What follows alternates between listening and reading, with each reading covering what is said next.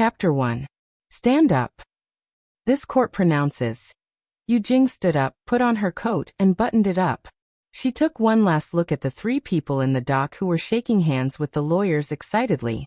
She felt as if a heavy burden had been lifted off her shoulders. The audience was filled with heart-wrenching cries mixed with indignant curses. Heavens, are you blind? You let these bastards get away with it. My son, my wife, did you see that? These bastards killed you. I'm useless. I can't avenge you. I'm useless. What the hell is the court doing? Are all the police useless? They embezzled so much money. How can they not be guilty? Yu Jing fastened the last button and turned to leave the court hall with the crowd. The sunlight outside was so dazzling that it seemed to expose all the darkness. She tilted her head to avoid it. She took out her sunglasses and put them on. Then she walked to the parking lot. Behind her were the reporters who were anxiously waiting outside the court, trying to get the first-hand news. Someone was already waiting by the car. When he saw her, he handed her a paper bag with both hands. Miss you. Yu Jing took it with one hand and opened the door with the other. She threw the bag in, sat in the car without saying a word, and lit the car. The car slowly drove out of the parking lot and onto the road. In the rearview mirror, there was a cold and hard face. She turned on the radio. This is the 212 major public fund embezzlement case. After 4 months of trial, it came to an end today.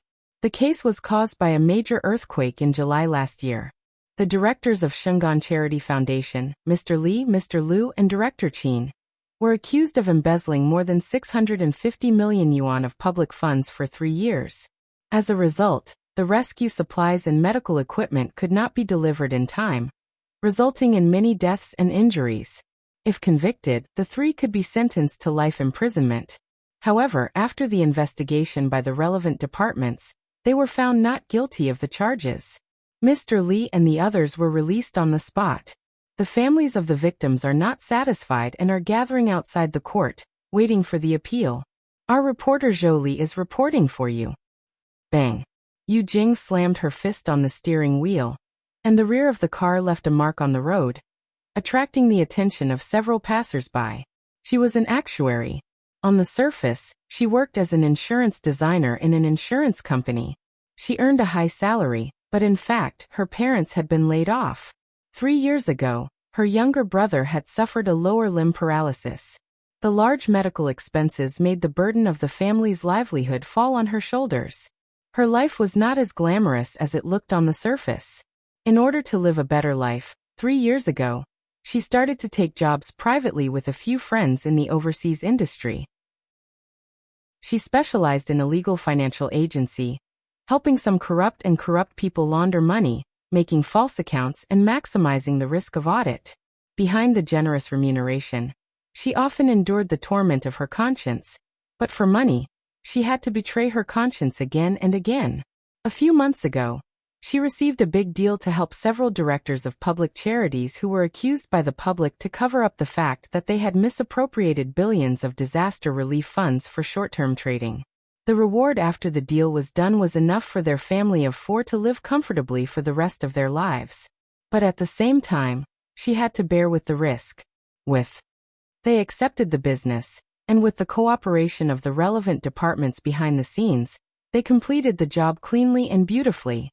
This big public fund embezzlement case ended with the acquittal of several directors who should have been sentenced to life imprisonment. Yu Jing didn't have to be present for today's sentencing, but she came at the behest of ghosts and gods. She witnessed with her own eyes the tearful complaints of the families who lost their loved ones due to the lack of timely disaster relief. Her conscience was once again put on a hot fire to torture.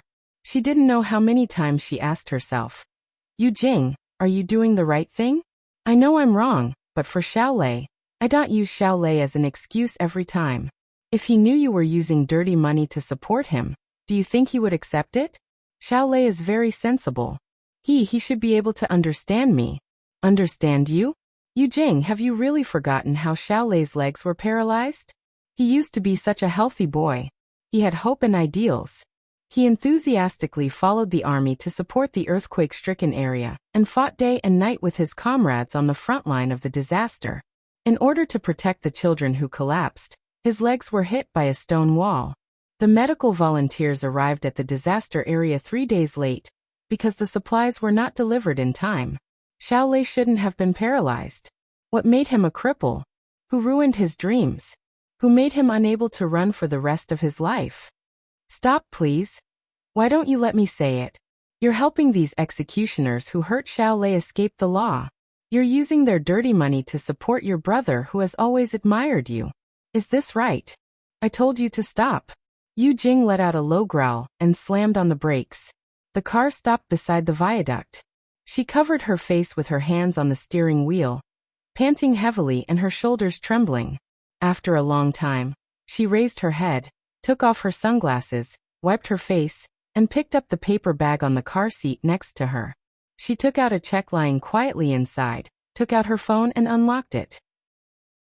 The first thing that came into view was a young man in a military uniform.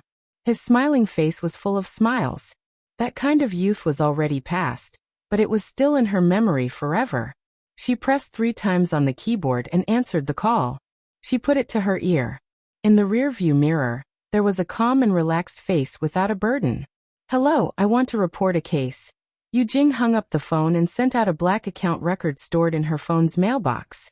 Looking at the sent successfully notification on the phone screen, she lowered her shoulders and leaned against the back of the chair as if a heavy burden had been lifted off her shoulders. The car drove on the viaduct again. Yu Jing opened the car window. The cool wind poured in from the window and blew away her meticulous temples. At this moment, the sun was no longer dazzling. Her heart, like a white pigeon in a cage, was released and gained freedom. In the rearview mirror, a speeding truck was approaching quickly. The direction lights flickered and flickered mysteriously. Yu Jing, who was immersed in the cool wind, did not notice it until a loud noise sounded. Her body, along with her heart, flew up high, fell into the sea. Yu Jing struggled to wake up from the endless sea. As if she had had a long dream, she suddenly opened her eyes. In an instant, thirst, hunger, soreness, and all kinds of adverse physical reactions attacked her. Cough, cough. Yu Jing struggled to get up from the ground, rubbing her dry throat. She looked back at the last scene while looking at the surroundings. This was a spacious room with carved beams and painted rafters. It was antique. Under one of the walls, there was an offering table with memorial tablets, incense burners, candlesticks, and other things placed high up. Behind the curtain was a golden and crimson curtain. It looked very much like the ancestral hall of the old mansion that she had visited when she traveled. Yu Jing lowered her head and saw her strange attire at this moment. A long dress? And it was made of silk? Yu Jing touched the material on her body and confirmed that this long pink dress was not her clothes. She was a standard elite, and was very picky about what she wore. Her dress had always been 2 inches above her knees, not too short or too long. She would never choose this kind of pink color that was beyond her age. She stood up shakily and dragged the cumbersome dress. She staggered a few steps towards the door, wanting to go out and see what this place was. However, she found that the door was locked from the outside. Yu Jing soon noticed another anomaly. Her field of view seemed to have become lower. Yu Jing was nearly 1.7 meters tall. When she wore high heels, her vision was always high from the ground. Suddenly, her legs became shorter. This made her have to re-evaluate her current situation. After a careful examination and probability calculation, she could basically confirm that excluding the possibility of rejuvenation, she was now a different person. Excluding the possibility of dreaming, she was now in another world. She did not scream or faint. After experiencing that terrifying car accident on the viaduct, there was nothing that could make her lose her composure. Is anyone there? Is anyone there? Yu Jing knocked on the door a few times. The only response she got was an empty echo in the room. Ugh! After standing for too long, her stomach was cramping. Yu Jing gave up looking for a way out, and did not find anything to eat in the room. She sat down on the only soft cushion.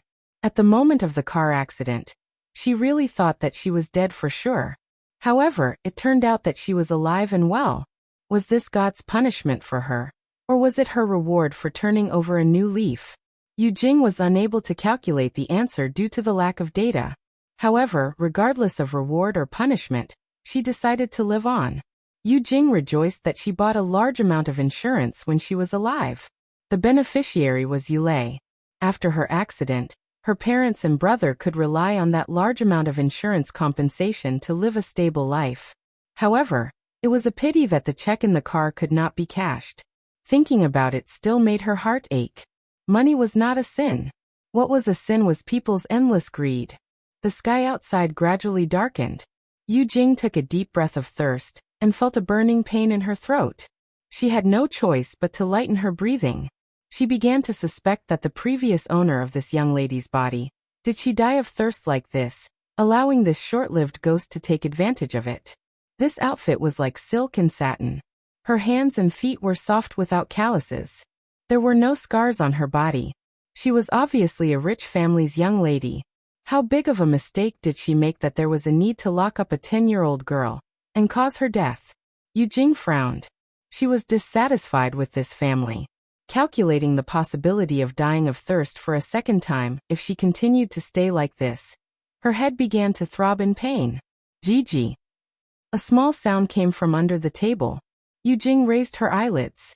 She had already noticed the little yellow-haired mouse hiding under the table. However, she had been working alone for many years. She was not afraid of these snakes, insects, rats, and ants. She would not scream when she saw a mouse and scare it away. Moreover, considering the possibility of her starving to death here, keeping the mouse could be used as a backup rations. Don't scream. Don't worry. Unless it's absolutely necessary, I don't want to eat mice. Yu Jing muttered with a weak breath.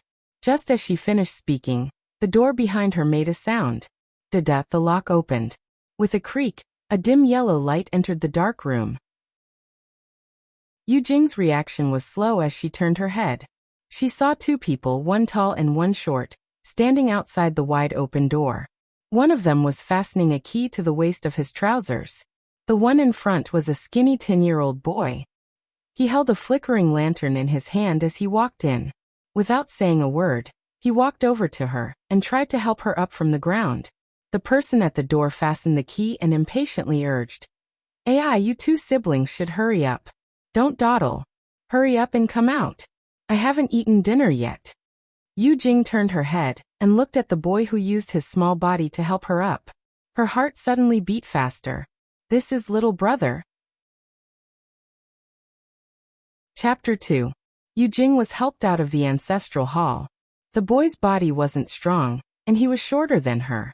He struggled to support her, who was about to faint from hunger, and his footsteps were a little unsteady. As soon as she stepped outside, Yu Jing confirmed that she had indeed come to ancient times. She had only seen these richly ornamented buildings in the past. Bathed in the moonlight, it was so unrealistic, but it was so real. Knowing that this boy was the younger brother of her previous self, Yu Jing didn't take the initiative to speak in order to prevent him from noticing anything amiss. The boy remained silent as well. They didn't meet anyone along the way, and Yu Jing didn't notice that the boy was taking her on a secluded path. It wasn't until they walked more and more secluded, passing through those magnificent buildings, passing through a small forest, and arriving in front of a row of low, old single-story houses. There were about 4 to 5 houses in this row, and in the courtyard, 2 middle-aged women wearing old-fashioned lined jackets and long skirts were fetching water from a well. When they saw the siblings return, one of them, who had a floral handkerchief wrapped around her head, quickly put down the bucket of water and ran over. "Sigh, why didn't young master call this servant when he went to pick up young miss? It's such a long way, and it's so dark. What would we do if we stumble? Come, I'll support young miss, you go open the door." Young master? Young miss? Although the people here had a slight southern accent, it didn't prevent Yu Jing from understanding what they were saying. She raised her head to look at the shabby house in front of her, and then thought about the exquisite buildings from earlier. She couldn't help but feel puzzled. Since they were young master and young miss, why were they living in such a place that was obviously for servants? "Thank you, Aunt Lu." The boy thanked her and let the woman support Yu Jing, while he ran forward and opened the door to the house in the westernmost corner of the courtyard. With an adult supporting her, Yu Jing didn't have to forcefully support half of her body to lessen his burden. She was supported by Aunt Lu to the door, and with the help of the moonlight outside, She saw the boy skillfully light an oil lamp on the wooden table. "Young master, I'll get you something to eat. Hurry and get some water for young Mississippi. She's been locked up for 3 days." Aunt Lou helped Eugene to lie down on the bed and hurriedly went out. The boy poured a bowl of warm water and helped Eugene drink it. He then took out a wooden basin from behind the door and went outside to get water. Eugene really did not have the strength to help. She lay on the bed and looked at the small room from the corner of her eyes. It was less than 10 square meters, the floor was rough, and there was only a set of tables and chairs at the door, 2 old wooden cabinets by the wall, and 2 narrow wooden beds. Eugene, who was proficient in mathematics, was not deeply involved in history and literature. Based on what she had seen so far, it was impossible to determine which dynasty she was currently in. Where was this? Why was she living with a servant even though she was a miss? What was her now? These were the most important things for Eugene to figure out. She turned her head and looked at the busy child. She couldn't help but think of Xiaolei.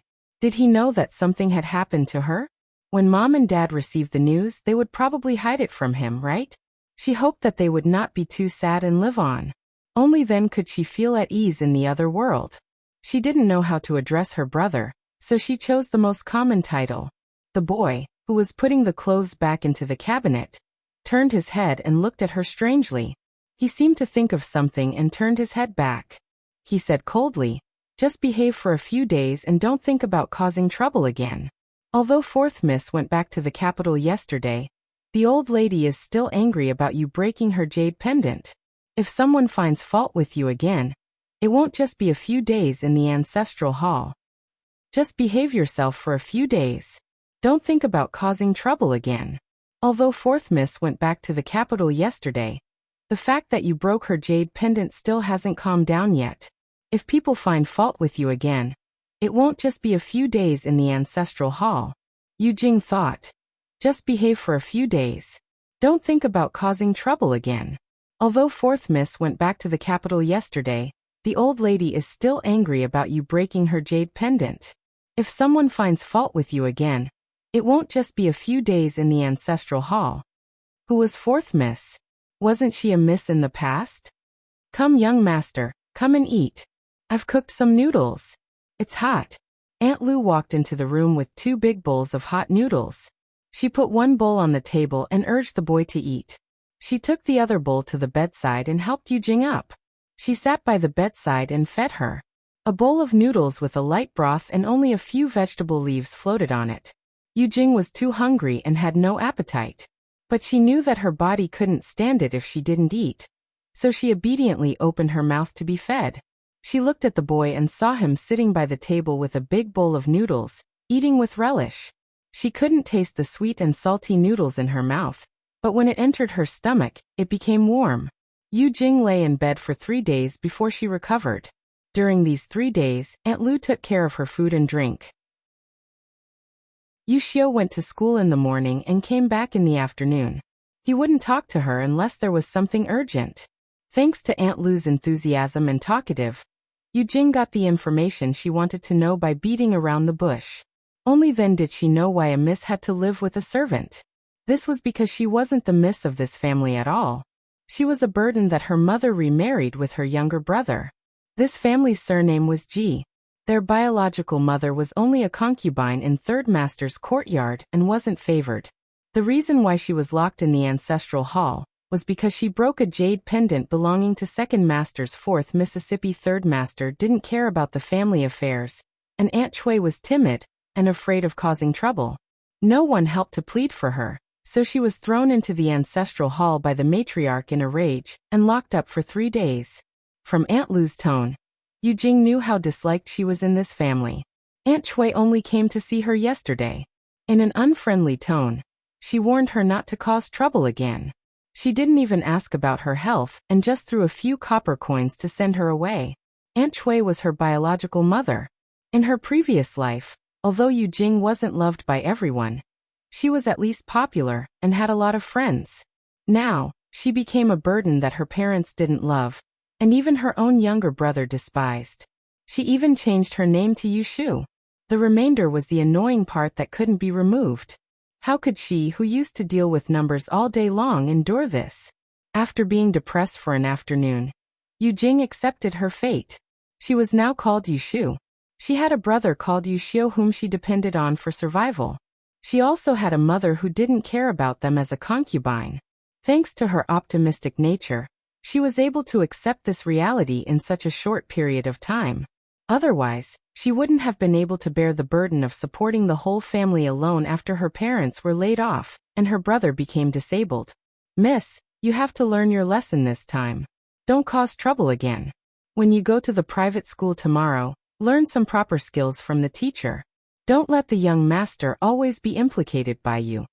These were the words that Aunt Lu said the most in the past few days. It made Yushu more or less guess that she was an insensible little girl in the past. She really didn't know what she had done to Yuxiu to make her only brother hate her so much that he didn't even want to talk to her. Got it, Aunt Lu. Yushu had heard Yuxiu's accent before. Coupled with her hoarse throat, it wasn't a problem for her to forcefully imitate his tone. If one didn't pay special attention, they wouldn't notice that there was a problem with her accent. The sun was very good at noon. Aunt Lu sat in the yard cutting vegetables. Yu Jing moved a stool from the house and talked to her. Yu Jing wanted to help her, but she didn't allow it. Aunt Lu came to the Ji family with Aunt Chui. She was a servant who did odd jobs in the backyard. She was the only person who insisted on calling Yushu and Miss Yuxiu young master. Young master, you're back from school. Aunt Lu greeted him loudly. Yushu heard the voice and turned her head. She saw Yuxiu holding a small gray cloth bag. He lowered his head and entered the small yard that didn't even have a door. Yushu was 15 years old this year. Her younger brother, Yuxiu, was 2 years younger than her. A 12 or 13-year-old boy was at the age where he was growing. He was shorter than her by a bit and had a skinny figure. He had a cloth wrapped around his head and wore an ill-fitting shirt, which made him look shabby. This reminded Yushu of the pink silk dress in the closet. When she was home alone for the past few days, she had turned the house upside down, but she could only find one decent dress. The rest of the clothes were made of coarse cloth. In the Ji family, the siblings didn't have to work to eat and could go to school. Other than that, they were no different from servants. There were a few servants living in the small yard. When they saw them, they either ignored them or called them by their names. Aunt Lu. Yuxiu greeted Aunt Lu. He only glanced at Yushu before he lowered his head and went back into the house. Yushu noticed that his footsteps were a bit strange. She said something to Aunt Lu and followed Yuxiu into the house. Xiaoxiu. Yushu called out. Yuxiu didn't pay attention to her. He put the gray cloth bag with the books on the bedside table. Yushu didn't know what to do with this child's stone-like personality. She didn't dare to act too close to him and provoke him. She could only give up on talking to him. She poured him water and stared at his back as she thought. Upon closer inspection, she noticed that there was something different about him.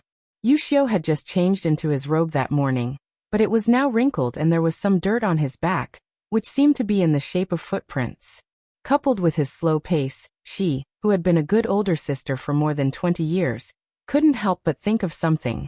This child got into a fight. Without batting an eyelid, she walked over with the teacup. When she got closer, she confirmed her guess. No wonder Yuxiu came back with his head lowered. There was a large bruise on his forehead and the corner of his mouth was bleeding. It was obvious that he had been beaten by someone. Yushu was angry. She didn't have a good temper. In her previous life, her family was poor. They didn't eat well and dress well. When she was in middle school, her younger brother, Yulei, was often looked down upon and bullied. She didn't want her parents to worry, so she hid it from her family. Later, when she was in the same high school as Yulei, she found out. There was a period of time when she and her friends followed Yulei after school to teach those brats a lesson. No one bullied her younger brother again. In her mind, as an older sister, she should take care of her younger brother. She absolutely couldn't let him get beaten. My body is almost healed. I'll go to school with you tomorrow. Yushu stuffed the teacup into Yuxiu's hands. In order to give the child some dignity, she pretended not to see the wound on his face. She turned her head and gritted her teeth. Chapter 3. Today, the servants of the G family eat steamed buns for lunch. The kitchen is in front of the small bungalow where Yushu lives. Aunt Lu, who works in the kitchen, brings a basket of steamed buns, 2 bowls of vegetable soup, and a plate of pickled vegetables for the 2 siblings. It was one of Auntie Lu's duties to keep an eye on the 2 siblings who were living under someone else's roof from starving to death. The vegetarian steamed buns with radish filling are the size of a fist, with only a little filling inside. Yu Xiaoxiu still eats them with relish as usual. It seems that this child does not care about the taste of anything that can be eaten. Yushu has been lying in bed to recuperate these days. After tasting dry pancakes, noodle soup, and really thin porridge, she can basically adapt to the simple food here. Yushu is very sensible. If she doesn't have to work, she will eat for free. There is really nothing to be picky about. However, she who is very particular about food and clothes in her previous life, is also calculating how to improve her life. She is a person who has suffered hardships, but she is not a person who likes hardships. She calmly looked at Yu Xiaoxiu, who was burying his head in his food. When a child was growing, he didn't even have meat to eat, so it was no wonder that he was so skinny. Originally, he was a child with delicate features, but now his face had turned yellow due to malnutrition. It made people feel that he was gloomy. Have you finished eating? Give me the bowls and chopsticks. I'll go outside to wash them. Aunt Lu, wearing an apron, comes in to clean the bowls and chopsticks. Yushu just wants to help, but Yu Xiaoxiu has neatly put the bowls and plates together, and handed them to Aunt Lu. He picks up a rag stuffed on the side corner of the table and wipes it. Seeing that he is working hard, Yushu can't intervene. She gets up and moves a place for him. She stands aside and talks to him. After dinner, I plan to go outside for a few days. I haven't been out of this yard for several days. After all, Aunt Lu is just an illiterate servant. Yushu can only get limited information from her. So far, she doesn't even know which dynasty she is in. When she asks Aunt Lu, she only knows that the current name of the country is Dan. This is Yang City, and the Ji family is a big family. She knows nothing else. If Yushu wants to know more, she must go outside. It will be better if she can bring Yu Xiaoxiu with her. Yu Xiaoxiu looked up at her with an expression that said, I knew you wouldn't be able to stay quiet for a few days. She wiped the table a few times and said in a muffled voice, after wiping the table hard, he says in a muffled voice, this sentence was exactly what Yushu wanted. She took the opportunity to suggest, then you can stay with me. That way, you can watch over me, right? This sentence is exactly what Yushu wants. She takes the opportunity and says, then you can go with me. You can also keep an eye on me this way, right? Her goal is achieved. Yushu is happy in her heart. She happily feels for a comb, a hair tie, and a copper box with a headdress under the pillow. She goes outside to find Aunt Lu to comb her hair. She used to have short hair, but now she has thick long hair. She doesn't know how to take care of it at all. Fortunately, she has Aunt Lu. Yushu finds Aunt Lu by the well. Aunt Lu has already washed a pile of bowls and chopsticks. After hearing the purpose of Yushu's visit, Aunt Lu rubs her rough palms on her apron, takes the comb, moves the small bamboo stool under her to the sun, and lets Yushu sit on it. Then she combs her hair. Spring has just arrived. The small courtyard with no front and back pavilions is just right for the sun to shine. Sitting in the courtyard for a while, she feels warm all over. Yushu used to hate sunny days. She has to wear sunglasses when she goes out. But since she put down the knot in her heart before the car accident, she likes such sunny and clean weather in just a few days. Miss, your hair grows really well. If you didn't secretly cut it to exchange for money last year, it would have grown to the roots of your thighs now. Aunt Lu likes to nag when she is working. People in ancient times have their hair and skin from their parents. People rarely cut their hair voluntarily. It's nothing more than poverty. Yushu is thinking about the touching scene of the little girl secretly exchanging her hair for money to support her family. Then, Aunt Lu pours a bucket of cold water on her. That's 3 taels of silver. It's more than 300 copper coins. You can eat meat for half a month. But you spent it all in 2 days and bought a lot of hair ornaments and beads. It's not enough for you to eat or wear. Alas! Yushu is speechless. She looks down at the copper box on her lap. There are a lot of hair ornaments and hairpins in it. They look good, but people with a little insight can see that they are not high-class things. Because of her work, Yushu is very sensitive to the value of money. She roughly knows the value of 300 copper coins here. Aunt Lu's monthly salary here is 50 copper coins. After half a year without spending a cent, she can save 300 copper coins, which is a small fortune. Thinking of the terrible environment the siblings live in, the younger brother is malnourished, sallow and emaciated, and the girl exchanging her hair for so much money and buying fake beads and rotten copper, she can't help but want to scold someone. I'm done. Aunt Lu puts down the comb and turns to Yushu. She digs in her copper box and picks out 2 water pink hair bands. She ties them on the 2 corners of Yushu's face and makes a flower knot. She looks at Yushu with a straight face and says with a smile, "Miss, if you sit and don't talk, you look really beautiful." In other words, apart from her face, she had no other redeeming qualities. Yushu thanks Aunt Lu and carries the heavy copper box back to the house. Yu Xiaoxiu has already cleaned the house and changed the wrinkled shirt. "Hurry up and tidy up. I'll wait for you outside." Yu Xiaoxiu throws these words and is about to go out. Yushu quickly puts the things back on the bed and feels under the mattress for the few copper coins that Aunt Cui threw to her the day before yesterday. She puts them in the seam of her belt and follows. Yu Xiaoxiu turns his head and sees that she comes out wearing an old coat and a cotton skirt. He is very surprised. "You don't want to change your clothes?" "Change what clothes?" Yushu looks down at the clothes she is wearing. They are a bit old, but she changed into clean clothes this morning. Can't she wear like this when she goes out? "It's that lace dress you're wearing. Didn't you say that you wouldn't go out without it?" Yu Xiaoxiu looks at Yushu in confusion. He feels that she has been acting a bit strange since she came back from the ancestral hall a few days ago, but he can't tell what is wrong. Yushu guessed that he was referring to the pink silk dress in the wardrobe. She was speechless. How many problems did the little girl in her previous life have? She was a troublemaker, brainless, immature, extravagant, vain. Couldn't she have a little bit of good in her? The sleeve is torn. Yushu casually finds an excuse. Seeing Yu Xiaoxiu suddenly understand, she pushes him out and turns back to close the door.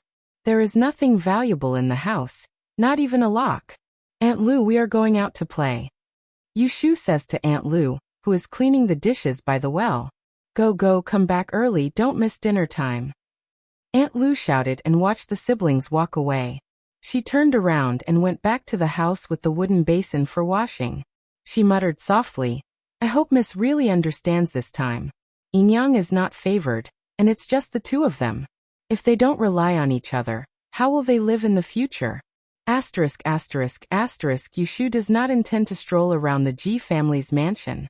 She instinctively has a sense of detour around this family.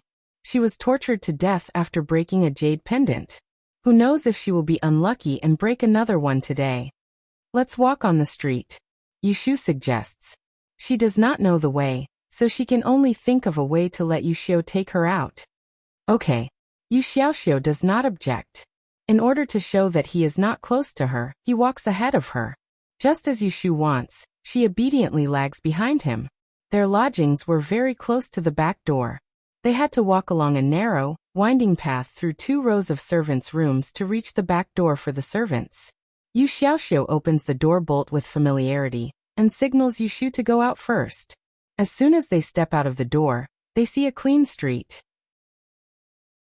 The road is smooth and there are several families on the opposite street. They all have small doors and small courtyards.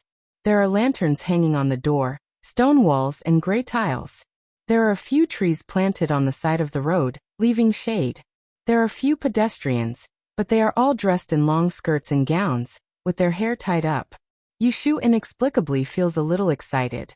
She has been in the ancient times for a few days, and has been with several authentic ancient people. But when she really stands on the street, she has a real feeling of being in the ancient society. "Let's go." Yu Xiaoxiu closes the door and takes the lead to the left.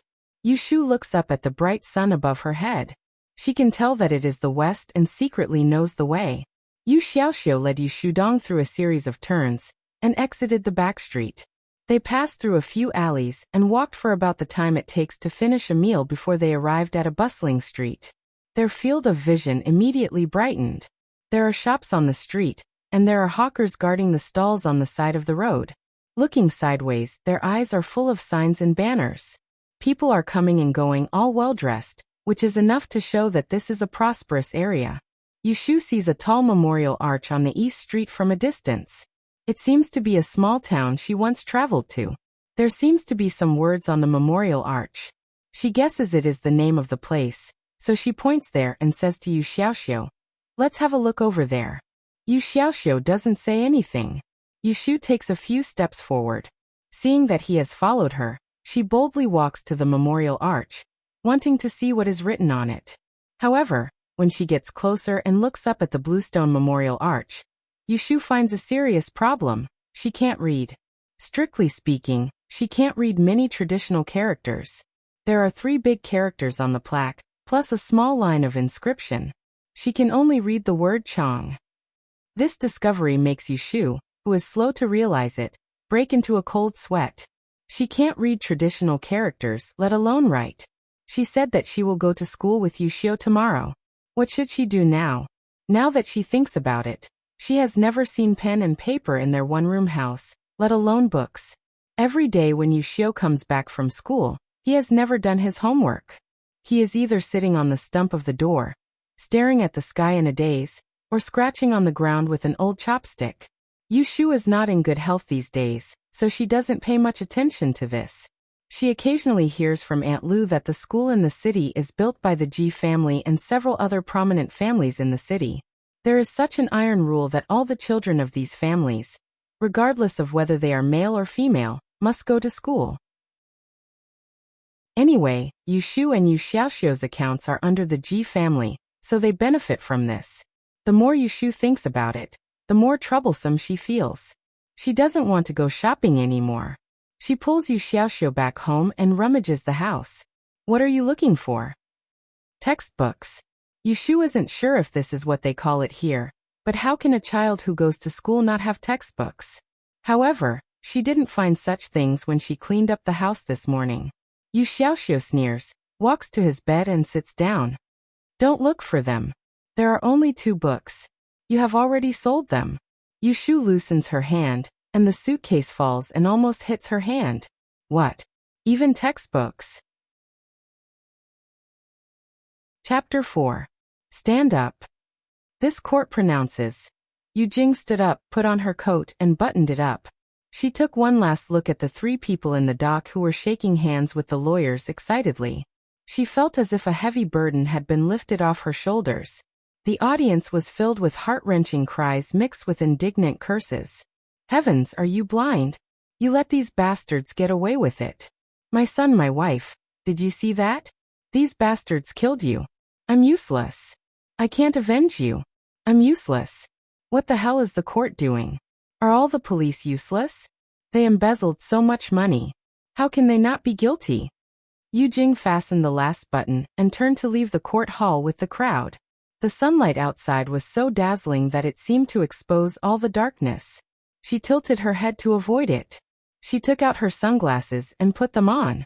Then she walked to the parking lot. Behind her were the reporters who were anxiously waiting outside the court, trying to get the first-hand news. Someone was already waiting by the car. When he saw her, he handed her a paper bag with both hands. "Miss you." Yu Jing took it with one hand and opened the door with the other. She threw the bag in, sat in the car without saying a word, and lit the car. The car slowly drove out of the parking lot and onto the road. In the rearview mirror, there was a cold and hard face. She turned on the radio.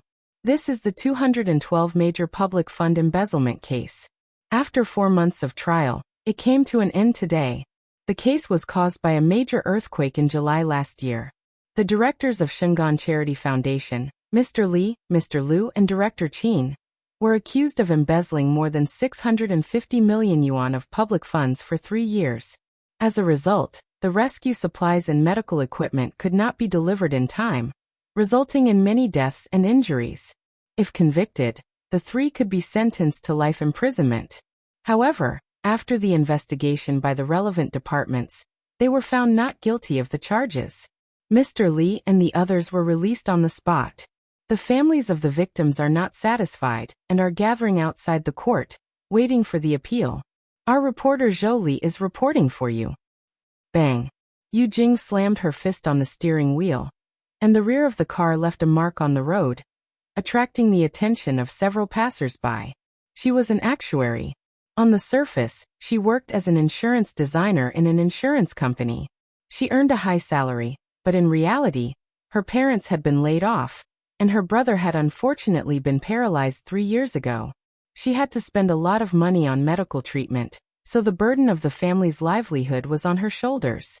Her life was not as glamorous as it looked on the surface. In order to live a better life, 3 years ago, she started to take jobs privately with a few friends in the overseas industry.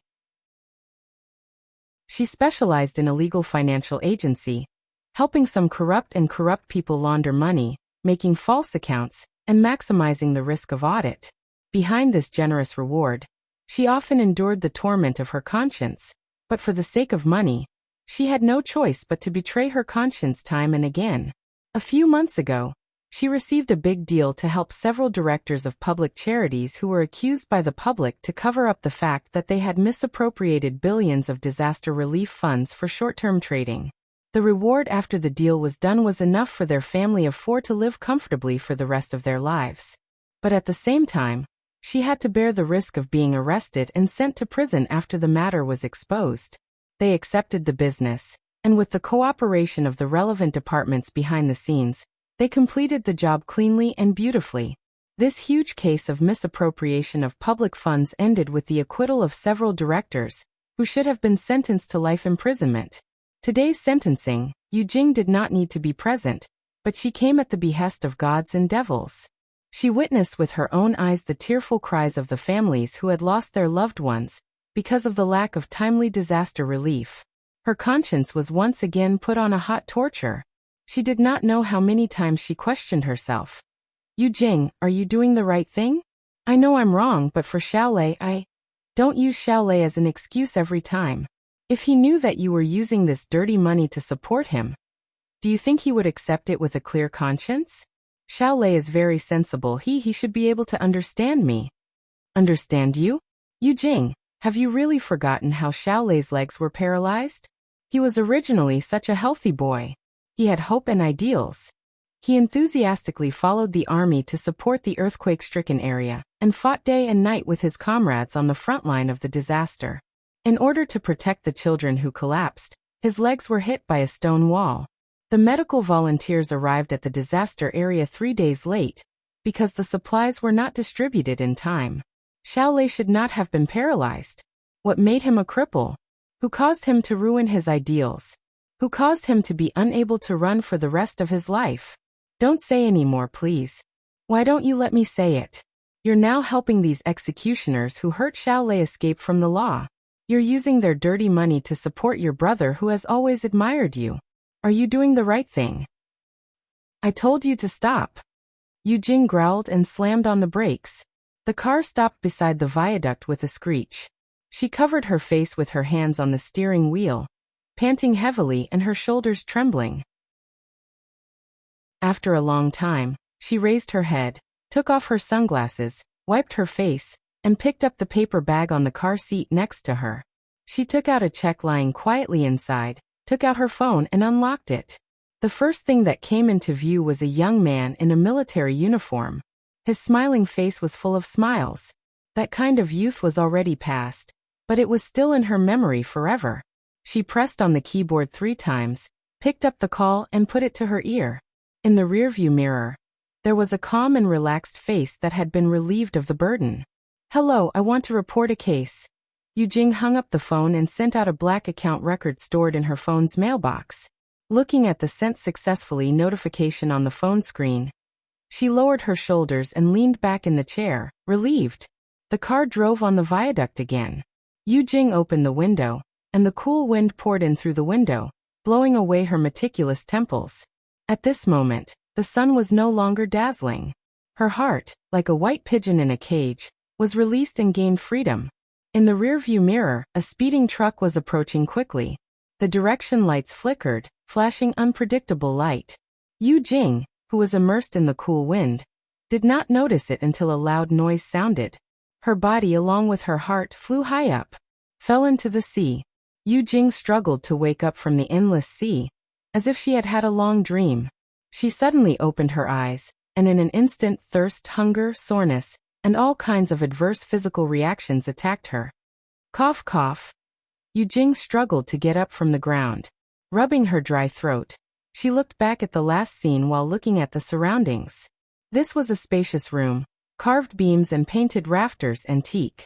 Under one wall, there was an offering table, a memorial tablet, an incense burner, a candlestick, and other things placed high up.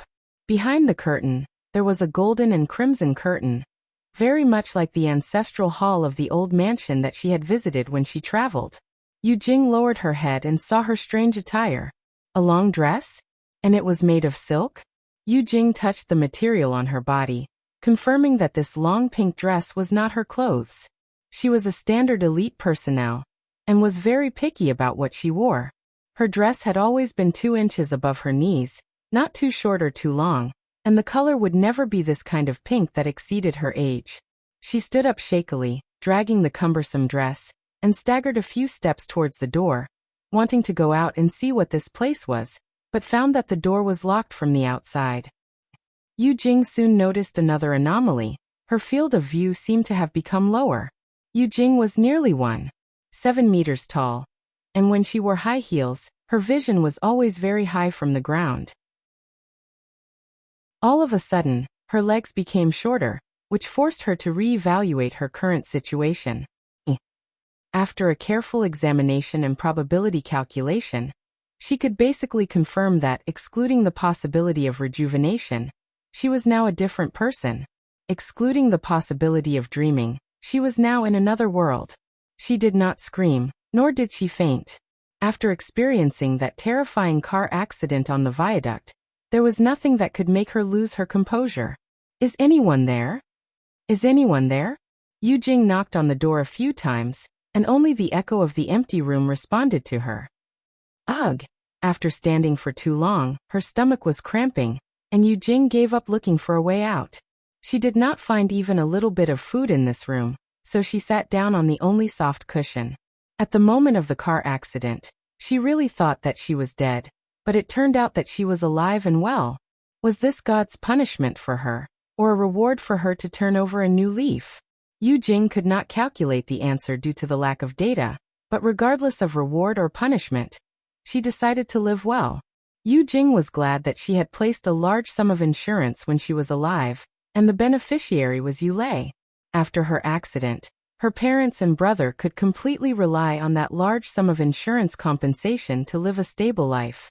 It was just a pity that the check in the car could not be cashed, and thinking about it still made her heart ache. Money was not a sin. What was a sin was people's endless greed.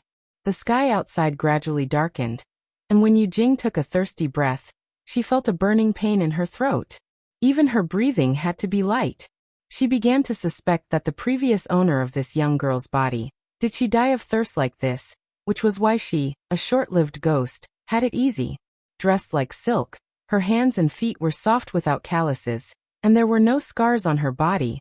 She was obviously a rich family's young lady. How big of a mistake did she commit that there was a need to lock up a 10-year-old girl and cause her death? Yu Jing frowned, dissatisfied with this family. Calculating the possibility of dying of thirst for a second time if she continued to stay like this, her head began to throb in pain. Gigi. A small sound came from under the offering table. Yu Jing raised her eyelids. She had long discovered the little yellow-haired mouse hiding under the table. It was just that she, who had been working alone for many years, was not afraid of these snakes, insects, rats, and ants. She would not squeal at the sight of a mouse and scare it away. Moreover, considering the possibility that she would starve to death here, keeping the mouse, she could make do with it as a backup rations. Don't scream, don't worry, unless it's absolutely necessary. I don't want to eat mice. Yu Jing muttered with a weak breath. Just as she finished speaking, the door behind her made a sound. Da-da, the lock opened, and with a creak, a dim yellow light entered the dark room. Yu Jing's reaction was slow as she turned her head. She saw two people, one tall and one short, standing outside the wide-open door. One of them was fastening a key to the waist of his trousers. The one in front was a skinny 10-year-old boy. He held a flickering lantern in his hand as he walked in. Without saying a word, he walked over to her and tried to help her up from the ground.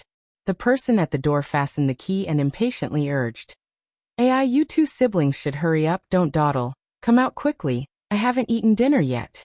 Yu Jing turned her head and looked at the boy who used his thin body to help her up. Her heart suddenly beat faster. "This is little brother?" Chapter 5. Yu Jing was helped out of the ancestral hall. The boy's body wasn't strong, and he was shorter than her. He struggled to support her who was about to faint from hunger, and his footsteps were a little unsteady. As soon as she stepped outside, Yu Jing confirmed that she had indeed come to ancient times.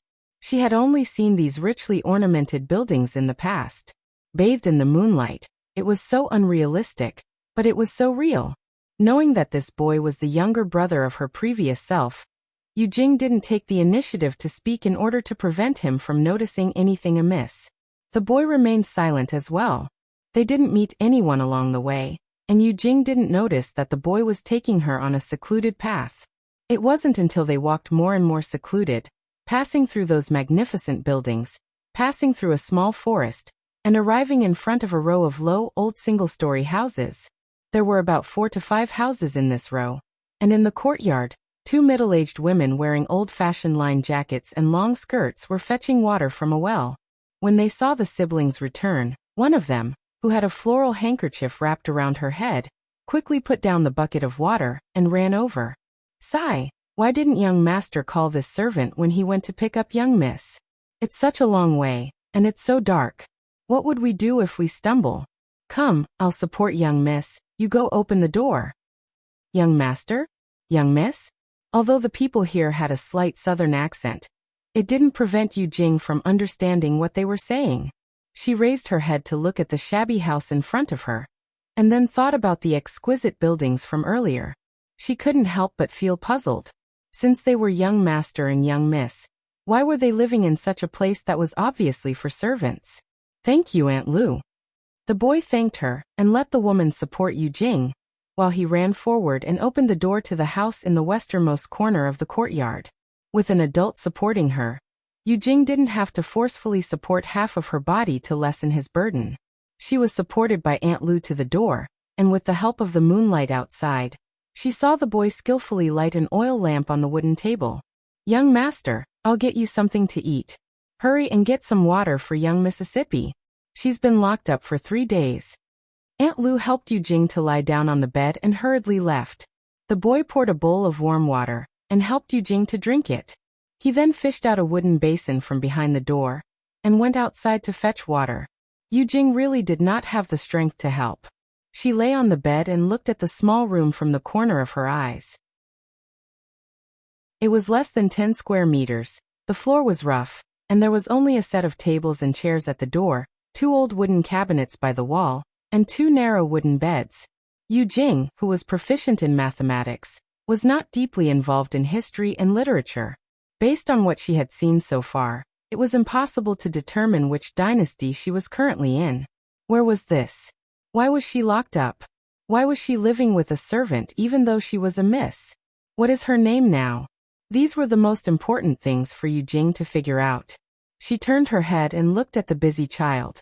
She couldn't help but think of Xiao Lei. Did he know that something had happened to her? When Mom and Dad received the news, they would probably hide it from him, right? She hoped that they would not be too sad and live on. Only then could she feel at ease in the other world. "Little brother!" Yu Jing shouted. She didn't know how to address her little brother now, so she chose the most common title. The boy, who was putting the clothes that were dried in the yard back into the cabinet, turned his head and looked at her strangely. Then he seemed to think of something and turned his head back. He said coldly, "You should behave for a few days. Don't think about causing trouble again." Although fourth miss went back to the capital yesterday, the matter of you breaking her jade pendant still hasn't calmed down. If people find fault with you again, it won't just be a few days in the ancestral hall. This child was not close to her. Yu Jing thought in her heart. But compared to this, what made it more difficult for her to understand was that the reason why her predecessor was locked up and killed was because of a broken jade pendant. Who was fourth miss? Wasn't her predecessor also a miss? Come, young master, come and eat. I've cooked some noodles. It's hot. Aunt Lu walked into the room with 2 big bowls of steaming hot noodles. She put one bowl on the table and urged the boy to eat.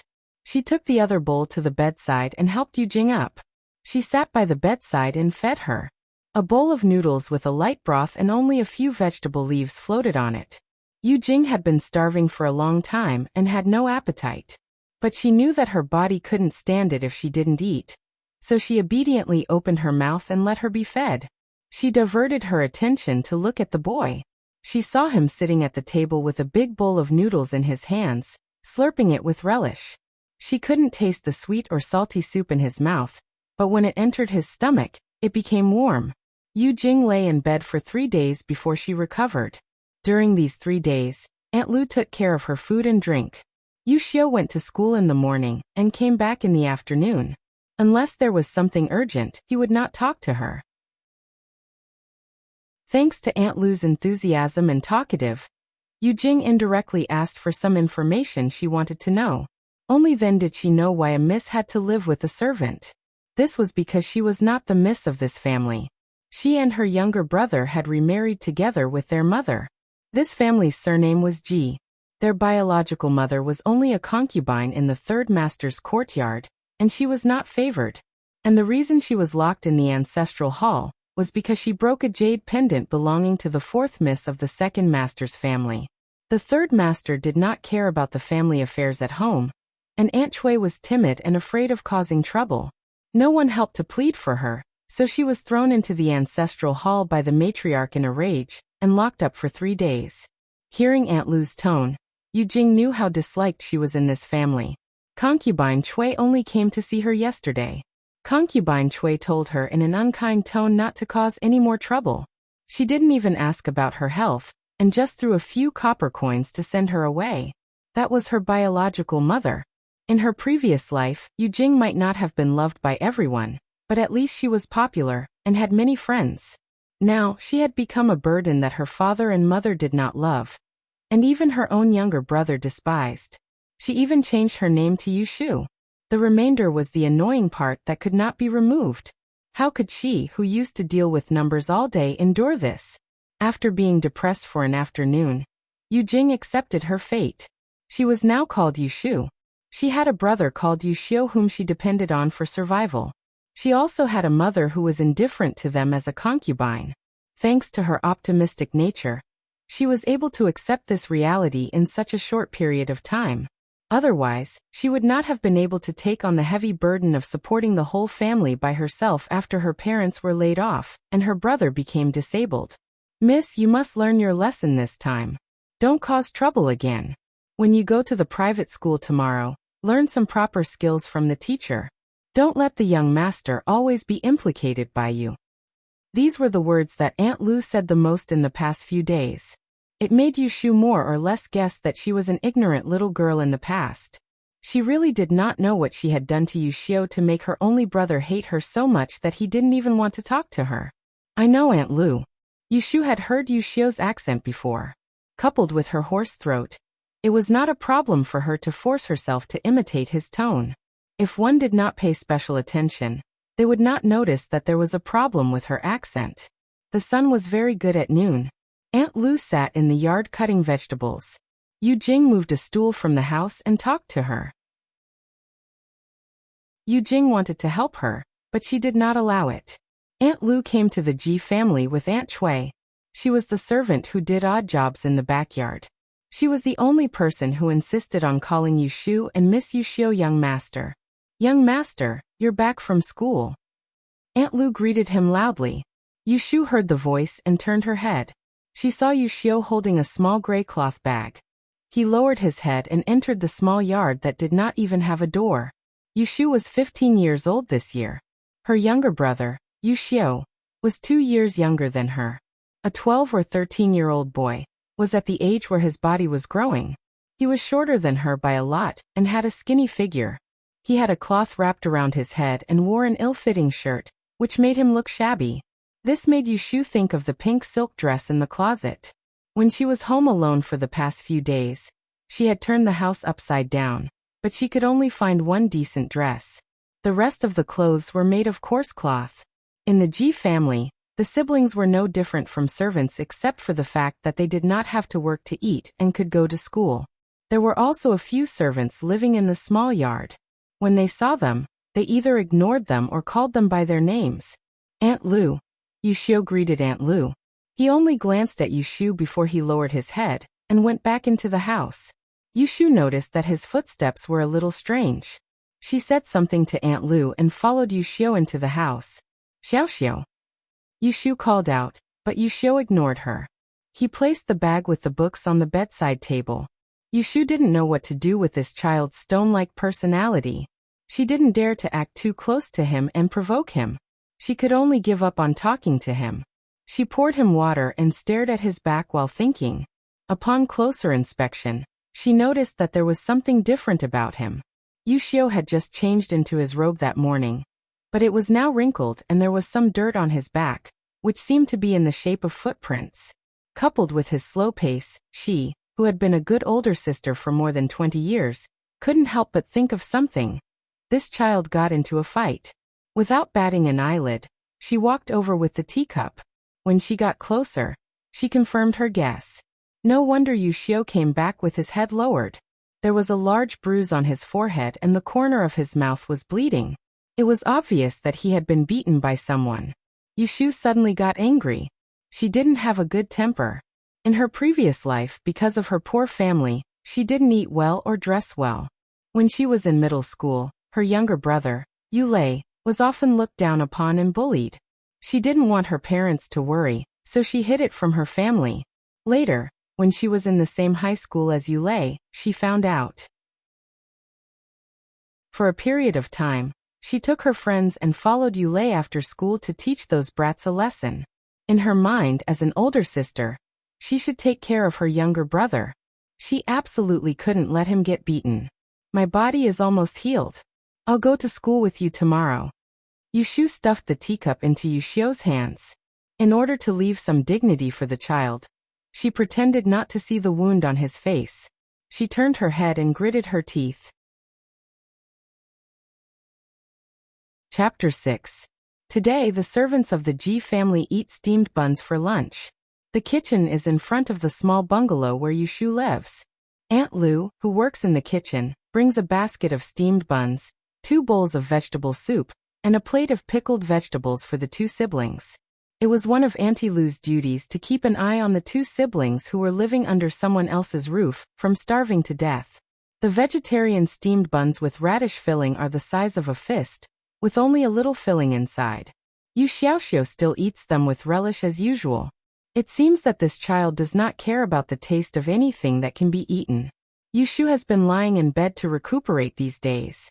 After tasting dry pancakes, noodle soup, and really thin porridge, she can basically adapt to the simple food here. Yushu is very sensible. If she doesn't have to work, she will eat for free. There is really nothing to be picky about. However, she who is very particular about food and clothing in her previous life, is also calculating how to improve her life. She is a person who has suffered hardships, but she is not a person who likes hardships. She calmly looked at Yu Xiaoxiao, who was burying his head in his food. When a child was growing, he didn't even have meat to eat, so it was no wonder that he was so skinny. Originally, he was a child with delicate features, but now his face had turned yellow due to malnutrition. It made people feel that he was gloomy. Have you finished eating, young master and miss? Give me the bowls and chopsticks. I will wash them outside. Aunt Lu, wearing an apron, comes in to clean the bowls and chopsticks. Yushu just wants to help, but Yu Xiaoxiao has neatly put the bowls and plates together and handed them to Aunt Lu. He picks up a rag from the side corner of the table and wipes it. Seeing that he is working hard, Yushu can't intervene. She gets up and moves a place for him. She stands aside and talks to him. After dinner, I plan to take a walk outside. I haven't left this courtyard for a few days. After all, Aunt Lu is just an illiterate servant woman. The information that Yushu can get from her is limited. So far, she doesn't even know which dynasty she is in. When she asks Aunt Lu, she only knows that the current dynasty is called Dan. This is Yang City, and the Ji family is a big family. She doesn't know anything else. If Yushu wants to know more, she has to go out. It will be better if she can get Yu Xiaoxiu with her. Yu Xiaoxiu raised his head and looked at her with an expression that said, I knew you wouldn't be able to stay quiet for long. He wiped the table a few times and said in a muffled voice, Don't go out and cause trouble again. This sentence was exactly what Yushu wanted. She took advantage of the situation and said, Then you can stay with me. That way you can watch over me, right? Yu Xiaoxiu hesitated for a while, and then nodded reluctantly. Yushu got her goal, and was secretly happy. She happily took a comb, a hair tie, and a copper box with a headdress under the pillow. She went outside to find Aunt Lu to comb her hair. She used to have short hair, but now she has thick long hair. She doesn't know how to take care of it at all. Fortunately, she has Aunt Lu. Yushu found Aunt Lu by the well. Aunt Lu had already washed a pile of bowls and chopsticks. After hearing Yushu's purpose, Aunt Lu rubbed her rough palms on her apron and took the comb. She moved the small bamboo stool under her to the sun, and let Yushu sit on it. Then she began to comb her hair. Spring had just arrived, and the small courtyard without any pavilions was just right for the sun to shine. Sitting in the courtyard for a while, she felt warm all over. Yushu used to hate sunny days and had to wear sunglasses when going out. But since she put down the knot in her heart before the car accident, she fell in love with such sunny and clean weather in just a few days. Miss, your hair is growing really well. If you hadn't secretly cut it to exchange for money last year, it would have grown to the roots of your thighs now. Aunt Lu liked to nag when she was working. People in ancient times had their hair and skin from their parents and regarded it as their life. Few people would voluntarily cut their hair, because they were too poor. Yushu was thinking about the touching scene of the little girl secretly exchanging her hair for money to support her family. Then Aunt Lu poured a bucket of cold water on her. That's 3 taels of silver. It's more than 300 copper coins. You can eat meat for half a month. But you spent it all in 2 days and bought a lot of hair ornaments and beads. It's not enough to eat or wear. Alas. Yushu was speechless and looked down at the copper box on her lap. There were a lot of hair ornaments and hairpins in it. They looked good, but people with a little insight could see that they were not high-class things. Because of her work, Yushu was very sensitive to the value of money. She roughly knew the value of 300 copper coins here. Aunt Lu's monthly salary here was 50 copper coins. After half a year without spending a cent, she could save 300 copper coins, which could be considered a small fortune. When she thought of the terrible environment the siblings lived in, the younger brother was malnourished, sallow and emaciated, and the girl exchanging her hair for so much money and buying fake beads and copper coins, she couldn't help but want to curse. It's done. Aunt Lu put down the comb and turned to Yushu. She searched in her copper box and picked out 2 water pink hairbands. She tied them on the 2 corners of Yushu's face and made a knot. She looked at Yushu with a straight face and said with a smile, Miss, if you sit and don't talk, you look really beautiful. In other words, apart from her face, she had no other redeeming qualities. Yushu thanked Aunt Lu and returned to the house with the heavy copper box in her arms. Yu Xiaoxiu had already cleaned the house and changed the wrinkled shirt. Hurry up and clean up. I'll wait for you outside. Yu Xiaoxiu said and was about to go out. Yushu quickly put the things back on the bed and felt under the mattress for the few copper coins that Aunt Chui had thrown to her the day before. She stuffed them into the seam of her belt and followed. Yu Xiaoxiu turned his head and saw that she came out wearing an old coat and a cotton skirt. He was very surprised. You don't want to change your clothes? Change what clothes? Yushu looked down at the clothes she was wearing. They were a bit old, but she had changed into clean clothes this morning. Couldn't she go out like this? It's that lace dress you're wearing. Didn't you say that you wouldn't go out without it? Yu Xiaoxiu looked at Yushu in confusion. He felt that she had been acting a bit strange since she came back from the ancestral hall a few days ago, but he couldn't tell what was wrong. Yushu guessed that he was referring to the pink silk dress in the wardrobe. She was speechless. How many problems did the little girl in her previous life have? She was a troublemaker, brainless, immature, extravagant, vain. Couldn't she have a little bit of good in her? The sleeve is torn. Yushu casually found an excuse. Seeing that Yu Xiaoxiu had a sudden realization, she pushed him out and turned to close the door. There was nothing valuable in the house, not even a lock. Aunt Lu, we're going out to play. Yushu greeted Aunt Lu, who was cleaning the dishes by the well. Go. Come back early. Don't miss dinner. Aunt Lu shouted and watched the siblings go away. She turned around and went back to the house with the wooden basin for washing. She whispered, I hope Miss really understands this time. Inyang is not favored. If the two of them don't depend on each other, how will they live in the future? Yushu didn't intend to stroll around the Ji family's mansion. She instinctively had a sense of detour around this family. She was tortured to death after breaking a jade pendant. Who knew if she would be unlucky and break another one today? Let's walk on the street, Yushu suggested. She didn't know the way, so she could only think of a way to let Yuxiu take her out. Okay. Yu Xiaoxiu didn't object. In order to show that he wasn't close to her, he walked ahead of her. Just as Yushu wanted, she obediently stayed behind him. Their residence was very close to the back door. Through 2 rows of servants' rooms, along a narrow path, it was the back door for servants. Yu Xiaoxiu opened the door bolt with familiarity and motioned Yushu to go out first. As soon as they stepped out of the door, they saw a clean street. The road was smooth. There were several families on the opposite street. They all had small doors and small courtyards. There were lanterns hanging on the door. The stone walls and gray tiles were stone. There were a few trees planted on the side of the road to provide shade. There were few pedestrians, but they were all dressed in long skirts and gowns. Yushu's mood was inexplicably a little excited. She had been in the ancient times for a few days and got along with several authentic ancient people. But when she really stood on the street, she felt the reality of being in the ancient society. Let's go. Yu Xiaoxiu closed the door and took the lead to the left. Yushu looked up at the bright sun above her head. She could tell that it was the west and secretly knew the way. Yu Xiaoxiu led Yu Shudong through a series of turns and exited the back street.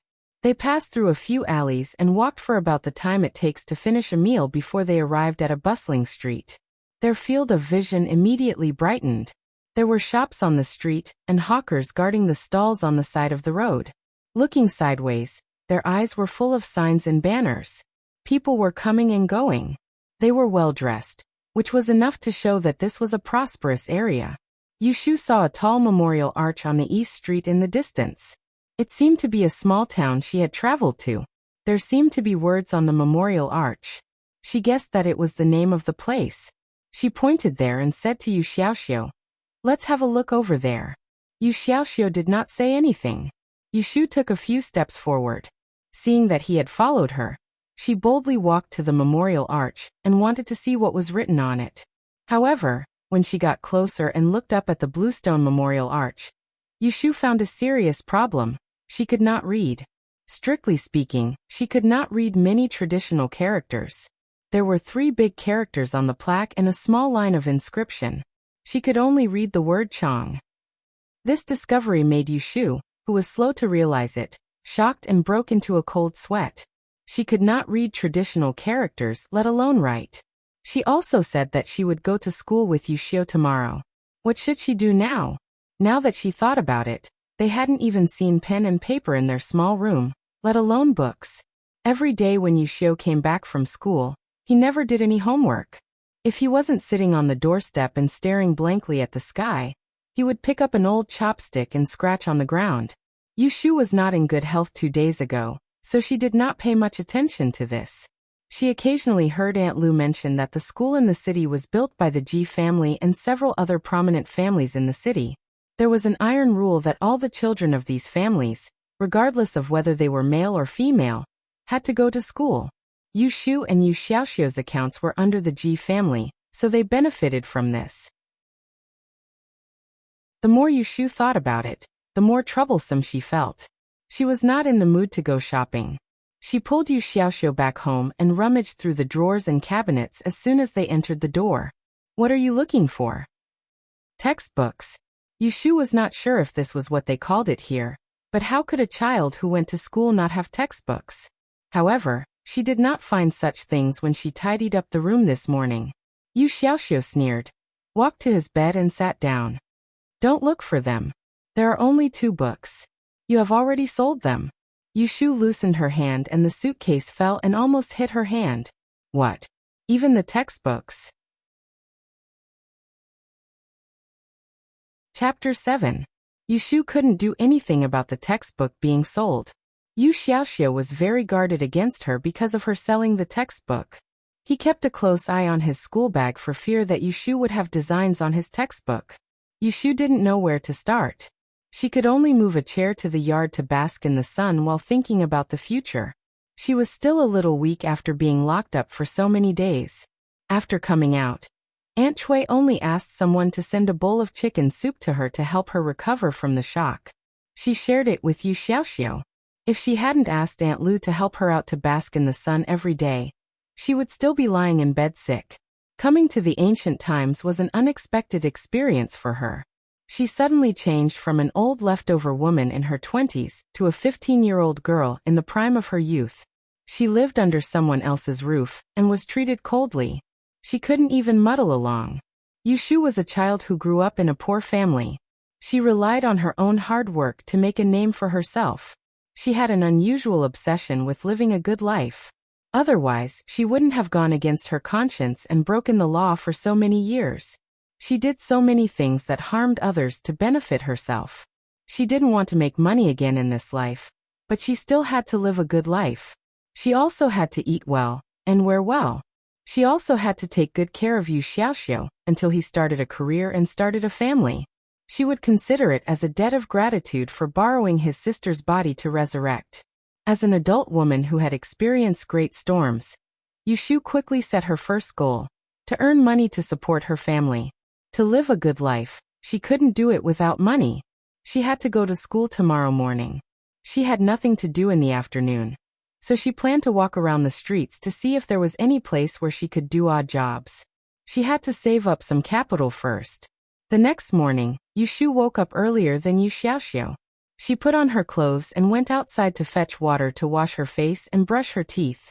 She didn't have a toothbrush, so she used the fibers exposed after flattening willow twigs. She dipped some coarse salt and rubbed it on her teeth to wash them clean. She wanted to please her younger brother and improve the relationship between them. She asked Aunt Lu, who was already cooking by the fire, for half a basin of hot water. She warmed it and brought it into the house to wash Yu Xiaoxiu's face. Yu Xiaoxiu just got up and sat on the edge of the bed. He was surprised to see Yu Shu, who got up earlier than him. His eyes widened when he saw her bring water to wash his face. He almost suspected that he had not woken up yet. Xiaoxiu. Yu Shu rubbed the towel in the warm water, wrung it out, and handed it to Yu Xiaoxiu. She said sincerely, I know I didn't treat you well in the past. Now I admit my mistakes. Don't hold a grudge against me. Let's make up from today on. Don't be awkward anymore, okay? Not only was Yu Xiaoxiu not moved by her, but he suddenly woke up. He pushed away the towel she handed with a dark face. He grabbed the folded clothes at the end of the bed and put them on. He said slowly, Don't try to lie to me again. You must be trying to coax me to help you do something that will get me beaten. I won't do it. You better save it. Yu Shu's forehead was full of black lines. She had a new understanding of the girl's character. Now, even if someone told her that she had done swindling and stealing, she wouldn't find it strange. It was a pity that she sincerely wanted to get along well with little brother Yu and work hard to live a well-off life together. But he misunderstood her as having other plans.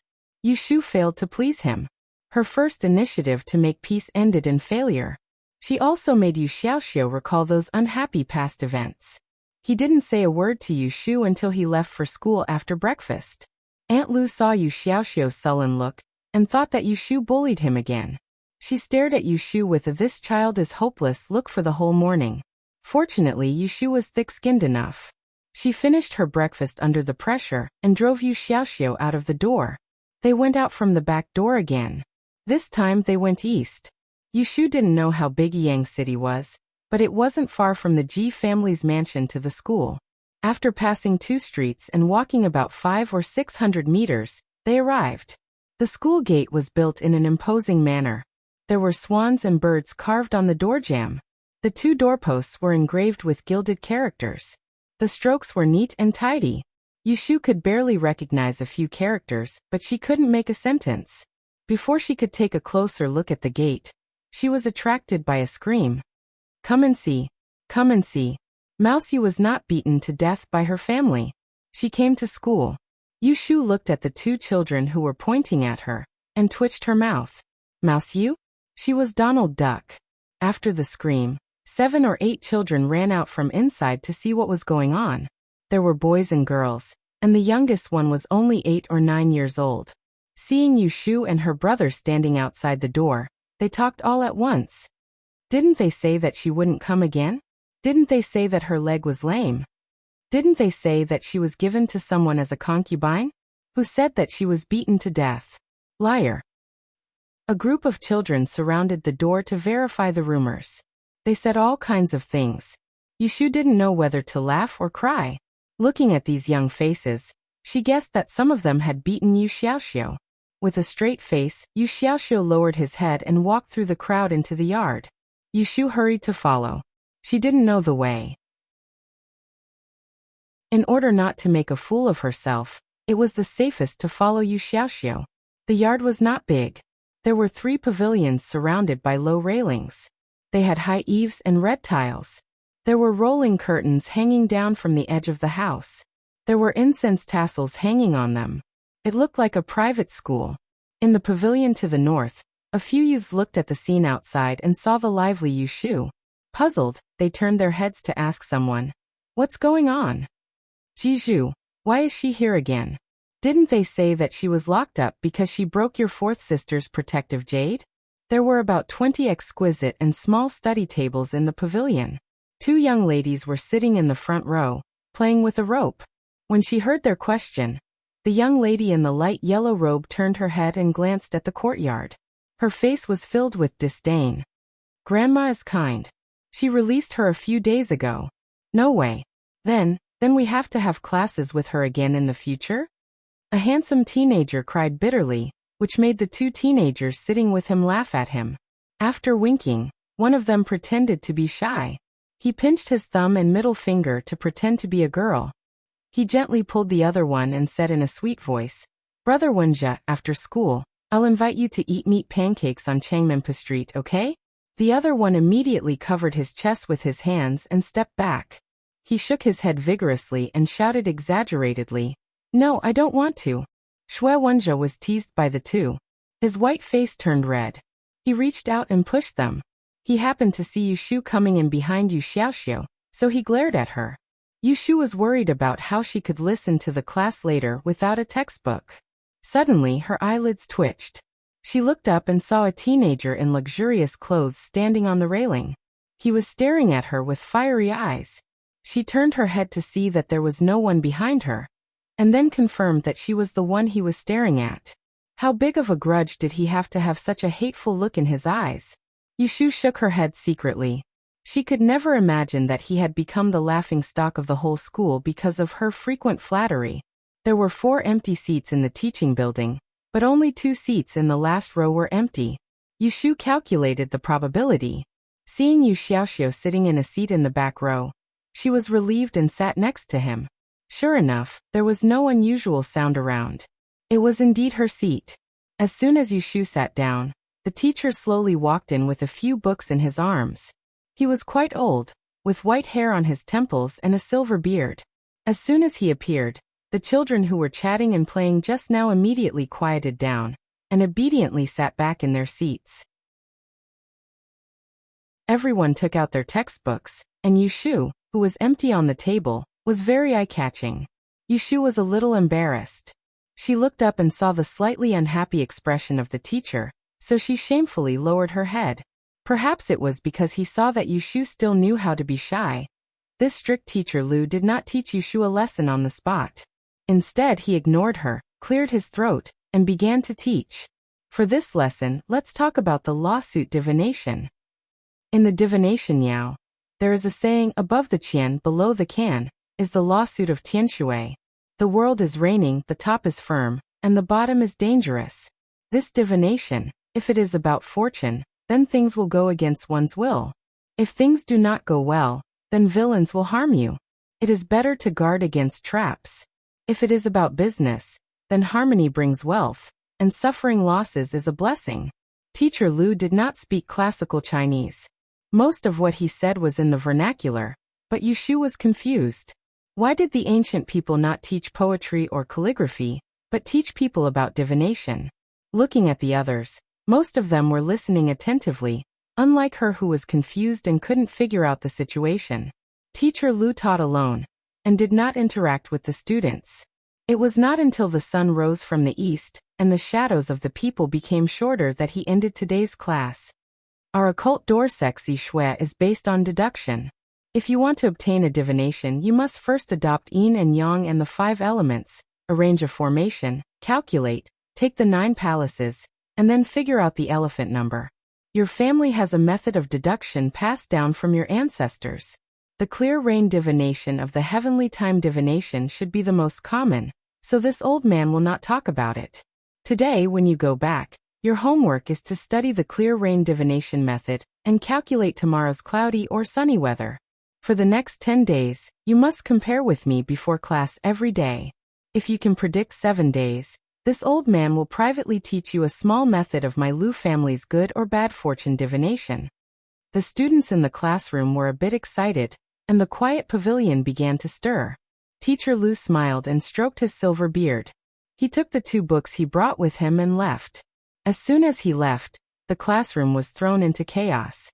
Amidst the heated discussion, only 2 faces were devoid of excitement and enthusiasm.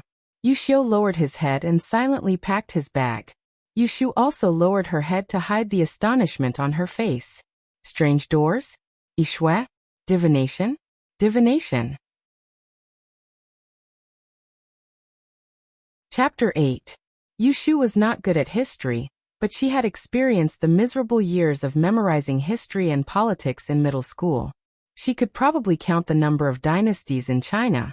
She also knew about the superstitions of feudal society, but she had no impression of any period where mysterious things such as yin and yang, the 5 elements, and the 8 trigrams were treated as orthodox education. Listening to the tone of Master Lu, it was not difficult for Yushu to imagine that the families of the boys and girls present were all studying such subjects. Judging from their clothes and the fact that they were all children of wealthy families, it completely subverted her impression that fortune tellers were all Taoist priests. Yushu was puzzled. This kind of situation made her feel like a frog that woke up and found out that it had been thrown to the bottom of a well. No matter how hard she thought, she couldn't figure out how big the sky outside was. While Yushu was depressed about her frog life, Yu Xiaoxiu had already packed up his things. Without saying a word, he lowered his head and left from the back. Seeing him leave, Yushu hurriedly got up and followed. Yushu. To be honest, Yushu had only been Yushu for a few days, so she was not as sensitive to this name as she had been calling it for more than 20 years. She didn't respond even after being called several times. It wasn't until someone threw something at her back, and the sound of copper coins falling to the ground that she slowly turned her head, and saw a little girl in a yellow shirt angrily walking towards her. "Didn't you hear me? Are you deaf?" Being shouted at by a stranger, if it was in her previous life, Yushu would have used the method to deal with lunatics. She would first dial 12 to 0, then 10 to 0. But now she was unfamiliar with this place, so she could only say to the little girl in a friendly manner, "What's the matter?" Jiju glared at her snappily. She took off the money bag on her waist, and took out a small piece of silver from it. She handed it to Yushu and arrogantly ordered, "Go to Changmenpu Street and buy me a box of rosin ink." Go to Changmenpu Street and buy me a box of rosin ink from Sanyuan bookstore. Send it to my courtyard before lunch. 1 tael of silver was 10 jiao, and 1 jiao of silver was 100 copper coins. Yushu did the math in her mind. She looked at the little girl who was obviously the young lady of the Ji family and said, "I'm not going." Hearing this clear rejection, Yu Xiaoxiu, who was already planning to go home, turned his head and looked at the back of Yushu's head as if he didn't know her. Jiju didn't expect that the person in front of her, who had always listened to her, wouldn't listen to her. She was stunned for a moment and asked stupidly, "You're not going?" "Yes, I won't go." Yushu bent down to pick up the copper coin that had fallen to the ground and openly stuffed it into the crack of her waist as compensation for the mental damage that the other party had done to her. Yushu turned around and saw that Yu Xiaoxiu was standing at the door waiting for her instead of leaving her behind. She happily ran over and naturally took his hand. Because Yu Xiaoxiu was surprised by her behavior just now, he didn't shake her off as usual, and was pulled away by her in a daze. Seeing that the siblings had left, Jiju finally realized that she had been rejected by Yushu. She was so angry that she stomped her little feet. When she turned around and saw a group of people popping their heads out of the private school to watch the show, she felt even more humiliated. Ignoring her best friend who had run over to comfort her, she rushed out of the school. On the way, Yushu noticed that Yu Xiaoxiu wanted to say something but hesitated. She pulled his hand and took the initiative to ask, "What's wrong?" Yu Xiaoxiu hesitated for a while and then slowly said, "Jiju is narrow-minded. You offended her today, so she will definitely make trouble for you again. You'd better be careful these days. Jiju has a lot of tricks up her sleeves. Second master also spoils her. If she really bullies you, it will be in vain." Yushu said, "Oh." Yu Xiaoxiu waited for a while. Seeing that she didn't continue, he couldn't help but turn his head to look at her. When he met Yushu's smiling eyes, he suspiciously frowned and said, "What are you smiling at?" "I'm happy." Yu Xiaoxiu was confused again. "Why are you happy?" Yushu raised her hand and rubbed his head lovingly. "Because you care about me." "I don't." Yu Xiaoxiu denied, but his face was slightly red. He hurriedly turned his head, shook off Yushu's hand, and walked forward quickly. Yushu shrugged indifferently and followed him with her hands clasped behind her back. She hung behind him and repeated, "You care about me." "No. Obviously you do." "I said it's not." "Exactly." It was almost noon. The shadows cast by the sun were short and cute. The sister and brother bickered all the way home. For the first time in years, the road from the school to the small door in the backyard of the Ji family didn't feel so empty. Yushu went out after lunch with the only 10 copper coins she had. 5 of them were given to her by Mistress Chui when she came to see her the other day. 4 of them were found in the copper box, and the last one was given to her this morning as compensation for mental distress. Before she went out, she got a few words from Aunt Lu. She knew that the busy street to the west through the back door was the Changmen Street Jiju mentioned in the morning. Because she wanted to find a way to inquire about the situation here, she didn't take Yu Xiaoxiu with her. The Changmen Street was as busy as when she came back for the first time yesterday. There were all kinds of handicrafts on both sides of the street. Silk shops, dessert shops, bookshops, jewelry shops, and stalls were much more exquisite than the handicrafts she had seen when she traveled before. This made Yushu, who had never seen the market, almost dazzled. However, she only had 10 copper coins with her, and she had to rely on this to inquire about things. She could only suppress her desire to shop and concentrate on the business. Several beggars squatting at the entrance of the alley attracted her attention. Although these people were at the bottom of the society, they hung out on the street all day, so they knew more than servants like Aunt Lu who stayed in the house. Yushu wandered around the street, pinched a copper coin in her hand, chose a beggar who was alone, and walked over. For the whole afternoon, Yushu wandered around the street, and found out what she wanted to know from the mouths of the 4 beggars. The Dan dynasty was prosperous, and the world was surnamed Chu. People followed Taoism, worshipped Yi Shui, and believed in feng shui. Everything big and small depended on Yi Shui. The celestial commissioner, who was in charge of astronomical calendar, feng shui 8 diagrams and good or bad fortune, had a high position in the court. Any family with more than 6 generations studying Yi Shui was called Yi Shui aristocratic family. Most Yi Shui aristocratic families were rich and powerful. 4 generations, it was an honor for a member of the family to be an official in the celestial commissioner. The Ji family, where Yushu and her brother remarried with their mother, was such a shui aristocratic family in the upper middle position. It belonged to the eccentric sect. Great Master Ji Huaishan served as the right judge in the Celestial Commissioner, and was a third-rank official in the court. Chapter 9. Yushu found a deserted bookstore on Changmen Street. She pretended to look through books for a long time and started a conversation with an old shopkeeper who was over 50 years old. After a few sentences, the topic was changed to history. The old man loved to talk. Because the location of the shop was in the back and there were few customers, there was usually no one to talk to. It was rare to meet a younger generation who loved to listen to him, so he told her everything he knew. After the Tang dynasty, the world was in chaos for many years. After a few generations of rule, there was never a virtuous ruler like him. The Central Plains was carved up piece by piece. In the end, it was taken over by the Song Kingdom, and the country changed its name to Zhao. The old man was old, so he had to think for a while after speaking. Yushu honestly did not interrupt. Listening to this part, it was no different from the history she learned in her previous life. 100 years of peace had passed, and the throne had been passed down for several generations. Unfortunately, in the end, there was a king who perished, and the capital was attacked by the Genes at that time. The old shopkeeper shook his head and sighed. Yushu quickly picked up the teapot on the counter and poured him a cup of tea. The old shopkeeper moistened his throat and smacked his lips. After thinking for a while, his face suddenly lit up. At that time, there was a great general in the Song dynasty. He rose to power in the West Mountain. With the help of several capable people, he waved his arm and summoned millions of righteous people. With great momentum, he expelled the group of Jin soldiers who persecuted the people out of the Central Plains. With the support of the people, the dynasty was changed and the country was established. Since then, there has been peace for 300 years. Little girl, do you know who this holy ruler was? Who else could it be?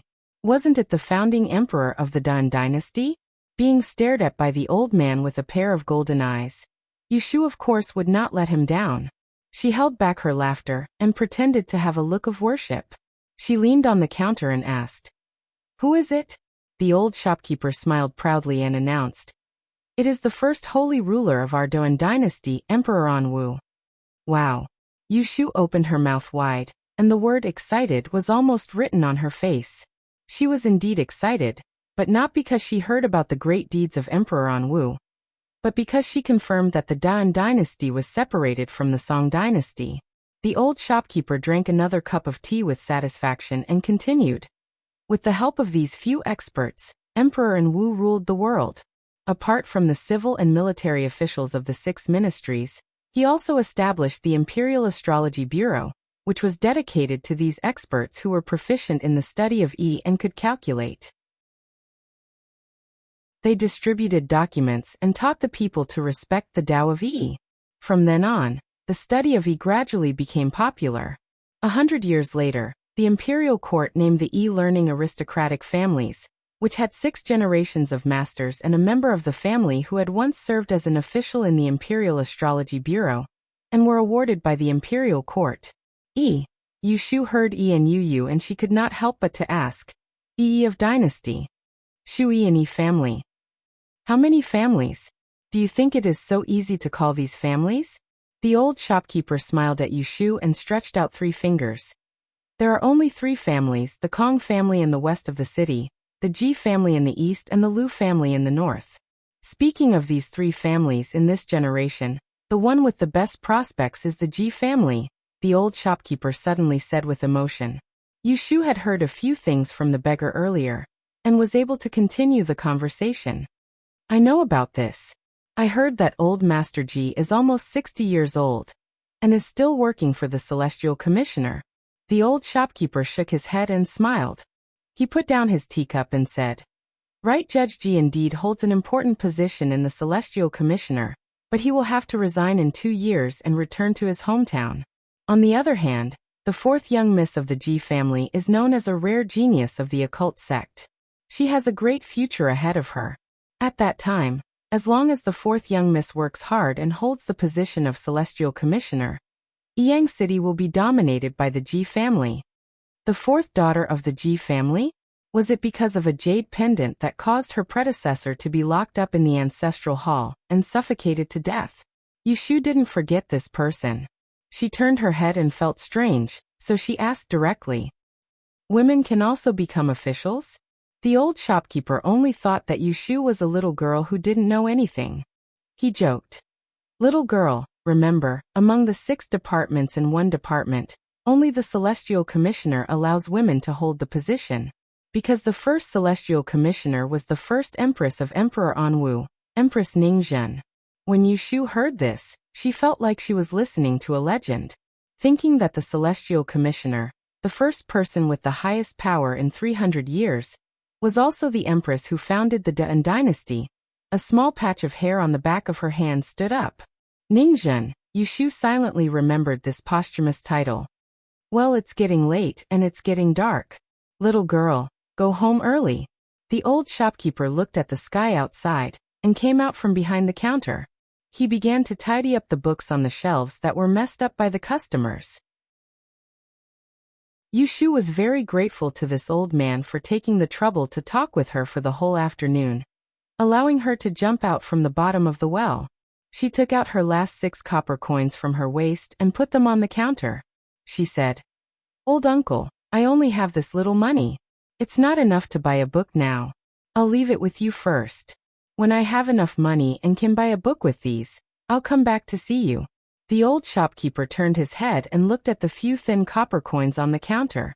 He then looked at Yushu and showed a kind expression. This old man forgot to ask, Little girl, what book do you want to buy? Yushu touched her neck and said embarrassedly, To tell you the truth, I don't know a lot of words. I want to find a book that teaches people to read. Wait. The old shopkeeper bent down and rummaged under the bookshelf. Finally, he took out a yellow book and dusted it off. He handed it to Yushu and said, This book has a special list of radicals and a few pages of poems. You can take it back and read it. Yushu had wasted his entire afternoon. How could she accept his book? She knew that paper and ink were expensive. A book with 20 pages often sold for 50 copper coins. She quickly waved her hand and said, I can't accept this. How about this? I'll order this book. You can keep it for me for the time being. When I have enough money, I'll come back to get it, okay? The old shopkeeper did not listen to Yushu's refusal. He walked forward and forcefully stuffed the book into her hands. He said unhappily, If I tell you to take it, then take it. Since you have the heart to learn, then don't delay it for a day. As for the money for the book, it's not that I don't want it from you. When you have money later, just send me another 30 copper coins. At this point, if Yushu continued to refuse, it would seem pretentious. She put the yellowing booklet into her bosom, bowed to the old man, and thanked him again. The old shopkeeper waved his hand. Go home quickly. Don't miss dinner. And goodbye, old uncle. Chapter 10. Dinner was porridge, 2 steamed buns, and a plate of pickled cabbage. Yushu had been out for the whole afternoon, so she was really hungry. She finished the meal and put down the chopsticks. Yu Xiaoxiu began to clean the table. I went to Changmenpu Street in the afternoon. Yu Xiaoxiu ignored her and sent the empty bowls and plates out. After a while he came back with a wet rag, folded it into a square, and began to wipe the table. An old man gave me a book, which is specialized in teaching people how to read. Can you help me take a look later? Yushu boldly asked Yu Xiaoxiu for help. Before dinner, she had already asked Aunt Lu. The ignorant and incompetent girl in the previous life was as illiterate as her. Otherwise, she wouldn't have sold all the good textbooks. I don't care. Yu Xiaoxiu dropped these 2 words and turned to wash the rag. Yushu had expected this reaction. She was not discouraged by his refusal. Instead, she stood up from the table, followed him out, and shamelessly pulled the back of his clothes. Help me take a look. It's just a few poems. You just need to read them for me. How about 3 times, 3 times? I don't care. Then 2 times. I don't care. Once. Yushu rested her head on his thin shoulder, just like how she used to play with Yulei a long time ago. She persistently bargained with him. Once should be enough. I can't go any lower. It was the first time that he was being clung to like this. Yu Xiaoxiu felt uncomfortable. In order to cover it up, he impatiently threw the rag into the basin and said loudly, "I said I don't care." Oh. The weight on his shoulder left him. Hearing Yu Shu's dragging footsteps, Yu Xiaoxiu couldn't help but turn his head. He only glanced at the lonely and lost figure, and then he forced himself to turn his head again. He picked up the rag in the water and scrubbed hard. On the other side, Yu Shu dejectedly walked into the room. She didn't hear Yu Xiaoxiu calling her, so she had to give up the idea of winning his sympathy. Yu Shu sat down at the table and fiddled with the oil lamp's pitifully short wick. She looked at the teapot and suddenly had an idea. She poured a bowl of water and took out the book that she had been holding in her bosom all night. She opened it and dipped her finger in the water from the first page and started writing on the table stroke by stroke. The book that the old shopkeeper gave her was indeed a good guide. The printing was neat, and the strokes were neat. What was rare were the poems at the end. Half of them were written in simplified characters that she could recognize. As for the other half, she had to guess the meaning of the whole thing. Yu Xiaoxiu cleaned the room, washed the shoes and made the bed. He turned his head and saw Yu Shu still sitting at the table and reading the book. He walked over and reached for the oil lamp. "There's not much lamp oil left at home. The government will only distribute it at the end of the month." He meant that Yu Shu should quickly turn off the light and go to sleep. She didn't want to waste the lamp oil. "Okay, I'm going to wash my face." Yu Shu rubbed her eyes and closed the book with a yawn. She went to the door to get the basin and went out to wash. Yu Xiaoxiu followed her to the door. Seeing that she walked to the well, he turned back to the table and picked up the book. He saw that it was indeed teaching horizontal and vertical strokes. He couldn't help but whisper, "Does she really want to learn it well?" As soon as this thought came to his mind, he suppressed it. Too many past experiences told him that if he wanted to live a peaceful life, he must not believe her nonsense. Yu Xiaoxiu curled his lips, blew out the oil lamp, and climbed into bed to sleep. Achoo! Yu Shu sneezed by the well and rubbed her nose with a handkerchief. She thought that she must cover herself with the quilt when she slept. She didn't want to get sick again.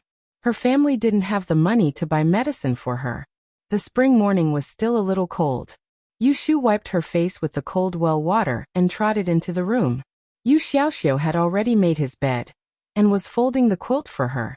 It was not the first time that Yu Shu saw Yu Xiaoxiu making her bed. She also knew that he didn't want to make up with her. He just couldn't stand the mess in the room.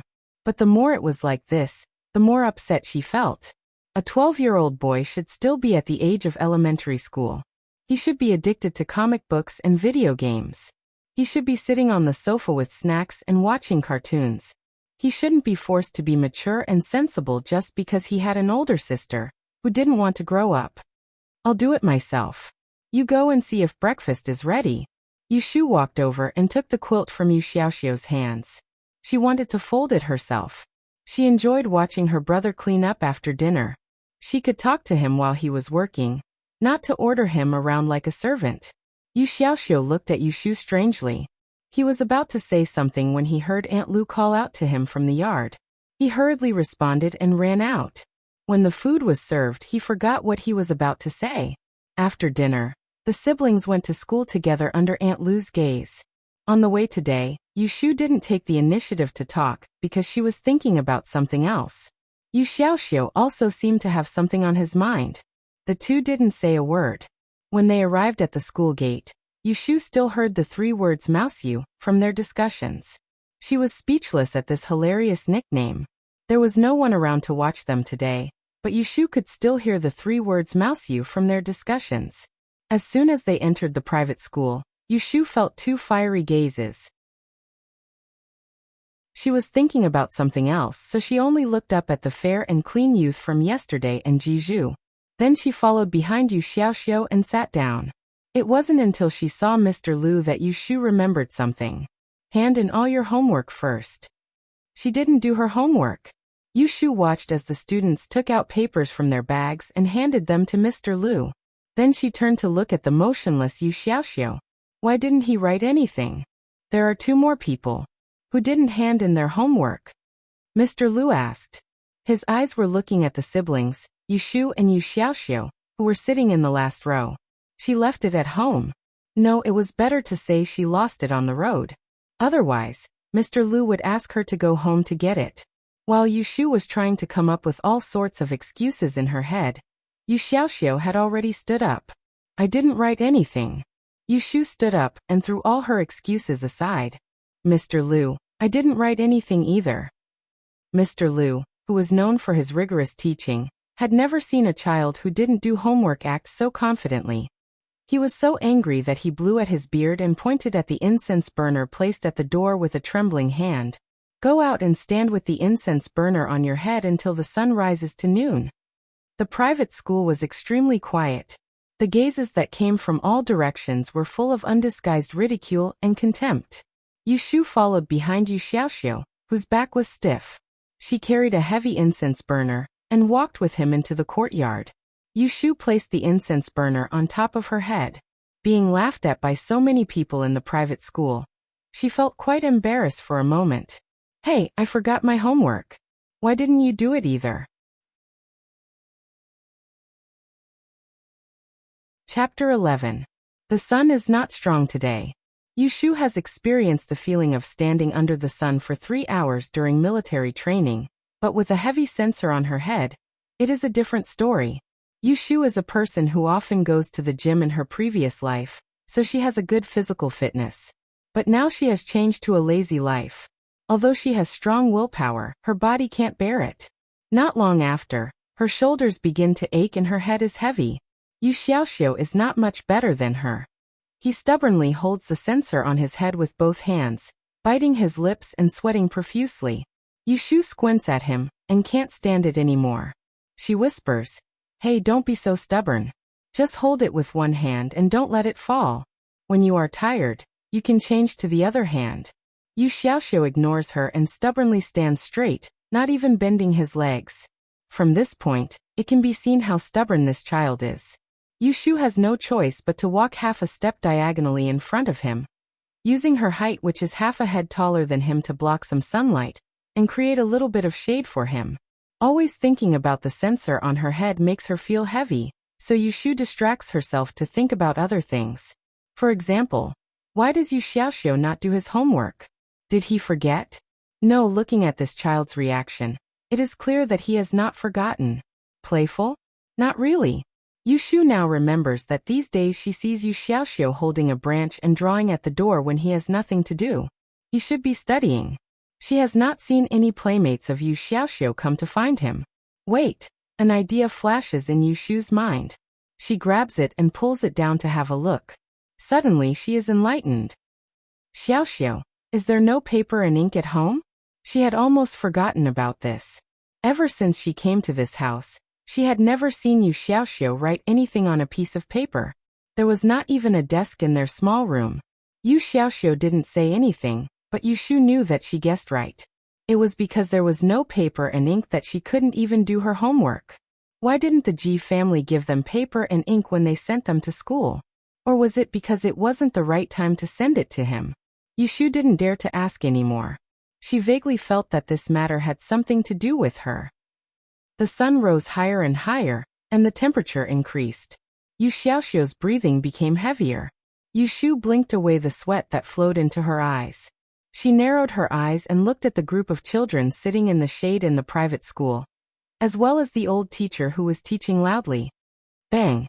The incense burner in Yushu's hand fell to the ground with a loud noise. The incense ashes scattered all over the ground, and the burner rolled to the side. She weakly fell to the ground. Such a big movement caused everyone in the private school to turn their heads to look. Yu Xiaoxiu was startled by the sound. Seeing that Yushu had fainted, he quickly put the incense burner on the ground. His hands were numb from holding it for a long time, but he still hurriedly went to help Yushu up. He shook her in panic. "What's wrong? What's wrong?" He couldn't wake Yushu up. Instead, he lured the teachers out of the private school. Teacher Lu took the lead and walked in front. A group of students leaned on the railing and looked outside. Teacher Confucius, who was next door, squatted down and turned Yushu's face with one hand. He lifted her eyelids to take a look and checked her breath. "She's fine. She just fainted from the sun. When Yu Xiaoxiu heard this, he breathed a sigh of relief. He still held Yushu worriedly. Teacher Lu frowned. Why is her body so weak? Teacher Ji was a member of the same family and recognized the siblings. He was a little unhappy and said to Yu Xiaoxiu, "She doesn't even do her homework. She can't even take a small punishment. I really don't know why I asked you to come here. You're a disgrace to our Ji family. Okay, send her back." Yu Xiaoxiu lowered his head and silently put Yushu's arm on his sore shoulder. He tried to help her up, but he didn't succeed. Seeing his strenuous appearance, Teacher Lu impatiently turned to the private school and called out, "Someone come and send them back. Someone, send them back." As soon as he said this, the students at the railing shrank their heads. Those who were slow were caught by Teacher Lu. "Shui Wenjia, come here." There were a few snickers in the private school. A tall and straight teenager reluctantly walked out. "Send them back and go home." "Yes, teacher." The teachers in this hall were all genuine elders of the Yi family. With a single order, no matter how much the child was pampered at home, he had to listen to them obediently. When Yu Xiaoxiu saw Teacher Lu call a boy to help support his sister, he was a little reluctant. It just so happened that Shui Wenjia was not interested in Yushu. After helping Yu Xiaoxiu put her on his back, he only held her back to prevent her from falling. Yu Xiaoxiu was also strong-willed. He silently carried Yushu out of the door. After leaving the door, they turned left. It was a small alley. As soon as they stepped into it, Shui Wenjia impatiently put down his hand. "What bad luck," he said to Yu Xiaoxiu rudely. "Carry her back yourself. I won't send you back. Also, don't tell on me in front of the teacher. Otherwise, I'll beat you up." Being warned like this, Yu Xiaoxiu's expression was very ugly. He was about to retort when the person on his back, pretending to be dead, suddenly moved. "Well, you're right. Those who would tell on me in front of the teacher are all little bastards. If you don't want to be a turtle, keep your mouth shut." Yushu climbed down from Yu Xiaoxiu's back. She held his thin shoulders with one hand and put her index finger on her lips with the other. She gestured to the fair-skinned boy in front of her to keep quiet. Shui Wenjia was dumbfounded. After a moment, he reacted. He widened his eyes and pointed at Yushu. You were pretending to be unconscious. How dare you lie to the teacher?" Yushu rolled her eyes at him. "If I didn't lie to him, would I really have to stand with the incense burner on my head until noon? Are you stupid?" In the era that she lived in, corporal punishment was against the law. She had stood for so long just now. Rather than saying that she was afraid of being scolded by Teacher Lu, it was better to say that she wanted to make herself remember, so that she wouldn't forget her homework next time. After cutting off the pretty boy's words, Yushu ignored him. She turned her head and smiled apologetically at Yu Xiaoxiu, who had a very bad expression. She gently shook his shoulder and said, "Don't be angry with me. I didn't mean to scare you. If I continue to stand, I will really faint. Look at my legs. You also know that we have no money and no one to care about us. When the time comes, we will have to trouble Aunt Lu to take care of us. It's not easy for her to help us." Yushu knew that Yu Xiaoxiu had a sharp tongue but a soft heart. She deliberately used Aunt Lu as a shield. Sure enough, he just glared at her and didn't immediately shake off her hand. "Come on, let's go home. It's really hot today. I'm dying of thirst after being in the sun for half a day." Yushu half-dragged Yu Xiaoxiu home. After a few steps, she remembered that she had forgotten something. She turned her head and said to Shui Wenjia, who was still standing there in a daze, "Hey you, if you don't want to be a turtle, remember not to talk nonsense. If I find out that you talk too much, I will call you a little bastard when I see you in the future." Shui Wenjia was anxious. "What you? Doesn't he have a name?" A few days ago, she disgustingly pestered him and called him Brother Wenjia. No, this was not the point. The point was that this stinky girl who was usually submissive in front of him dared to threaten him. When Shui Wenjia finally figured out what the point was, he looked back and saw that Yushu and her brother were no longer in the alley. Chapter 12. Aunt Lu was washing clothes in the yard. When she saw the siblings coming back with their arms around each other's shoulders, she was startled. She quickly stood up and went forward to help support Yushu, who obviously didn't look well. What's wrong? You came back from school so early, and you're so tired? Look at your sweat. Your clothes are all wet. Quickly go into the house and change. Don't catch a cold. I'll go to the kitchen to make some hot noodle soup for you. Aunt Lu helped send them into the house and hurriedly went out. Yushu was listlessly lying on the bed. Yu Xiaoxiu found 2 sets of clothes from the wardrobe and threw one to Yushu. He then crawled into his own bed and pulled the bed curtain.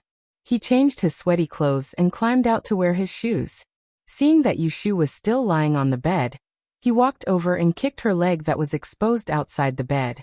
Change your clothes first. I'll wash them. Otherwise, it'll be difficult to dry them at night. Yushu turned over and faced upwards. Looking at Yu Xiaoxiu's little yellow face that was sunburned, she really felt some heartache.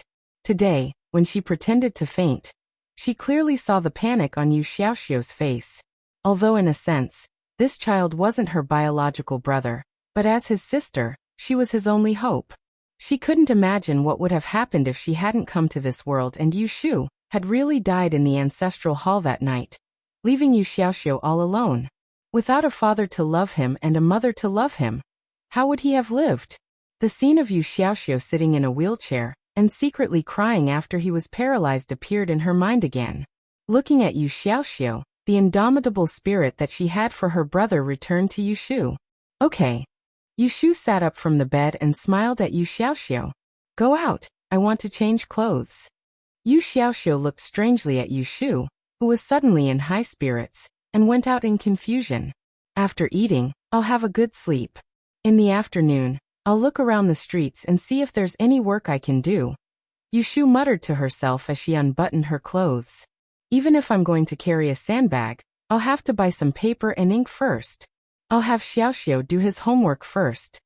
Strangely enough, this brother and sister pair didn't have any paper and ink at home.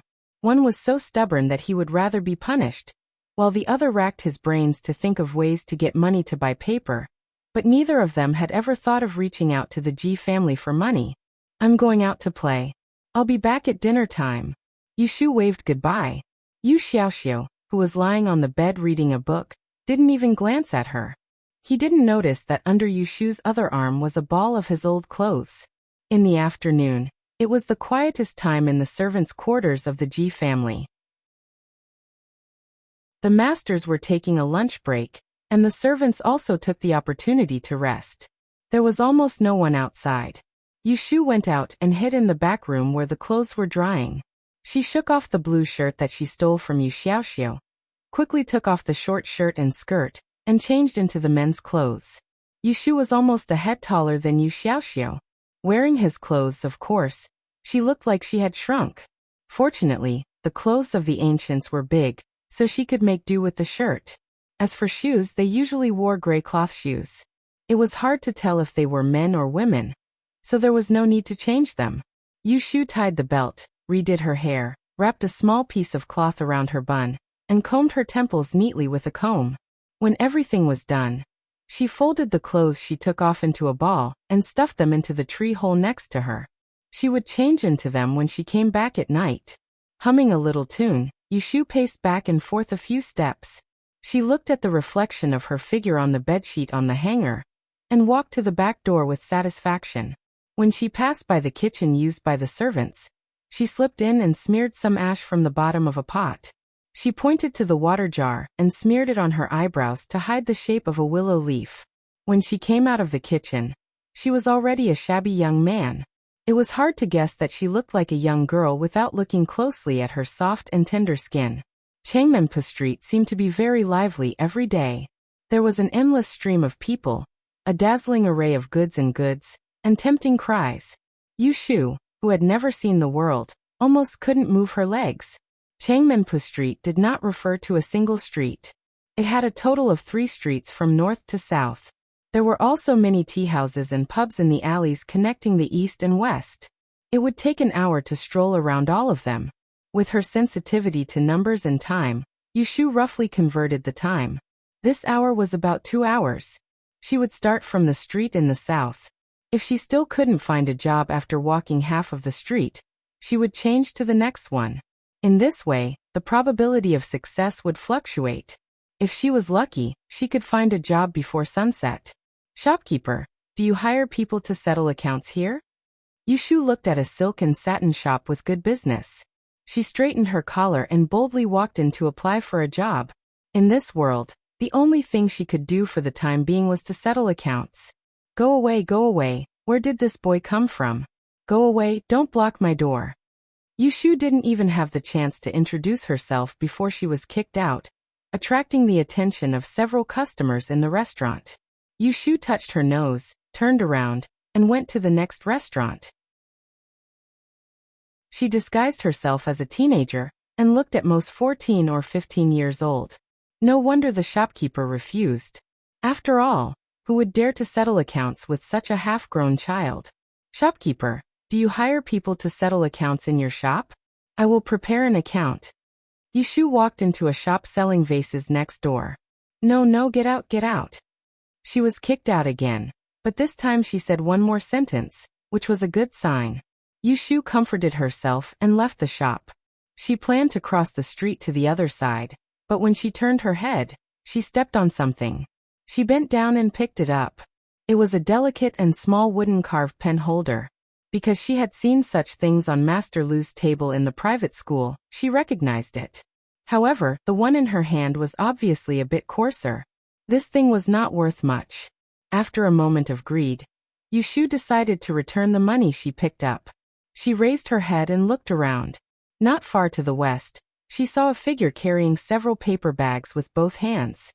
Her sharp eyes saw a pen holder tied with a string in the middle of the brightly colored paper bags. It was the same as the one in her hand. It was teetering and looked like it was about to fall. She hurriedly shouted as she chased after it. Hey, don't go, you dropped something. Half the people on the street turned their heads to look at her, except for that person. Because the crowd was so crowded, Yushu chased after that person for almost half the street. She was always behind that person. When she saw that the person turned at the next corner and was about to disappear into the crowd, she became really anxious and shouted at the top of her voice. The one in front wearing flowery clothes. Stop right there. This time, everyone on the whole street turned their heads to look at her, including the owner of the pen holder. Yushu quickly squeezed over and handed the pen holder to him. She complained in a low voice with dissatisfaction. Didn't you hear me shouting several times? Is there something wrong with your ears? You made me chase you for half the street. Really? The person saw the pen holder in Yushu's hand and realized that he had dropped something. Hearing Yushu's scolding, he chuckled and moved the bits and pieces from his left hand to his right hand. He freed his hand to take the pen holder and apologized. Sorry, I was thinking about something and didn't hear you shouting. Thank you very much. Yushu was looking up at the young man who was a head taller than her. Seeing his smiling face and hearing his polite thanks, she was too embarrassed to make things difficult for him. She shoved the pen holder back to him and pointed to the other one in his hand. She reminded him in a bad mood, and then turned around and went back into the crowd. This one is about to fall too. You carry a good thing. If you lose it again, no one will chase after you all the way to return it. The young man watched as she ran out of sight. He lowered his head and looked at the white gown with green patterns on it. He muttered to himself in puzzlement.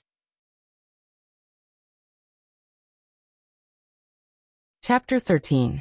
After entering 23 shops in a row and being rejected, Yushu turned her head and looked at Changmenpu South Street where she could no longer see the road she came from. She secretly thought that she was unlucky. She resolutely turned around and walked into the alley, crossing to the next street to try her luck. Running into a wall again and again made Yushu, who was anxious to find money, somewhat frustrated. She couldn't help but recall the time when she just graduated from college. At that time, she didn't think about doing actuarial work because she didn't graduate from a good school. When she looked for a job, she ran into walls everywhere. In order to earn a living, she served dishes in restaurants, worked as a doorman, and stood at the front desk. Her first serious job was obtained by shamelessly begging people. Until later, when she became a high-paid family, she couldn't forget those days of struggling. When she thought about it, She felt that there was no obstacle that she couldn't overcome. Yushu rubbed her face that was about to be stiff from smiling. She regained her morale and walked into the first shop at the corner of the street with her head held high. "Hello, shopkeeper. Are you hiring here?" This was a cloth shop that sold silk and satins. The shop was about 20 square meters in size, and there were 3 to 5 customers picking out the patterns and colors of the cloth. The shopkeeper was a man with a sharp chin. He was furrowing his eyebrows and keeping accounts while instructing a worker to move the cloth from the warehouse behind the shop outside.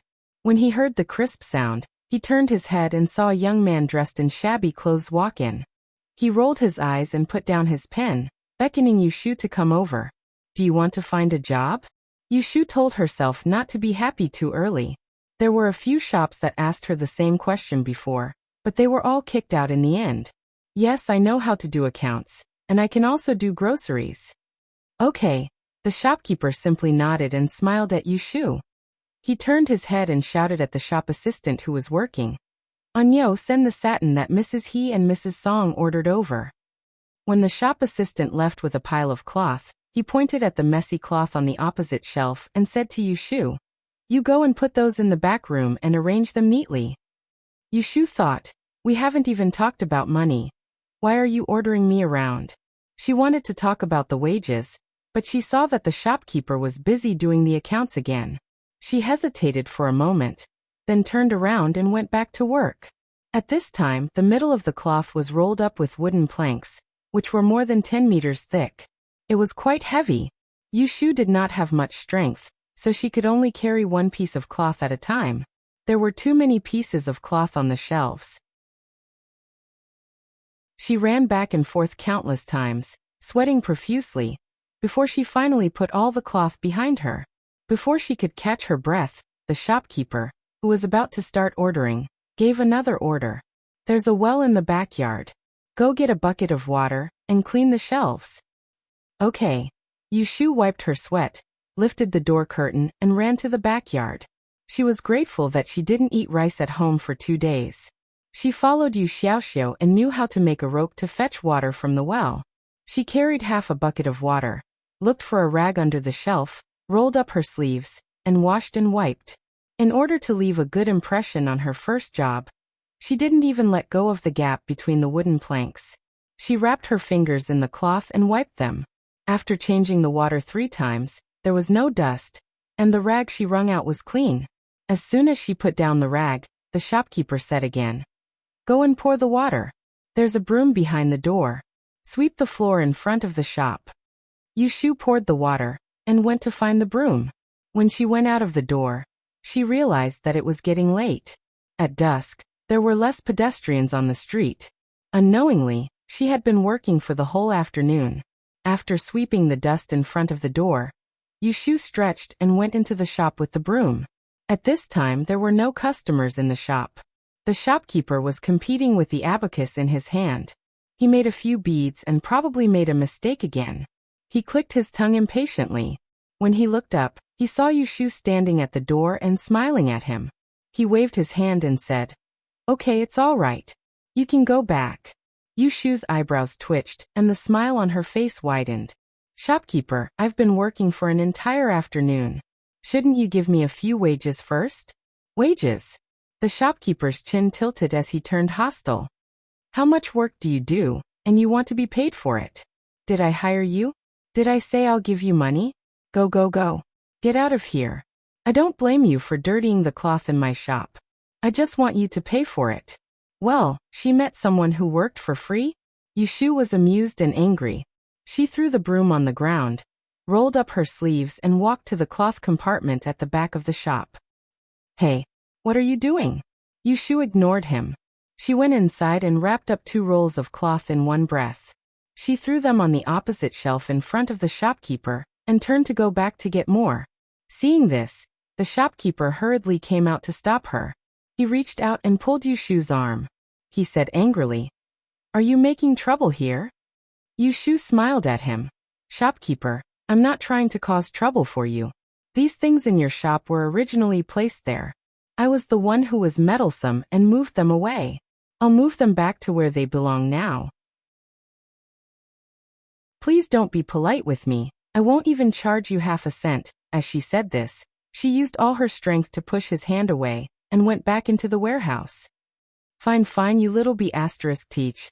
The shopkeeper was so angry that his chin tilted a little. He turned around to look for something in the shop to hit people. Finally, he saw the broom that Yushu threw at the door. He went forward to pick it up. When he turned around, he saw Yushu coming out with another roll of cloth. He raised the broom angrily and hit her. "Get out! Are you going to get out or not?" The broom hit her back. Yushu didn't make a sound. She threw the roll of cloth on the counter. She didn't hurry to turn around. She was ready to take another hit on her back. However, the expected pain didn't come. "Shopkeeper Wu, why are you so angry? This broom is used to sweep the floor, not to hit people. So it's a busybody," Yushu thought to herself. She rubbed her shoulder and turned around to look at the extra person in the shop. At first glance, he looked familiar. At second glance, she recognized him when she saw his colorful gown. "Isn't this the colorful gown that threw things in the afternoon?" "Shopkeeper Chow, you don't know. This kid has been making trouble in my shop. Look at what he's done." "That's enough." The young man called Shopkeeper Chow took away the broom from Shopkeeper Wu's hand and threw it to the side. He reached out and patted Shopkeeper Wu's shoulder. "He's just a child, what can he know? He's just trying to make you feel better. Why are you arguing with him? Don't be angry. I bought a few more tales of Yunlong tea today."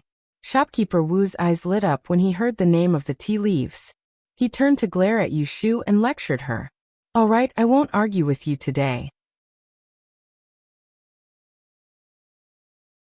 Chapter 14. Shopkeeper Chow probably didn't know that Yushu was cursing him for being a busybody, so he reached out and patted her shoulder in a friendly manner. "You want to find a job?" "Uh-huh." Yushu reluctantly agreed. She was still worried about the medical fees that had disappeared. "What do you know how to do?" "Accounting." Yushu had learned her lesson. This time, she was determined not to mention doing odd jobs. If she couldn't do it, then so be it. "You know how to use an abacus?" Shopkeeper Chow looked a little surprised. Shopkeeper Wu sneered and interrupted. "Shopkeeper Chow, don't be fooled by this kid. He doesn't look like he knows how to use an abacus. I'm afraid he doesn't even know how many beads there are on an abacus. If you don't believe me, ask him." He had guessed correctly. Yushu really did not know the format of the abacus and how many beads there were in this era. So she said, "I don't know. Show me an abacus first." "Huh?" Shopkeeper Wu quickly interrupted. "Look, what did I say? He hasn't even seen an abacus before." "Shopkeeper Wu, let me borrow your abacus." Shopkeeper Chow glanced at Yushu and pointed at the abacus on the counter across from him. In order to see Yushu make a fool of herself, Shopkeeper Wu happily took the abacus and gave it to Yushu. He purposely said, "Do you know how to count?" Yushu ignored him and shook the abacus. The familiar crashing sound made her feel better. She counted the beads vertically and horizontally. It was an antique with 2 upper and 5 lower beads and 13 horizontal lines. "What do you want me to calculate?" Yushu fiddled with the beads on the abacus and turned to ask Shopkeeper Chow. Shopkeeper Chow frowned when he saw how she held the abacus. He was a little disappointed, but he still said, "What do you want me to calculate?" "Show me how to calculate the abacus." This big 9 by 9 was the basic formula of calculating and calculating. If he could learn it, it was not impossible for him to reluctantly give him a job. Just as he was thinking about this, he saw the abacus in the youth's hand make a crisp sound. The beads on the abacus the size of a date bounced up and down like beans. At first it was a little jerky, but in the blink of an eye, it became nimble. The crisp sound was pleasing to the ears, and it made people feel refreshed. Shopkeeper Chow's eyes lit up, but Shopkeeper Wu, who was waiting to see a joke, was dumbfounded. That bead was moved so fast that he couldn't even see it clearly. How many years had he practiced this dexterous technique? Just as the two of them were surprised, Yushu had already made her calculations. She didn't even bother to show them the results. She directly shook her abacus and cleared it. She said to Shopkeeper Chow, "If you really want to get even with me, then you should come up with a proper question. Don't just come up with something to fool children." Yushu didn't know what era she was in. Arithmetic was also a type of easy to learn. If a child from a normal family wanted to learn arithmetic, they wouldn't even be able to find a teacher. Arithmetic wasn't something that everyone could learn. Fool children. Shopkeeper Chow laughed. He only thought that Yushu was purposely saying something funny to test her. He raised his hand and invited her. What do you know that's not for children? Let me see. Yushu thought for a moment, then turned sideways and put the abacus on the table. She made some space and said, then let's do something fun. 4 by 9 times. 4 by 9, not 36. It was 9,999 times 9,999 times 999. Okay. As soon as Shopkeeper Chow responded, Yushu began to play with the bead. Her fingers flew up and down, nimble to the point that it made one speechless. Her movements were dazzling. Compared to her previous moves, wasn't it just child's play? This is 999801. It's a nice name. Yushu finished moving the last bead. This time she didn't mess it up. She turned around and showed the neat picture on the abacus. It's called a solitary goose straying from its flock. The two of them curiously moved closer to take a look. The last one, and the previous 99998, were separated by 3 spaces. Didn't it look like a solitary goose straying from its flock? Shopkeeper Wu was shocked speechless. He didn't expect that the boy he ordered around for an afternoon could make such an exquisite calculation. Why didn't he see it the moment he came in?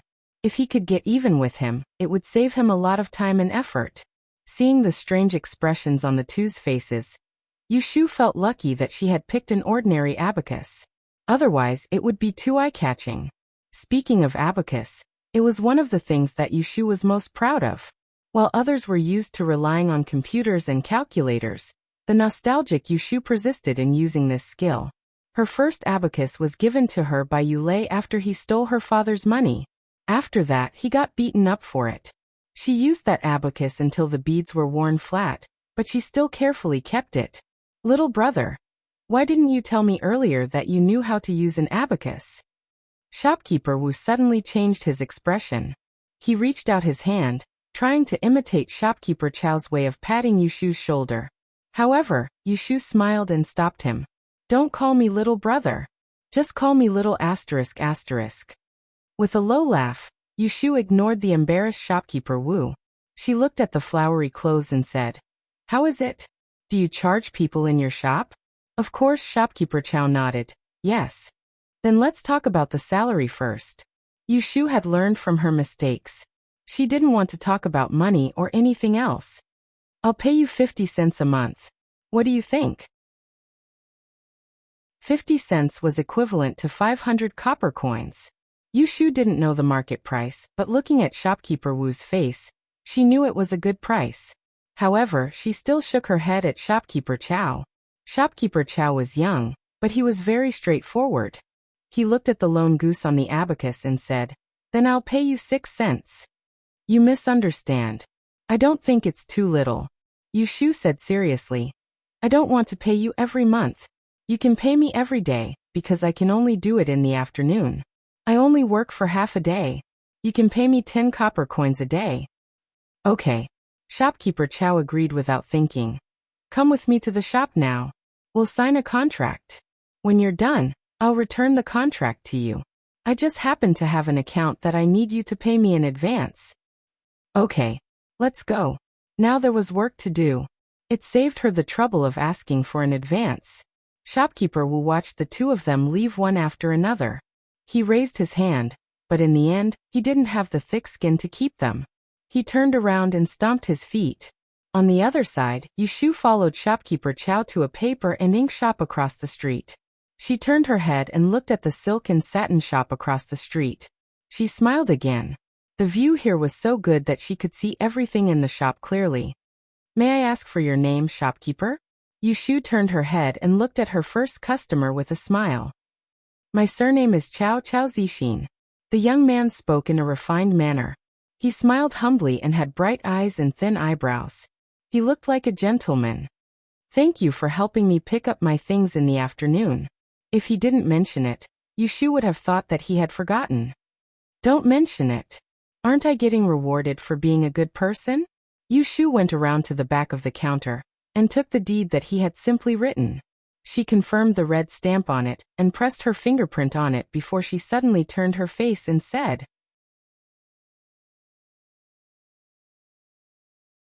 Chapter 15. In the evening, Yu Shu walked home happily with a few pieces of hemp paper under her arm, a small bag of ink pieces in her bosom, and 2 copper coins in her hand. She hummed an abacus incantation that she had randomly made up, and walked home happily. Chao Zixin was a good person. After knowing that Yu Shu was illiterate, he asked her to stay. The 2 of them worked together. One used the abacus, and the other kept the books. In the time it took to eat a meal, they had settled all the accounts he owed today. Before closing, Yu Shu helped him clean up the shop. She saw some waste paper and ink pieces in the corner, and offered to buy them with her salary. Shopkeeper Chao generously gave them to her, saying that they were useless and would be thrown away in the end. So Yu Shu got the paper and ink without spending a penny. She made an appointment with Chao Zixin to come back tomorrow afternoon to help him settle the accounts. Yu Shu imagined Yu Xiaoxiu's reaction when he saw the paper and ink. She was so happy, just like when she bought a basketball for Yu Lei when she got her first salary. She hid in the back room and changed back into her female clothes. She folded Yu Xiaoxiu's clothes and stuffed them into the tree hole. As soon as Yu Shu entered the yard, she shouted, Aunt Lu! Aunt Lu, I'm back. Huh? Where is she? Yu Shu looked around and didn't find Aunt Lu in the yard. Usually, at this time, Aunt Lu should have finished cooking and was washing clothes. Yu Shu walked into the house suspiciously. She heard hurried footsteps behind her. She turned around and almost bumped into someone. Ah. Miss, where did you go? I couldn't find you anywhere. Go with me. It's too late. Aunt Lu had a bad habit. When she was anxious, she would talk to Yu Shu and Yu Xiaoxiu. She would say that she would confuse me and servant. Yu Shu was dragged out by the flustered Aunt Lu. She couldn't stop and had to ask, What's going on? What's going on? Where are you taking me? Where is Xiaoxiu? You forgot what day it is today. Aunt Lu kept walking and talked about her. On the 15th night of every month, all the members of the Ji family have to go to the front yard for dinner. Young master has already gone there. Come with me quickly. If you are late, old lady will be unhappy and will scold third master. Third master will be angry and will scold aunt. Aunt will be wronged and will beat you to vent her anger. What was going on? Yu Shu's mouth twitched. At the thought that she would be the one to be beaten up in the end, she quickened her pace. In the end, the master and servant ran hand in hand. Along the way, the scenery gradually changed. When they came out of the row of simple houses in the backyard and ran across a small bridge with flowing water, the world changed little by little. From the gray tiles of the huts to the tall pavilions, from the potholes to the long cobblestone path, from the low walls to the stone wells, to the small bridges and flowing water, to the flat green grassland, the clusters of flowers, the rockeries and the rugged rocks. After passing through the wisteria waterfall, the fragrance of the wisteria spread all over the body. The ancestral house of the Ji family was like a painting that slowly unfolded in front of her. It showed her the most intuitive view of the beauty of the courtyard of a rich family in ancient times. She was still in a daze until Aunt Lu took her to the door at the other end of the garden, and stopped to catch her breath. What villa? When she was rich, she would buy such a beautiful big house, and enjoy the pleasure of living in the park. While Yu Shu was secretly envious, she heard a delicate rebuke. Why are you blocking the way? Get out of the way. Aunt Lu quickly pulled Yu Shu to the side. Yu Shu looked at the young girl who raised her chin, and let her maidservant past them. She tried hard to remember the name of this young lady from the Ji family, who went to the same private school as her. What did Yu Xiaoxiu say her name again? Jisu? Jiru? Jichu? Phew, thank goodness we made it in time. Miss, you can go in by yourself. This servant will go help in the kitchen. Aunt Lu left Yu Shu behind and left. Yu Shu looked at the classmate in front of her who she couldn't remember the name of. She turned around and followed her. She rolled the hemp paper under her armpit into a roll, and stuffed it into her sleeves with great effort, so that she wouldn't lose it. After exiting the door, he saw a courtyard with a spacious corridor on both sides. A red lantern hung from the eaves of the roof. In the middle of the courtyard, there were more than 10 round tables covered with red and yellow patterned tablecloths. There were 6 plates of cold dishes and 2 plates of pastries arranged in the shape of a flower. It was a very exquisite sight. Most of the people sitting there were men and women, young and old. They were all dressed in beautiful silk and silk with jade and gold hairpins. At a glance, it was obvious that they were not the same kind of people as Yushu, who lived in a low house.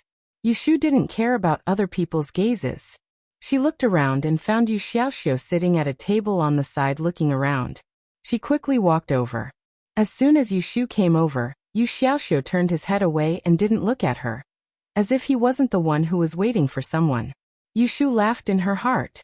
She didn't forget to look at the people at the table. There were 3 beautiful women in their 20s to 30s. They should all be her stepfather, the 3rd master of the Ji family, Ji Hyotani's concubines, including their biological mother, Aunt Chui. You're here. Why don't you sit down? Do you want to show off by standing? Aunt Chui glared at Yushu and waved her handkerchief at her, gesturing for her to sit down. Among the women, she was dressed shabbily. She only had 3 to 5 hairpins in her hair, compared to the old lady at the table in front of her, whose head looked like a jewelry counter. She was really not good enough. Oh! Yushu sat down next to Yu Xiaoxiu and glanced at the children of the concubines. They were the biological children of the 3rd master, so they were dressed in brocade and didn't lack anything. Yushu and her brother sat here like dog meat on the wrong table. Yushu secretly elbowed Yu Xiaoxiu under the table. When he looked at her impatiently, she whispered to him, "After dinner, I'll show you something when we go back." "What?" Yushu winked at him. "I won't tell you now." Yu Xiaoxiu snorted. When he saw Aunt Chui turn her head and stare at them, he quickly sat down obediently. After a while, all the people came. The old lady with the jewelry counter head whom Yushu had criticized previously stood up with the help of 2 maids and gave an opening speech. Yushu knew that this was the old lady Ji of the Ji family, who was below 1 master and above hundreds of people. The group of people stood up and listened to the leader's speech obediently. After that, they all sat down and the food was served. This meal was very good. Chicken, duck, fish, and fish were all seen. Yushu, who had been eating vegetarian for a while, had her eyes shining. She forced herself not to put the braised fish head in front of her and ate obediently. At the dining table, Aunt Chui and the other 2 concubines in the 3rd master's room bickered and pinched each other. Yushu listened as she ate and almost laughed out loud several times. Finally, the old lady was full and left the table. A few filial sons and daughters stood up to send her off. When Yushu, who had been full for a long time, saw that she could leave, she quickly pulled Yu Xiaoxiu up and wanted to go back to their small bungalow. "You go back first." Yu Xiaoxiu pushed Yushu's hand away and looked in the direction Aunt Chui left in. He jogged to catch up with her. Chapter 16. Mother. When Aunt Chui heard the shout behind her, she turned around and looked at Yu Xiaoxiu who was jogging towards her. She frowned and said, "How many times have I told you not to call me that in front of others?" Yu Xiaoxiu stepped back and lowered his head. "I have something to say to you." Aunt Chui looked around and saw that the crowd had not dispersed yet. "Come over here." Yu Xiaoxiu followed Aunt Chui obediently to an empty corner of the flower pond and stopped. "Do you have no money to spend again?" As Aunt Chui spoke, she impatiently took off the pouch hanging on her waist and picked out a small piece of silver from it. She weighed it in her hand and stuffed it back. She took out a smaller piece and handed it to Yu Xiaoxiu. "I don't want money." Yu Xiaoxiu stared at his toes. "Please tell 3rd master not to let me go to a private school again. I don't want to learn E." Aunt Chui's eyes suddenly widened. She couldn't restrain her sharp voice. "What nonsense are you talking about, child?" Yu Xiaoxiu stared at her as if she wanted to eat him alive and said in a muffled voice, "I'm not talking nonsense. I don't want to go to school anymore. I want to go out and learn a trade." "Enough!" Aunt Chui fiercely interrupted Yu Xiaoxiu's explanation. She grabbed one of his hands and carelessly stuffed the small piece of silver into his hand. She said angrily, "There are so many people in Yang City who want to go to that place to study. You're the only one who has a good life. You've picked up such a great bargain, and yet you're still acting like an idiot." Your sister doesn't live up to expectations. I don't care about her. She's a girl and with her face, she can find a random family and marry them. She won't have to worry about food and drink. If you don't live up to expectations, who will support you in the future? Are you going to shamelessly live in the servant room of the Ji family for the rest of your life? You good for nothing. Yu Xiaoxiu's neck turned red, and his upper body began to tremble. Aunt Cui didn't seem to notice anything wrong with him. She reached out to twist his shoulder and shook it, lowering her voice to warn him. You'd better study hard, didn't you hear me? Did you hear me? Did you hear that? Yu Xiaoxiu didn't say a word. Aunt Cui lost her patience. She raised her head and saw a few maidservants approaching with plates. She angrily pushed Yu Xiaoxiu's shoulder away and quickly left. Yu Xiaoxiu stubbornly held on to that small piece of silver. He raised the back of his hand and stubbornly rubbed the corner of his eye. He waited until the maidservants were far away before he walked out. Yu Shu hid in the narrow passageway of the flower pond and roughly heard the conversation between the mother and son. She endured it until Yu Xiaoxiu walked away. She hurriedly stepped on the flower pedestal, leaned against the wall, and jumped down. She quickly chased after him. Xiaoxiu. Yu Shu caught up to Yu Xiaoxiu's lonely back and called out to him. When he turned his head and gave her a guarded look, she pretended to be innocent and reached out to pat his shoulder. She complained. I was looking for you just now. Where did you go? Hearing this, Yu Xiaoxiu put away the guard in his eyes. He ignored Yu Shu's question and walked forward. Yu Shu did not mind his coldness. Instead, she affectionately put her hand on his shoulder and said with a smile, I'm really full tonight. I don't think I'll need to eat tomorrow morning. Let's go, let's hurry back. I said I have something good to show you. Yu Xiaoxiu didn't reply, but he didn't break free from Yu Shu's grip either. He absent-mindedly listened to her chatter about tonight's meal, and the gloominess on his face, which didn't match his age, lessened a lot. Look, paper and ink. Yu Shu took out everything she had obtained this afternoon and placed it on the table, as if she was presenting a treasure. There were a few pieces of coarse hemp paper and a small bag of scattered ink. In the eyes of any child in the Ji family, these were worthless things, but they caused Yu Xiaoxiu's eyes to widen in surprise. He couldn't help but reach out to touch this and flip through that. After a short moment of surprise, the young and mature younger brother Yu began to suspect the origins of these things. Where did you get them from? Anyway, I didn't steal them. You can use them without worry. I promise you, if these things are not legal, my nose will be crooked tomorrow morning. Yu Shu did not intend to tell him that she had found a job outside. Not to mention whether it was right for a girl to go out to make money. It was difficult to explain to him that she planned to make money. Yu Shu's promise dispelled the suspicion on Yu Xiaoxiu's face. It was not that he believed in her character, but he knew that she was a narcissistic person. She would not curse herself to be disfigured just to lie. I didn't do my homework last night and was punished this morning. I don't want to embarrass myself again tomorrow. Look, I found the paper and ink. To be fair, you have to teach me how to write my homework later. You know I can't write many words. Yu Xiaoxiu looked at her with disdain. He looked reluctant, but he still nodded slightly. Yu Shu happily turned around and rummaged through the drawers. Where's the pen? Where's the pen? I remember there was a brush pen in the drawer yesterday. Yu Xiaoxiu touched the coarse paper again. He got up and took a small bowl with a hole in it. He brought some water back and picked out 2 pieces of ink from the paper bag. He melted them with water and mixed the ink. When the ink was ready, Yu Shu also found the pen. The hairs on the tip of the brush were all split open. Yu Xiaoxiu plucked out a few of the disobedient hairs and dipped them in ink. The tip of the brush looked relatively smooth. He spread out the paper and rolled up his sleeves. Just as he was about to write, Yu Shu pulled on his sleeve. You're going to write now? Don't you need to calculate it first? Yu Shu did not forget that Mr. Liu had talked about a lot of theories and divination in class yesterday. In the end, he arranged for them to go home and calculate tomorrow's Qingyu homework. I've calculated it. Huh? When did you calculate it? How come she had already calculated it? She had originally thought that she could learn from the side. When you went out to play in the afternoon. Yu Xiaoxiu pushed Yu Shu's hand away and directly wrote the result of the calculation on the paper. He wrote it stroke by stroke seriously. I didn't go out to play, okay? Yu Shu had no choice but to gloomily turn her attention to Yu Xiaoxiu's writing. The An dynasty inherited the culture of the Song dynasty. There were many kinds of scripts such as semi-cursive script, clerical script, cursive script, and running regular script. Yu Shu was a layman. She felt that Yu Xiaoxiu's writing was neat, so she praised him. Xiaoxiu, your writing is so beautiful. Yu Xiaoxiu did not appreciate it, and took the opportunity to mock her. If you were less playful, you wouldn't be so bad at holding the pen. Yu Shu laughed dryly.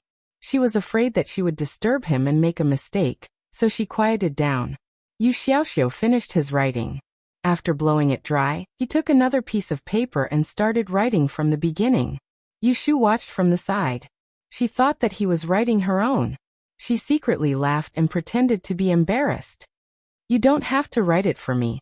I can copy it myself. Although the writing is a little crooked, it's fine as long as I can read it.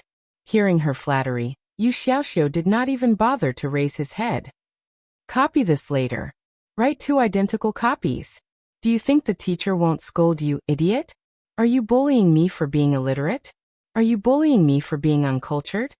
Yu Shu was secretly angry, but she did not dare to talk back. She stared at the back of his head and silently scolded.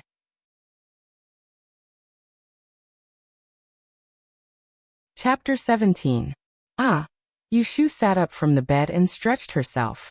The soreness from her shoulders to her lower back made her grit her teeth. This was the result of not working for a long time, and suddenly becoming diligent. She lifted a corner of the bed curtain and looked across. The curtain on the other side of the room was still down. Yu Xiaoxiu had not gotten up yet. After putting on her clothes and carrying a basin, Yu Shu dragged her feet to the yard. Aunt Lu happened to be returning from the well, with a bucket of water. Seeing her like this, she said, "Miss, put on your shoes and walk. It's easy to trip." Oh. Yu Shu rubbed her eyes and lifted her calves to put on her heels. She thought that when she had money in the future, she would have to make a pair of slippers first. Aunt Lu took a few steps forward and turned back to say, "Tie up your hair before washing your face. Otherwise you will get water everywhere." "Alas, I will boil the water and comb your hair for you." Oh. Yu Shu grabbed her loose hair and stuffed it into the back of her collar. These 2 small movements made her arms creak from the soreness. Washing her face and fetching water. She didn't want to wash her face, could she? She walked to the well with a sad face and saw a bucket full of water. At that moment, Yu Shu wanted to turn around and hug Aunt Lu and kiss her. However, considering that Aunt Lu might think that she had lost her mind, she finally gave up. After pouring half a basin of water, Yu Shu washed her face and hummed. Brother took the imperial examination and became a scholar. Brother pushed the cart. Brother was sent to school. Brother studied for 3 years. Oh, he took the imperial examination and became a scholar. This was a poem that she pestered Yu Xiaoxiu to teach her before going to bed yesterday. She would recite it when she had nothing to do and practice the local dialect. "It's early in the morning. Don't leave me alone. Take the water aside and don't block the mouth of the well." Yu Shu was busy reciting. Hearing the voice, she wiped her face and turned around. She saw the neatly dressed Yu Xiaoxiu standing at the door with his hands behind his back, scolding her like an old man. Yu Shu really wanted to show some of the dignity of an elder sister, but unfortunately, after trying a few times, she failed to keep a straight face. Instead, under his disdainful gaze, she said with some grievance, "Xiaoxiu, my arm hurts. You only wrote a few words and you said your arm hurts." Yu Xiaoxiu laughed at her and walked over. He took the bucket of water by the well to the side, and took her washing water to the foot of the wall to pour it out. Seeing him busy, Yu Shu's gloomy face brightened up. She returned to the room with a towel. The soreness in her muscles seemed to be relieved a lot. After dinner, before going out, Yu Shu did not forget to remind Yu Xiaoxiu to bring his homework. She happily played with the flour bag on her shoulder.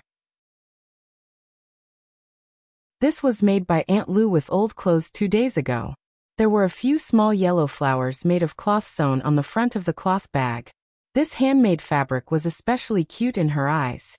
Yushu didn't know if it was because she had suddenly become younger by more than 10 years.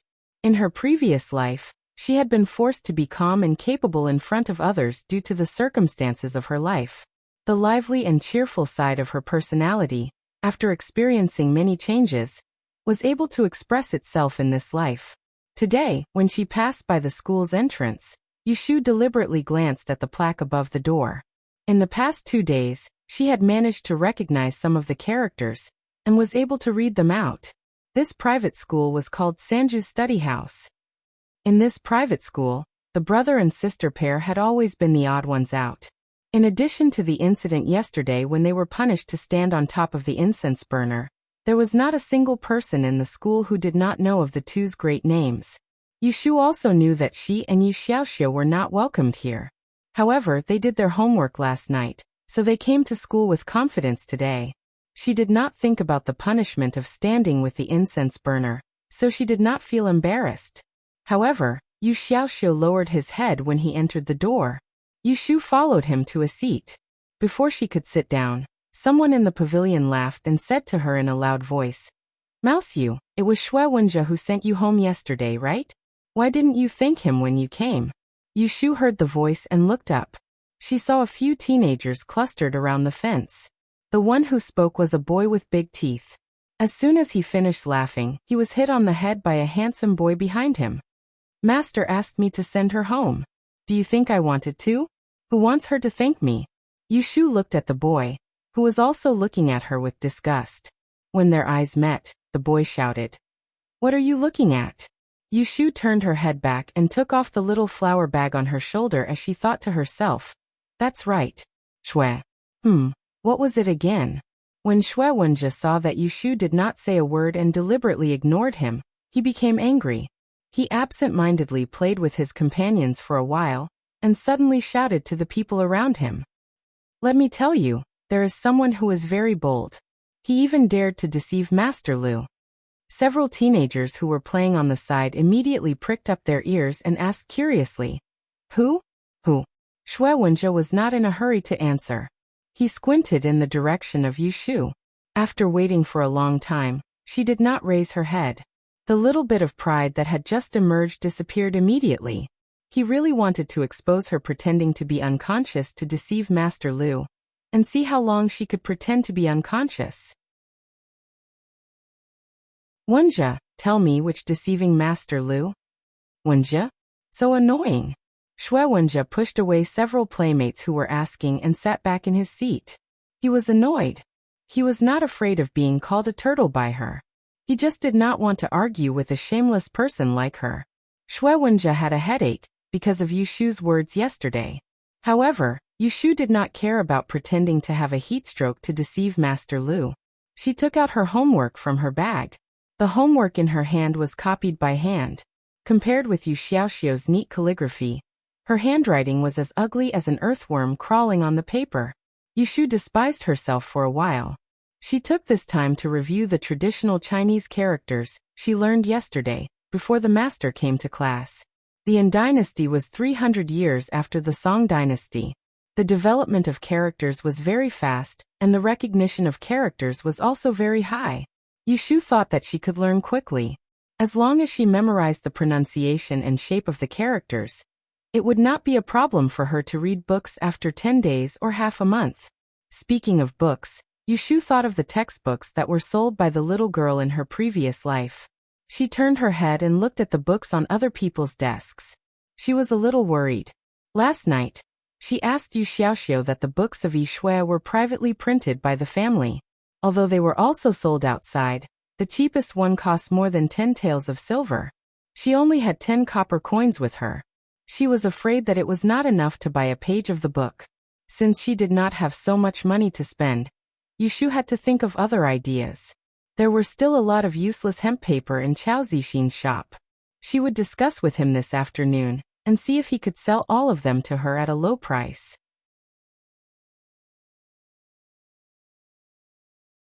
Chapter 18. Yushu yawned. Before Mr. Lu's gaze turned to her, she closed her mouth and pretended to be listening attentively. However, she did not have the foundation to learn, and she did not even understand the principles. Only God knew that after sitting here for half a day, she did not understand anything and did not learn anything. After yesterday's punishment of fainting while standing, Yushu knew that her name in Mr. Liu's student list must have been crossed out with a big red cross. This morning, when she handed in her homework, Mr. Liu looked at her messy homework paper. His expression was like he had seen a nest of cockroaches. Even Yushu felt bad for him. However, there was nothing she could do. She was used to using a pen. How could she compare to this group of children who had been holding pens since they were young? Moreover, the ink and paper used were the worst. For a beginner like her, it was not easy to make the runny ink take shape on the paper, let alone look good. After sitting for an entire morning, it was finally time for the class to end.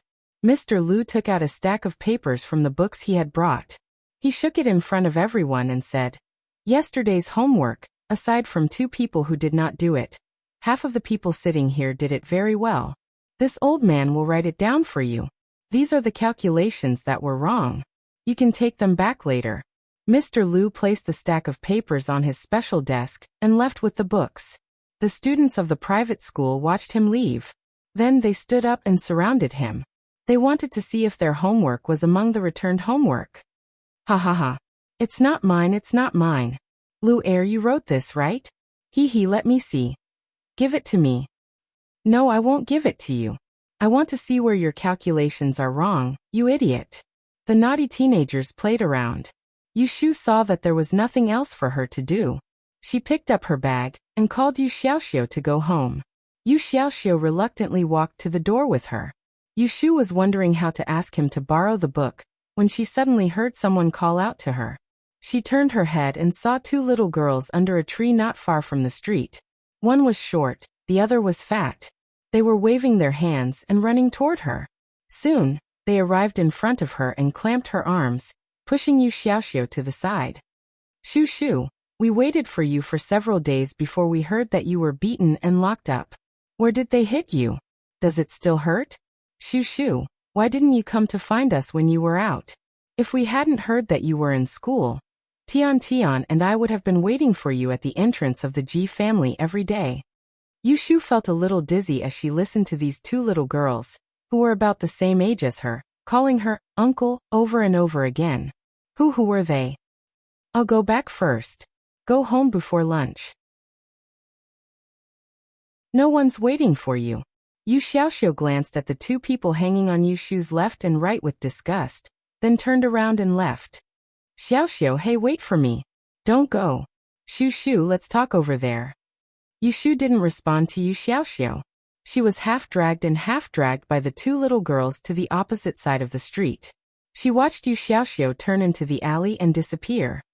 "Shu Shu, how many times did you get beaten? Did the Ji family beat you with whips or sticks? Shu Shu, does it hurt when they beat you?" Ula. That's enough."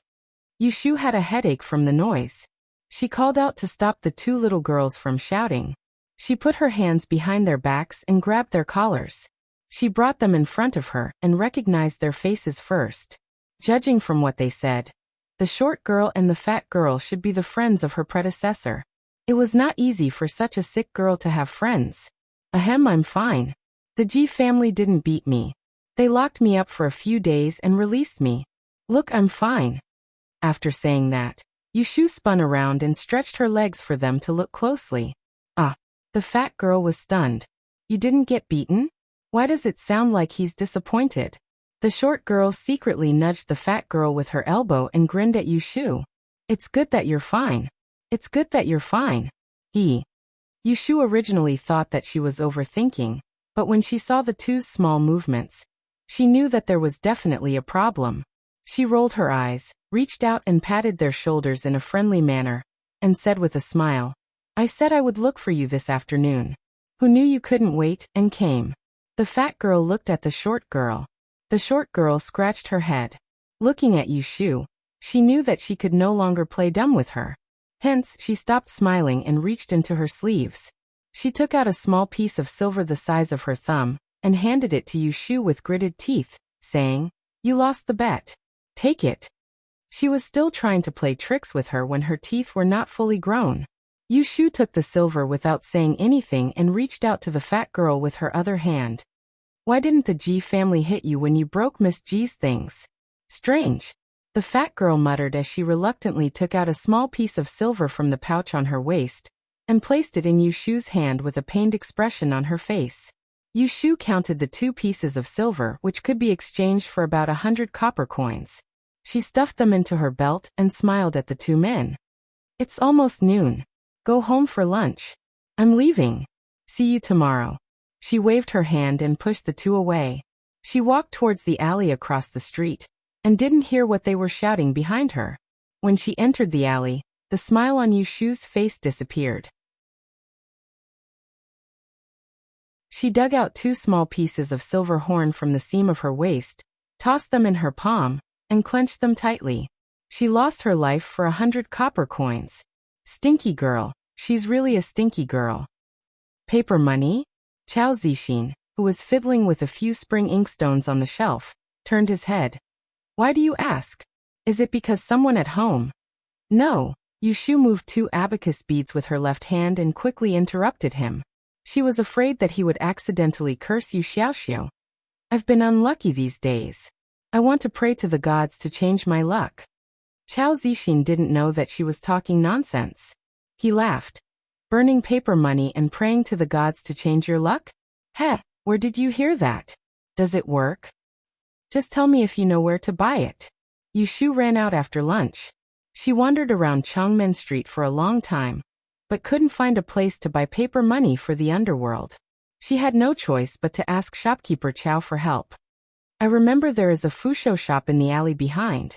Do you want me to take you there after closing? I don't dare to trouble you. Just tell me how to go. Turn right after you go out of the door. Just go in the 3rd alley. Thank you, shopkeeper. Yu Shu wrote it down and thanked him. Then she started to calculate on her abacus again. She held the brush crookedly in her right hand and boldly wrote down the numbers on a piece of waste paper with Arabic numerals. She felt that she was being paid for her work. She was embarrassed that she had to work on her abacus every day and have the boss keep the books for her. This afternoon, when she came over, she suggested a compromise. First, she would calculate the accounts and use her own method to write it down. Then she would report it to Chao Zixin before closing time, so that he could copy it and put it into the account. Chao Zixin put away the new goods and turned back to the counter to pour tea. Seeing her scribbling some ghost characters on the paper, he asked curiously, Can you understand these by yourself? I can understand it. This is how I count. It's just that the writing is a little ugly. Yu Shu laughed dryly. Looking at the young man's delicate side face, Chao Zixin had a lot of doubts in his heart. A person who knew how to use the abacus but couldn't write, no one would believe it. What was the background of this young man? Chao Zixin was curious, but he would not take the initiative to ask. Since the other party had the intention to hide, why should he get to the bottom of it? Everyone had secrets that they didn't want others to know, didn't they? Shaking his head and smiling, Chao Zixin bent over and straightened the brush in Yu Shu's hand. He said pleasantly,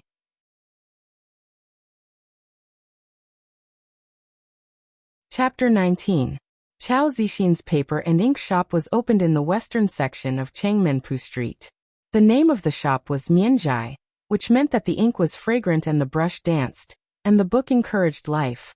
Speaking of it, Chao Zixin's shop had just opened for half a month. In addition to him, the boss, there was only Yu Shu the accountant. There wasn't even a handyman. When there were many guests, Yu Shu had to put down her abacus to help entertain the guests. If it weren't for the fact that she couldn't write and keep accounts, Yu Shu would definitely ask shopkeeper Chow for 2 wages. At dusk, Chao Zixin blocked 2 pieces of door panels at the door of the shop, indicating that it was closed. He returned to the shop and took the account book handed over by Yu Shu. It took him a while to record the accounts she had calculated. Today's business was good. The ink, paper, and inkstone were sold for more than 5 taels of silver. This made Yu Shu, who only had 10 copper coins, jealous.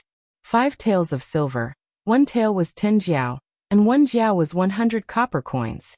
5 taels was 5,000 copper coins. Even if the cost of purchasing was deducted, there was at least a 30% profit. After deducting the rent, he could earn 1 tael of silver a day, which was 30 taels of silver a month. Aunt Lou couldn't earn this amount even if she saved up for 30 years. What's wrong? Chao Zixin put down the pen and pulled his collar. Yushu looked at him with eyes that made him feel a little cold on his neck. Shopkeeper, you are quite capable. Looking at your age, you are at most 20 years old. You can open a shop in Changmenpu to do business. May I ask, what did your ancestors do? Since the Song dynasty, there was a policy of not suppressing commerce. In the Dan dynasty, the imperial court was even more relaxed for merchants. Merchants could occupy farmland and buy land, and their descendants were not prohibited from taking the imperial examination. In the local area, some rich merchants donated more grain and rice during the drought and disaster years. Often, they were appointed as the minister-counselor. They were not in office, but they had a good title. In the future, their descendants would be able to take the imperial examination, and their career would be much easier than others. My grandfather was a scholar. Chao Zixin put away the account book, turned around and pulled out a few sheets of paper from under the shelf. He used a paperweight to press them down. Seeing that there wasn't much ink left in the inkstone, he pushed some more ink into the inkstone. At the same time, he said to Yushu, since you know how to write 10 big numbers, I won't teach you anymore. Today, I'll teach you how to recognize a few types of paper in the shop. I don't ask you to write them, but you have to remember how they look like. I think you're smart enough to learn them. Yushu rested her chin on her hands and leaned against the counter. She watched as he changed to a small brush and held it properly.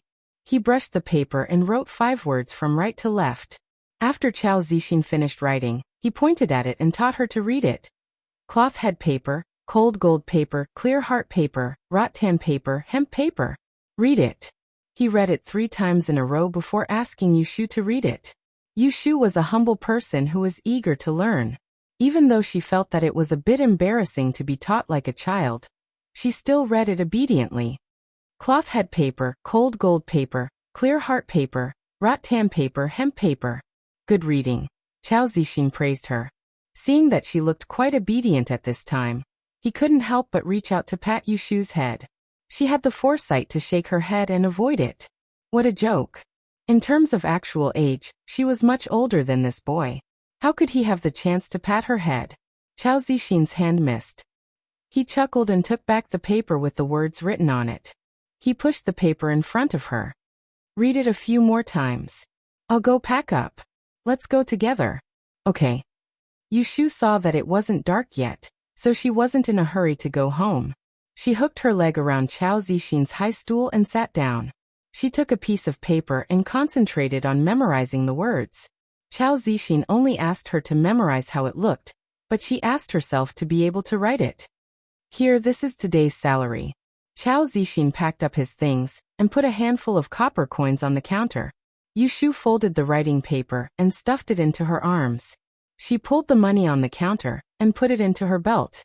Chao Zixin still remembered how she counted the money when he gave her yesterday's salary.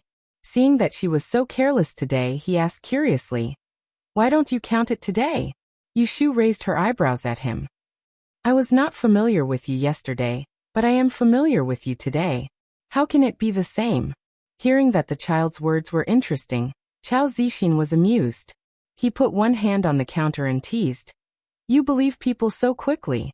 No wonder you were ordered around all afternoon yesterday." Yushu rolled her eyes at him and said half-truthfully, "How did you know that I would be ordered around by him for nothing? If you didn't come at the right time, I don't know how he would apologize to me later." Yushu's words were true. She was not a person who was willing to suffer losses. If Chao Zixin hadn't appeared yesterday, she had ways to make shopkeeper Wu of the silk and satin shop across the street pay him back double for taking advantage of her. Chao Zixin didn't know Yushu's background. He just thought that the boy was talking big. He smiled and skipped the topic. He led her out of the shop. They closed the door and locked it. Changmen Street was an expensive place. After nightfall, there were special patrols. Usually people were not afraid of thieves. If they were worried, they could arrange their own workers to live in the shop. And Chao Zixin was the kind of person who could be at ease. Let's go. I'll take you to the Fusho shop. Didn't you want to buy paper money? I know the way. You can go about your business. Yushu didn't want to go with Chao Zixin. It was the same as not wanting to see the leader after work. It's okay. I'll take you there in case you get lost and miss dinner. When Yushu was settling accounts with Chao Zixin yesterday, she unintentionally joked that the family didn't wait for people to eat at home. She didn't want him to remember it. Looking at shopkeeper Chao who was leading the way, Yushu couldn't refuse her temporary support, so she quickly followed. In the dead of night, Yushu heard Yu Xiaoxiu snoring on the other side of the room. She turned over and got out of bed. She put on her clothes and shoes and took out a bag of ghost money hidden under the bed. She passed by the table, took the flint, and tiptoed out of the door. On the way from the servant's room to the back door, there was a small forest. At night, not even a lantern could be seen on the road. Yushu groped her way into the forest and found a flat place to squat down. With her back against an old tree, she put down her bag, used her feet to rub the leaves on the ground to one side, and took out a flint. After fiddling for a long time, she still couldn't light the fire. Yushu sweated. When she was about to stand up and stretch, she heard a series of footsteps behind her. The leaves on the ground made a cha-cha-cha sound, which scared her and made her lie on the ground. Second young master, don't go inside. I'm scared. Don't be scared. Come, I'll rub it for you. You're so annoying. Where do you put your hands? Shukar, be quiet. Don't let others hear you. Humph, are you afraid of others hearing you? If you were really afraid, you wouldn't dare to recruit me. Alas, third master treats me well, but I like you playboy. It's all because of you. On the other side of the tree, a pair of wild mandarin ducks were flirting. On the other side of the tree, Yushu lay in the grass and didn't dare to breathe. She was so depressed that she just wanted to hit the wall.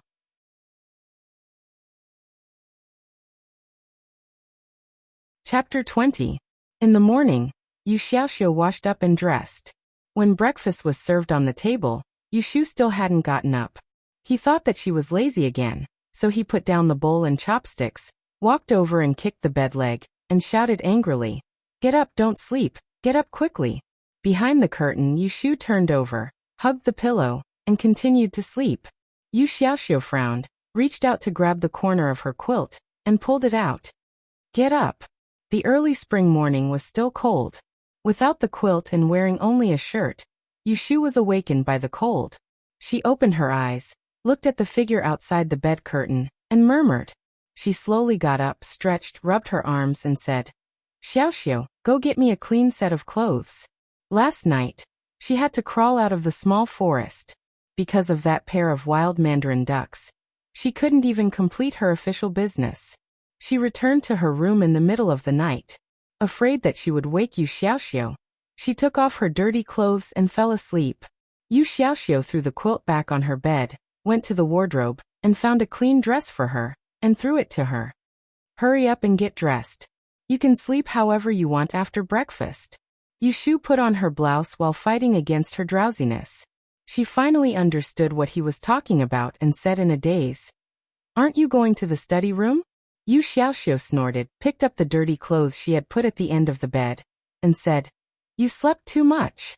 Today is the 17th of February, the death anniversary of Lady Ningxian. The whole world will stop for this day. You can't learn or calculate, so why do you have classes? Oh, look at my memory." Yushu patted her head and was secretly speechless. She just knew that there was such a saying. There was no need to go to school. After eating, Yushu thought about washing the dirty clothes from last night and putting them in the wooden basin to carry them out.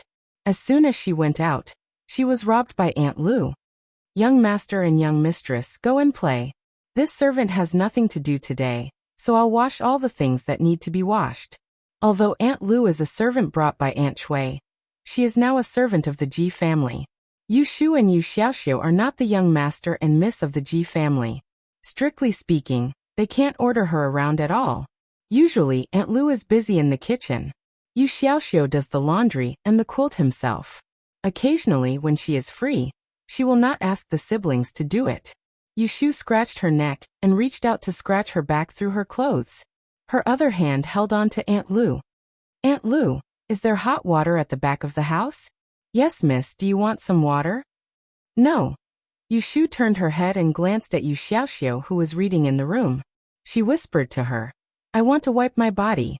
Last night, I dreamed and sweated all over.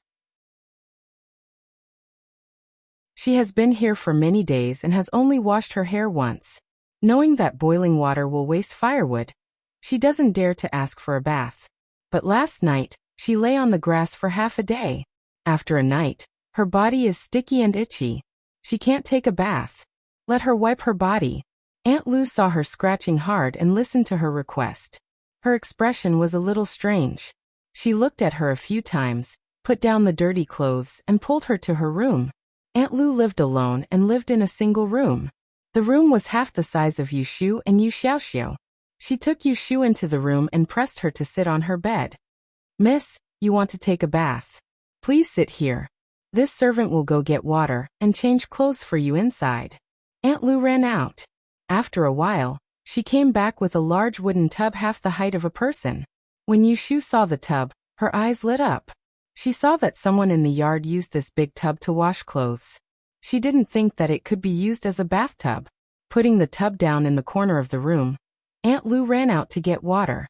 A bucket of hot water was poured into the wooden tub. White steam came out, which made Yushu's heart itch. Seeing Aunt Lou bustling about, she felt bad and stood up to help. However, Aunt Lou smiled and refused. Aunt Lou, I'm sorry. Miss, you are sensible now. In the past, when you wanted to take a bath, you cried and asked this servant to go to Aunt Lou's place to get a bathtub for you. This servant didn't listen to her advice and was scolded by Aunt Lou. In fact, you are still small. This tub is enough. You can sit here and wait. This servant will go get a bucket of cold water. Yushu watched Aunt Lou run out with the empty tub. She felt bad in her heart. Compared with Aunt Lou's careful care, Aunt Chui's indifference to her own children was really chilling. She felt bad, let alone the original Yu Xiaoxiu. She took a bath in a wooden tub used for washing clothes. There was no shampoo, no bath liquid, and she couldn't even stretch her legs. However, Yushu felt unprecedentedly happy. She changed into clean clothes from inside to outside, and wrapped her wet hair with a cloth. She and Aunt Lou worked together to carry the wooden basin to the yard and watered the trees against the wall.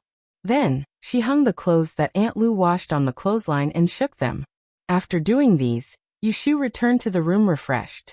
Seeing Yu Xiaoxiu still holding a book and reading, she went over and knelt on the bench. She stretched her arm under the tip of his nose and said with a smile, "Smell it. Is it fragrant?" Yu Xiaoxiu pushed her hand away and said without raising his head, "If you have nothing to do, go to sleep. Don't bother me." Yushu stopped teasing him. After sitting down, she took off the cloth on her head, tilted her head, and said while drying her hair, "If you read like this for a long time, your eyes will be damaged. When that time comes, you won't be able to see the words clearly even if you lie on the paper. Don't read anymore. Go to the yard and stand for a while." Yu Xiaoxiu snorted and didn't move. Yu Xiaoxiu. Yushu threw the towel on the table, folded her hands in front of her chest, and said with a straight face, "No matter what, I am your sister. Don't listen to me talking to you. Who taught you to be so rude?" Pa. Yu Xiaoxiu put the book upside down on the table, and went out with a stern face. Yushu had achieved her goal. She raised her eyebrows proudly, grabbed the towel, and went back to the bed. She crossed her legs and took out the note that Chao Zixing gave her yesterday from under the pillow. She began to review in a low voice.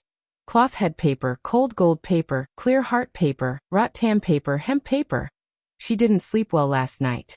After reading for a while, she felt sleepy and was wandering in and out of her dreams. Suddenly, she heard a noise outside the yard. She rubbed her eyes and sat up. She saw that at the door, Aunt Lou was holding the door frame with both hands, blocking two men who looked like servants and not letting them in. Yu Xiaoxiu was standing behind her in a daze. The two sides were arguing. "What happened? Why do you want to drive our young master and miss out? Tell us first."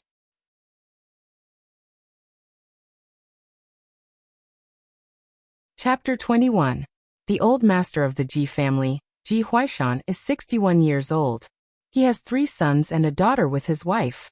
The 3 masters of the Ji family all live in the ancestral home. Because Ji Huaishan is still serving as the celestial commissioner, he lives in the capital all year round. He leaves the old lady Ji in Yang City, so that her children can be filial. Ji Huaishan is far away in the capital. The first master, Ji Xiaohan, is the temporary head of the Ji family. The Yi family receives a salary from the imperial court. Opening a trading shop to provide divination and divination services for officials, merchants, and even the common people is another common source of income. The few trading shops the Ji family owns in Yang City are mostly managed by Ji Xiaohan. Although the eldest son is the head of the Ji family, the second master Ji Xiaoqun is the favorite of the old lady. His daughter, the 4th daughter of the Ji family, passed the Dian examination, which is held every 3 years in the capital at the age of 14. She was able to study at the Taisher Library, which is owned by the Celestial Commissioner. The 3rd master, Ji Hyotani, is not the head of the family, nor is he favored by his parents. However, he has been a businessman since he was young. Every year, he can add a large amount of silver to the family. Therefore, no one in the Ji family dares to look at this master differently. Yushu is squatting at the door. Together with Aunt Lu, she is supporting Aunt Chui, who is almost out of breath after being beaten. Under the cover of her disheveled hair, she quietly raises her head to look at the 3rd master of the Ji family. It is noon. The sun is blazing outside. In a room in the East Stride courtyard, half of the people are standing. Only a middle-aged man in his 30s is sitting on a heavy wooden armchair. Ji Hyotani was dressed in a purplish-green robe. The sleeves of his robe were embroidered with exquisite black floral patterns. His waist was fastened with a wide belt buckle, revealing his belly slightly. His hair was combed into a hilt, with a triangular inverted silver crown and a long hairpin. Ji Hyotani was born with a round face and slightly curved eyebrows, which should have made him look kind, but at the moment his face was gloomy and his eyes were gloomy, spoiling his benevolent appearance. What I hate the most in my life is people who betray me while helping others. What I hate the most is people who lie to me. None of you can count on luck for today's matter. Even if you manage to muddle through this day, if I find out about it in the future, you will only suffer twice as much. Ji Hyotani was now 36 years old. After his wife passed away a long time ago, he did not remarry. On the contrary, his concubines were brought into the family one by one. Thus, he had a few more trifling matters to deal with than others. From today onwards, it would have to go back to last night. In his courtyard, there was a woman who came back from the back door with a man. It was dark and the lantern was weak, so several old women on night duty saw the figure of the woman. Early the next morning, the news of the fire in the backyard reached Ji Hyotani's ears. He called several witnesses to the upper room for questioning. Someone pointed out that it was Aunt Chui who lived in the Little West Pavilion. At that time, Ji Hyotani was in a fit of anger. He asked someone to drag Aunt Chui, who was still sleeping, over. When he saw her sleepy look, he didn't even ask her anything. He kicked her in the chest and threw her out without even asking her to wear her shoes. This led to the scene in the morning when Yushu finished her bath. Some servants came in and out of the back room. Coincidentally, Yushu was looking for a place to burn joss paper last night. She ran into that pair of wild mandarin ducks. She was sure that it was not her mother who did it. So she lied to 2 servants and left Yu Xiaoxiu. She took Aunt Lu and followed them to the East Striding courtyard to tell them the truth. Someone went in to report. After waiting outside for a while, they were let in. As for Ji Hyotani, after kicking Aunt Chui, his anger subsided a little. He wanted to catch the adulterer again. He turned around and asked someone to pick up Aunt Chui from the street. After listening to the servant's report about Yushu, he let them in together. After saying these harsh words, Ji Hyotani turned his face to Yushu, who was at the door. Yushu, right? Where did you go last night? 3rd Master, last night I got up in the middle of the night and went to the woods in front of the back door of the courtyard. I met. Yushu pretended to be timid and looked around at the women in the room. Met what? Tell me. Ji Hyotani also glanced at the several trembling concubines in the room. I saw a man and a woman biting each other's lips. Yushu lowered her head after she finished speaking. Ji Hyotani clenched his fists on his knees and said in a low voice, "Did you see who it was?" It was dark. At that time, I thought they were two ghosts. I got scared and hid in the haystack. I didn't see their faces, but I heard them talking. The breathing in the room became softer. Someone was holding their breath. What did they say? Yushu rubbed the tips of her toes and stammered. That man said that he wanted to let the woman rub his feet. But the woman said that he was annoying. She said that his hands were messy, and that he shouldn't be impatient like a monkey. She also told him to be gentler and slower. The man told her to be softer. Later, the woman said that third master treated her very well. It's just that you're old and can't. Enough. Ji Hyotani interrupted Yushu with a dark face. He glanced at the concubines in the room coldly and said to Yushu in a stern voice, "Lying and talking nonsense at such a young age. What were you doing at the back door in the middle of the night?" Yushu's legs softened and she knelt on the ground. "Third master, I don't dare to lie. I had a nightmare last night, and was haunted by ghosts. So I wanted to burn some joss paper in the woods to say goodbye. If you don't believe me, you can send someone to search my room. The joss paper is under my bed. Oh, and I left the joss paper in the woods last night. If you don't believe me, you can send someone to find it." "Guards!" Ji Hyotani shouted, and several servants immediately appeared at the door. "Go to the woods at the back door of the compound and see if there is the joss paper she mentioned. And see if there are any footprints nearby and measure them for me." So smart. He can draw inferences. Yushu praised him secretly. In fact, Ji Hyotani had believed Yushu's words. As soon as he sent the servants out, he asked Yushu again, "Do you remember the voices of the two people who talked last night? If I ask you to identify them now, can you point them out?" Yushu looked up at the women in the room again. It was not difficult to find that one of them had turned pale. She scratched her hair and said to Ji Hyotani in a timid voice, "I knew it wasn't my mother's voice. She didn't come here to help her stepfather catch the adulterer. If she hadn't considered that she would be driven out, the family of 3 would have to sleep on the street. They would even lose the opportunity to learn in Sanja's study room. She didn't want to be involved in such a bad thing. Moreover, this matter also involved the second young master. Before she could establish her own family, she still had to stay in the Ji family for a long time. If the two branches really fell out with each other, she wouldn't be able to get anything out of it. There were some things that had to be kept in the stomach. It was enough for him to know, and he absolutely could not bring it out to others. Ji Hyotani was determined to find out the adulterer who had cuckolded him. He didn't give up. He asked the concubines to speak, and asked Yushu to identify them.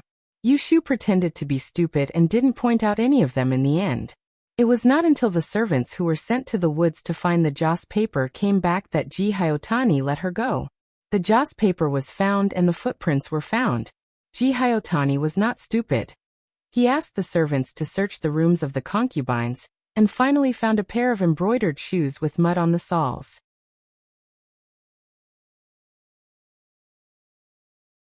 Chapter 22. Yushu and Aunt Lu worked together to help Aunt Chui back to the little west room in the side courtyard. Ji Hyotani still had a conscience. He knew that he had wronged someone and beat her up like this, so he asked the housekeeper to call for a doctor to treat Aunt Chui. After the prescription was written, Aunt Lu followed the housekeeper to get the medicine. Aunt Chui had a servant girl named Xiao Sui in her room. When something like this happened, she only knew how to stand by the bed and cry. She was completely useless. Yushu endured the demonic sound while following the doctor's instructions. She leaned against the bed and massaged Aunt Chui's chest, taking the opportunity to look around the room. From the perspective of modern people, Aunt Chui lived in a standard 2 bedrooms and 1 living room. All that was missing was a kitchen and a bathroom. The furnishings in the bedroom were not very particular, but the necessary curtains, screens, dressing table, and clothes rack were all there. It looked like she was living a good life. At least, it was much more luxurious than the cottage that Yushu and her brother lived in. Aunt Chui now lived in a small building by herself. The concubine who lived with her had committed the crime last night. Just now, a pair of shoes was found. and she was dragged to the woodshed by two strong female servants. Yushu was not interested in her fate. Instead, she was curious if she would give up the second young master. With the mood to watch a show, Yushu mischievously imagined third master's reaction when he found out that the person who stole his woman was his nephew. She was so distracted that she did not notice that Aunt Chui was slowly waking up. It was the tearful servant girl who saw her first and opened her eyes. "Auntie, Aunt Sob Sob, you're finally awake." "Oh, it hurts." Aunt Chui cried out in pain. When she saw the crazy Yushu clearly, she subconsciously frowned and said weakly, Why are you here?" Yushu thought to herself, "If I weren't here, I don't know where you'd be thrown by now. Don't you remember?" Yushu was afraid that if she was kicked, her brain would be damaged. Aunt Chui touched her forehead and thought for a while. She remembered what happened before she was thrown on the street. Hatred appeared in her eyes. She gritted her teeth and cursed. "Which little bitch framed me?" Seeing that Xiao Sui still had the strength to curse, Yushu knew that she was fine.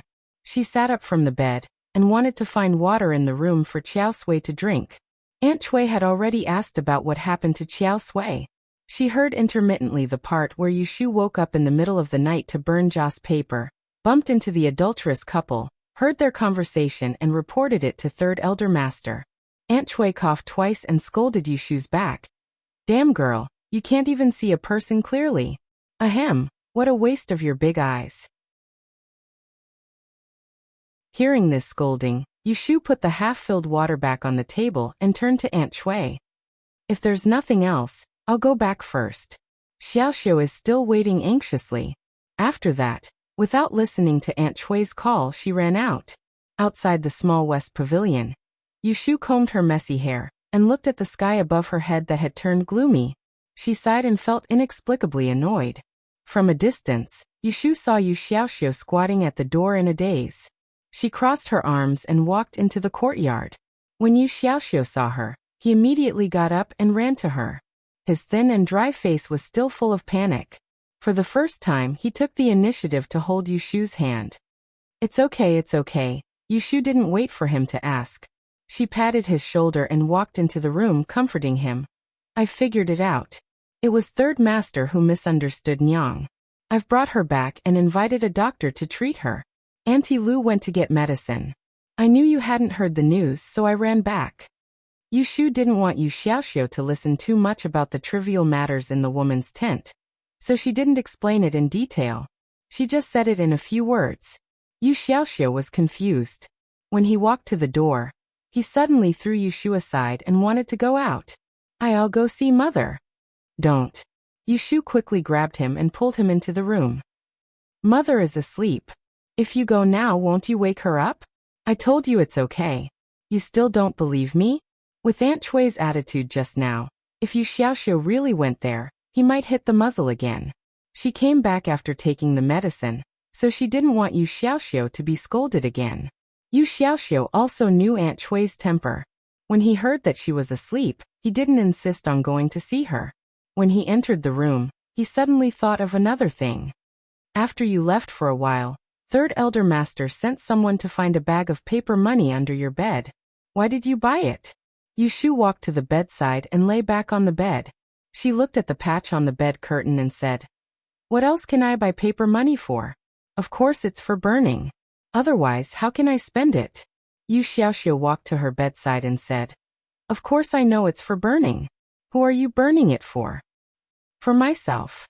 Yushu blurted out. After saying it, she realized that she had spoken too fast. She turned around and saw Yu Xiaoxiu's eyes wide open. She smiled awkwardly and said, "I've been unlucky recently. I think I provoked a little ghost.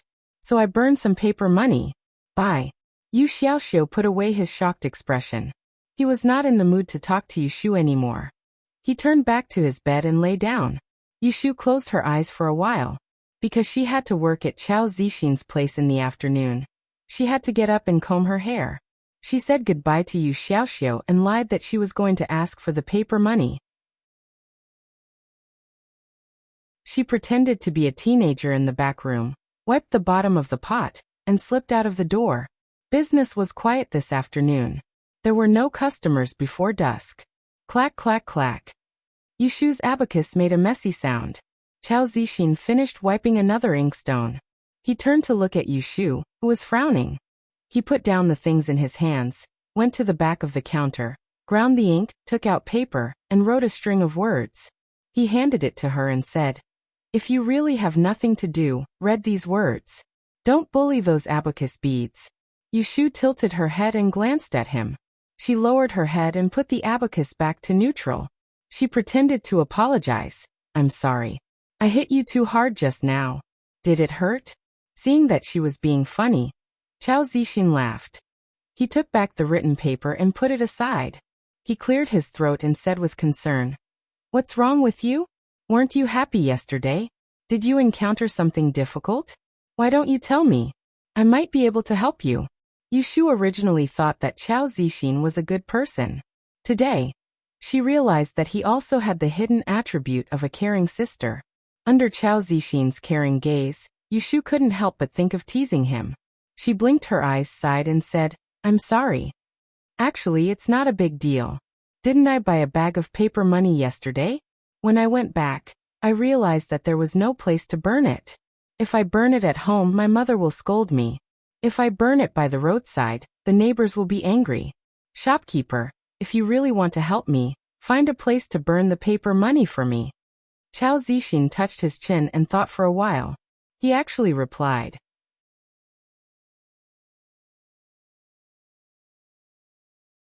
Chapter 23. Xiaoxiao, one paragraph less.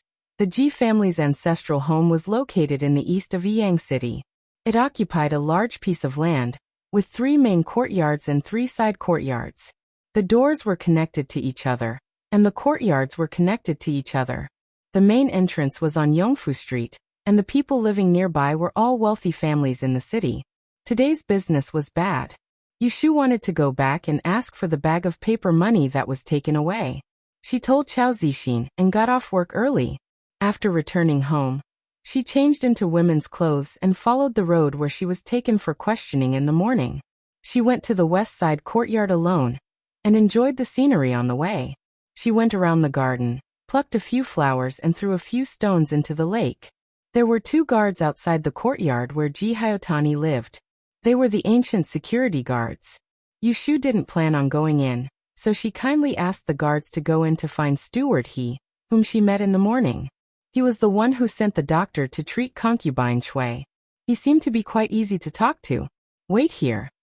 One of the guards went in to find Steward He and the other stayed to watch the door. Yushu waited for a while. When she saw someone come out, she moved to the door. She heard the guard call "Second young master," and immediately looked up. The man was about the same age as Chao Zixin. He was tall and thin with white skin and big eyes.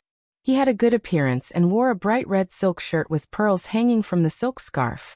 At first glance, one could tell that he was a rich second generation with a bad character. Ji Chongyan also saw a silly girl standing outside the courtyard. He glanced at her and didn't pay attention to her. However, he took 2 steps forward and turned back. He looked at Yushu up and down and asked tentatively, "Miss you?" As a modern person, being called miss was not something to be happy about. Yushu forced herself to grin and showed a flattered expression. "Second young master." Seeing that he had found the right person, Ji Chongyan squinted his peach blossom eyes and carefully studied Yushu's expression. "You've made a great contribution today. I've heard all about it. If you hadn't seen it, third uncle might still have been kept in the dark by that bitch." Looking at his expression, Yushu knew that the concubine was tactful enough not to expose him as the adulterer. She giggled and scratched her neck.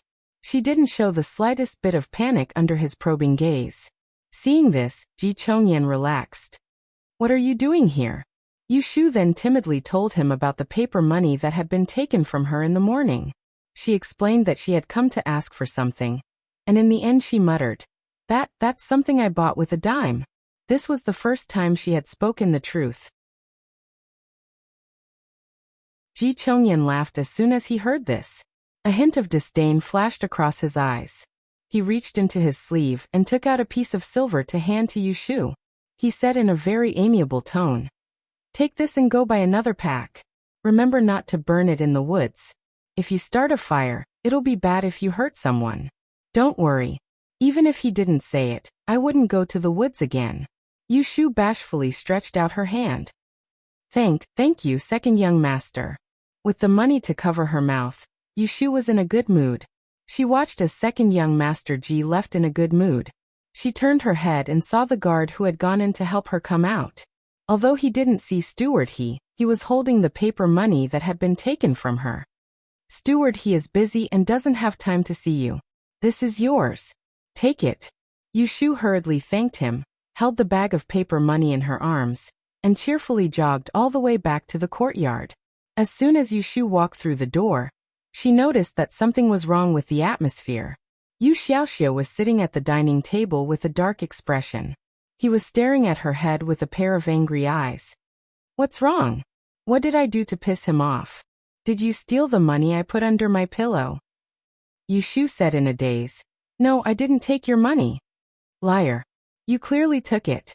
Otherwise, where would you get the money to buy these lousy things? Yu Xiaoxiu stood up angrily and grabbed the paper money in her arms. He threw it on the ground and stomped on it a few times. He then reached out to push Yushu. Yushu wasn't prepared, so she sprained her ankle and hit the door. She looked up to see Yu Xiaoxiu pointing at her nose. Do you know that the money I saved up was used to buy pen and paper? You're stealing again. You're stealing again. I thought you had changed, but you haven't changed at all. You're still so bad, so bad. Yushu was a little stunned by his scolding.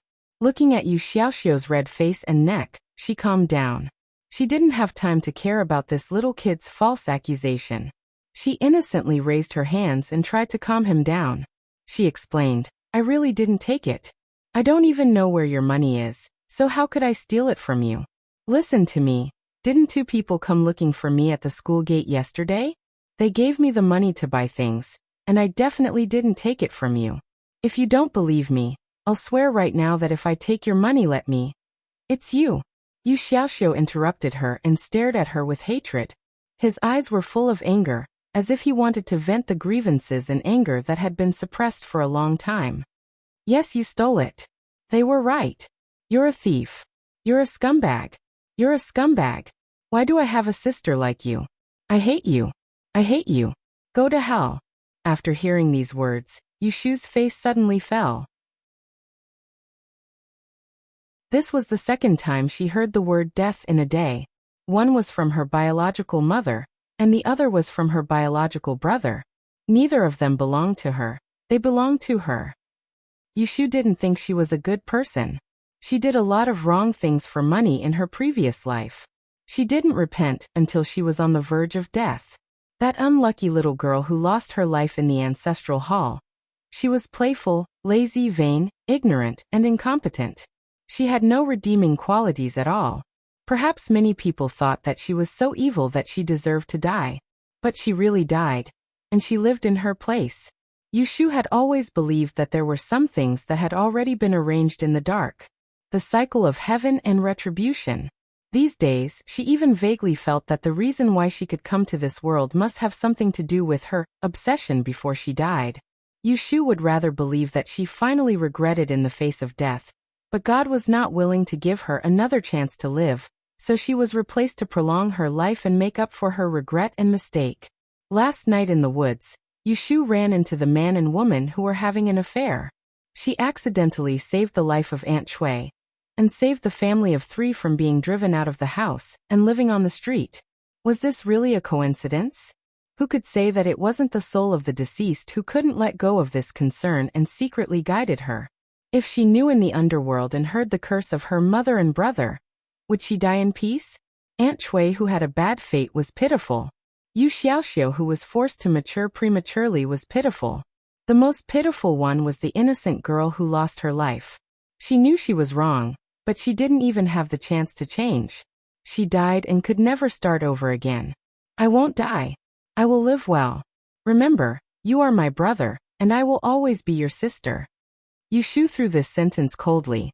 She bent down to pick up the bag of paper money that had been stepped on. She walked to the bedside and stuffed it under the bed. Then she took off her shoes and lay on the bed. She pulled the quilt over her head.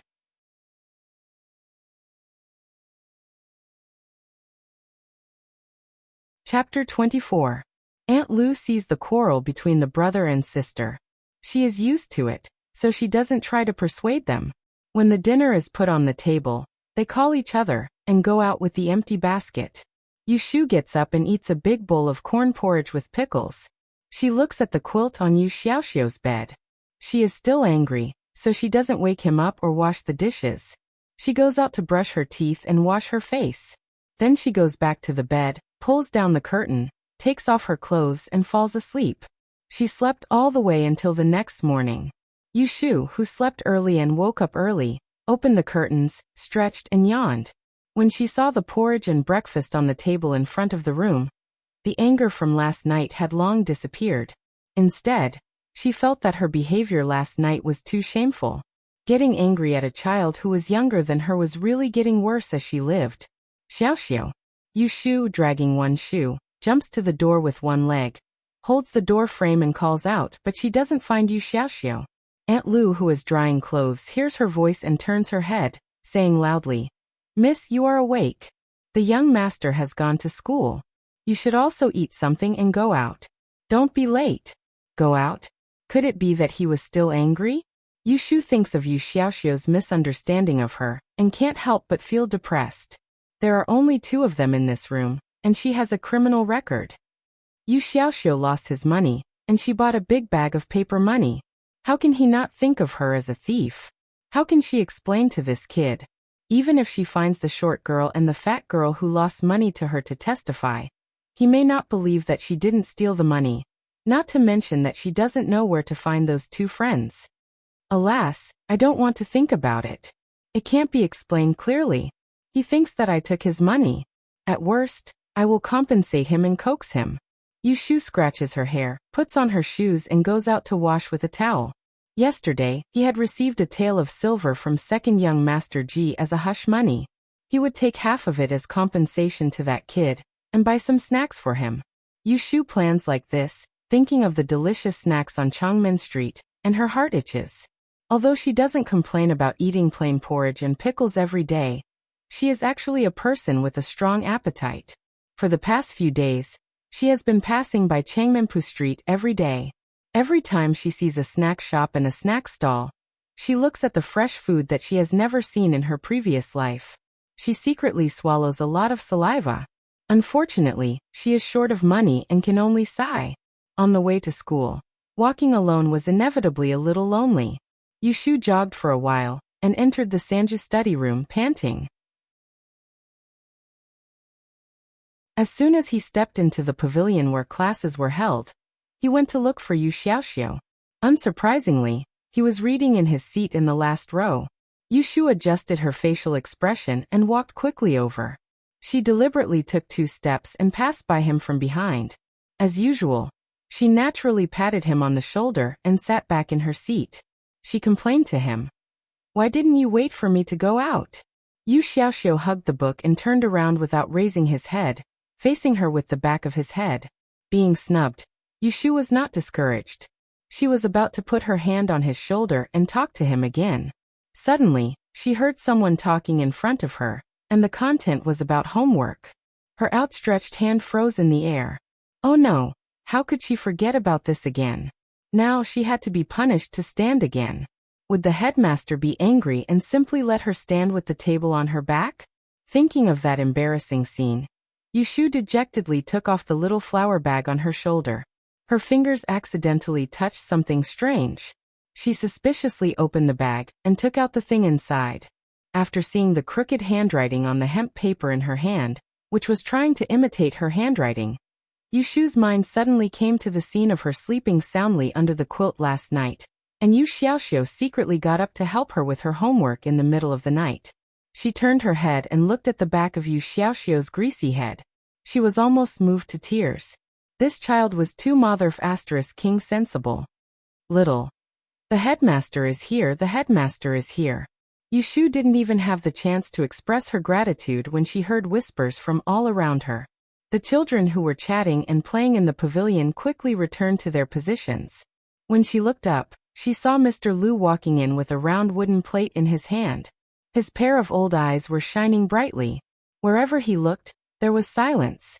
Yushu cleverly kept quiet and placed the homework written by Yu Xiaoxiu on the table. She straightened her chest and raised her head. Her face was bright and clear. Her good mood did not subside even after she handed the homework to Teacher Lu, and saw the old man's expression, as if he had eaten a fly. But obviously, Yushu was happy too early. Yu Xiaoxiu was willing to do the homework for her, but it did not mean that he was magnanimous enough to forgive her for stealing his private money. Sigh. Yushu listlessly fiddled with her abacus and jotted down the numbers she had calculated on a piece of paper. She sighed again. Chao Zixin reluctantly put down the miscellany and turned to her. What's wrong? Didn't I find a place for you to burn Joss paper? Why are you sighing? I'm in a hurry. I'm in a hurry to burn Joss paper, Yushu answered. In fact, she was worried that Yu Xiaoxiu was avoiding her. After school in the morning, she went to the podium to look for the homework that Teacher Lu had returned. When she turned her head, Yu Xiaoxiu was nowhere to be seen. When she returned home, Aunt Lu told her that Yu Xiaoxiu had gone to visit Aunt Shui. It was not easy for her to find him, so she waited for him in the house. She had to go out to work in the afternoon, but she did not see Yu Xiaoxiu. Then you should quickly finish this account. When you're done, I'll close the shop and take you there. Ah. This is not good. The sun hasn't set yet. You don't want to do business? Chao Zixin seemed to be easy to talk to. Aren't you in a hurry? Business is not good today. I'll let you go early. Yushu saw that there was really no one in the shop. She thought that it would be good to finish business early and go back to communicate with Yu Xiaoxiu. She gratefully said to Chao Zixin, Shopkeeper, you are really a good person. She had wanted to tease him yesterday. Forget it. She did not bully good people. Seeing her sincere praise, Chao Zixin smiled and reached out to pat her on the head, but Yushu was one step faster and dodged it. Thanking someone was thanking someone, and patting someone's head was patting someone's head. They were two different things and could not be confused. Yushu faked a smile at Chao Zixin and moved 2 steps to the side with the abacus and the account book. When she was a safe distance away, she started to pick up the beads again. Chao Zixin retracted his left hand that was in the air and touched his chin. He still looked at Yushu with a smile and suddenly asked, Ashu, you said you have a younger brother? Yes. Is he as slippery as you? My younger brother is very sensible.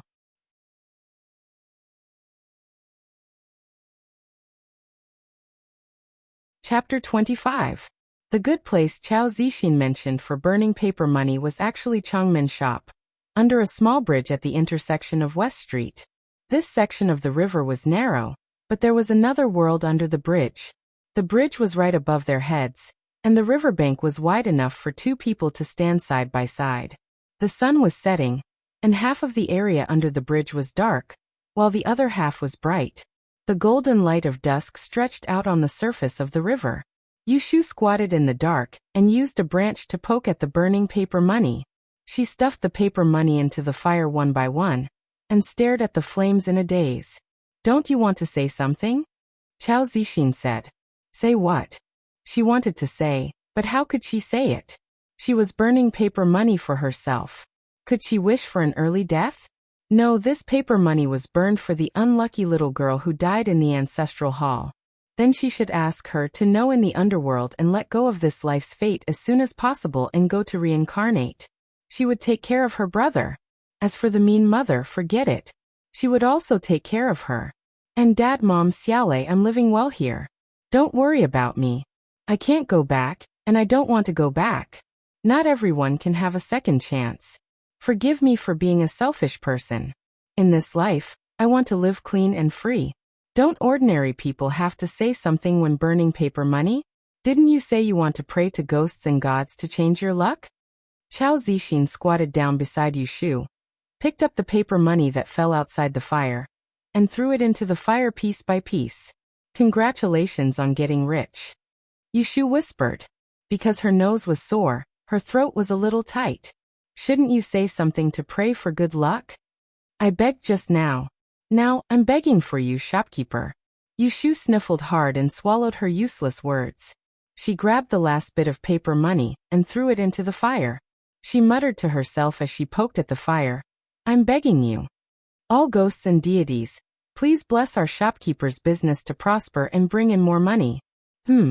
Let him marry a beautiful woman as soon as possible and give birth to a chubby boy for him. In the future he will be able to pass the examination to become a minister. This little brat. Chao Zixin could not help but laugh. His elbow was bumped. When he turned his head he saw the teenager winking at him. Shopkeeper, I've been very kind to you, right? I've said all the good things to you. In the future, when you get married and have children, don't forget to invite me to your wedding feast. Chao Zixin was amused no matter how he looked at the quick-witted and likable face in front of him. He chuckled, dusted off the dust on his hands and stood up. All right, I'll personally toast you 3 times then. Yushu looked at Chao Zixin's hand that was reaching out to pull her up and grinned. Deal? It's a deal. Pa. Yushu stretched out her hand and gave Chao Zixin's hand a hard slap. She pulled his sleeve and stood up. After burning the joss paper, Yushu found an excuse to get rid of shopkeeper Chao. She took a detour on Changmen Street and picked around. She bought half a caddy of sesame cake, 4 tails of fried melon seeds, 2 tails of sugar-pickled white gourd strips, and finally, she reluctantly wrapped 3 piping hot mutton pancakes. She spent half of the tail that second young Master Ji gave her yesterday, leaving her with 40 to 50 cents and a handful of copper coins. Fearing that the cold meat pancakes wouldn't taste good, Yushu put away the change and jogged home with a string of pastries tied with string. Aunt Lu, I'm back. Hurry. As soon as Yushu entered the courtyard, she ran to Aunt Lu, who was fetching water from the well. She switched the things in her left hand to her right hand, and picked up a hot mutton pancake from the oiled paper bag in her arms. She held it in front of Aunt Lu. Eat it while it's hot. Aunt Lu smelled the meat and looked at Yushu's big and small bags.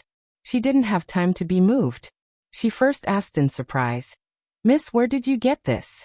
This, you didn't cut your hair again, did you? No, Yushu denied it immediately. She stuffed the meat pancake into Aunt Lu's hands and tilted her head to show her the back of her head. Look, it's not missing, right?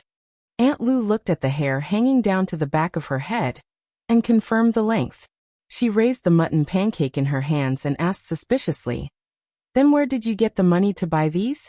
Yesterday at Zioxage, Nyang gave it to me. She said she wanted me and Didi to buy some good food. Yushu lied without blinking. She took a bite of the pancake in Auntie Lu's hand and ran into the room like a wisp of smoke. The meat pancake emitted a fragrant aroma. Aunt Lu, who hadn't eaten meat for a long time, was aroused. She swallowed and hesitantly brought the pancake to her mouth. She took 2 bites at a time and walked into the house while thinking. When there was only 1 pancake left, she remembered that the bucket was still at the bottom of the well. She hurried out and heard Yushu shouting at the door of the house. Aunt Lu, where is Xiaoxiu? Why isn't he in the house? Oh, young master cousin came to the house in the afternoon, so he asked young master to play. It turned out that Yu Xiaoxiu still had playmates. She thought that he didn't have any friends and only had her, his older sister, to rely on. That made sense. How could a teenager not have a playmate? Yushu leaned against the door frame with the half-round mutton pancake in her mouth. She felt a little strange. Young master cousin of the Ji family? The only son of great-aunt Ji, who married County Magistrate Ma of Yang City.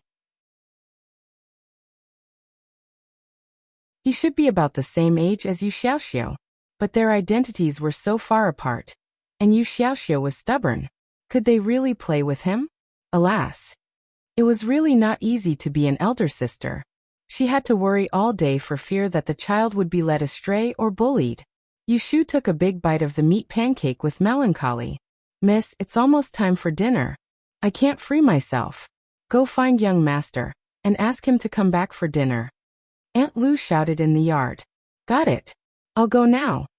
Yushu finished the pancake in 2 or 3 bites and let out a sigh of relief. She looked at the snacks and candies on the table and thought of Yu Xiaoxiu's greedy appearance when he ate. She was so happy that she couldn't close her mouth. She wiped her oily mouth and hands with a handkerchief. She took the remaining mutton pancake and went out to find him.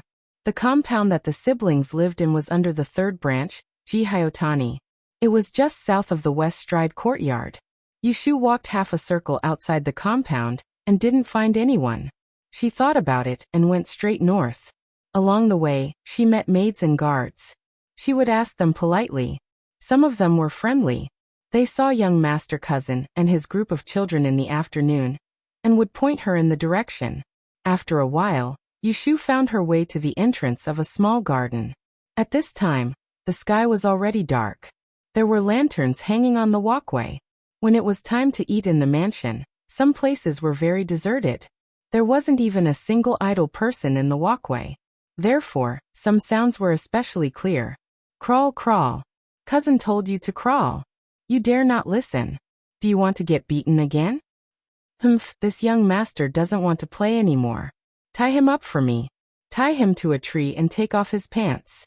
Little Yang, go find some maids. Ha! Hiss! You bastard, you dare to bite me. I'll give you a taste of my power. Pa.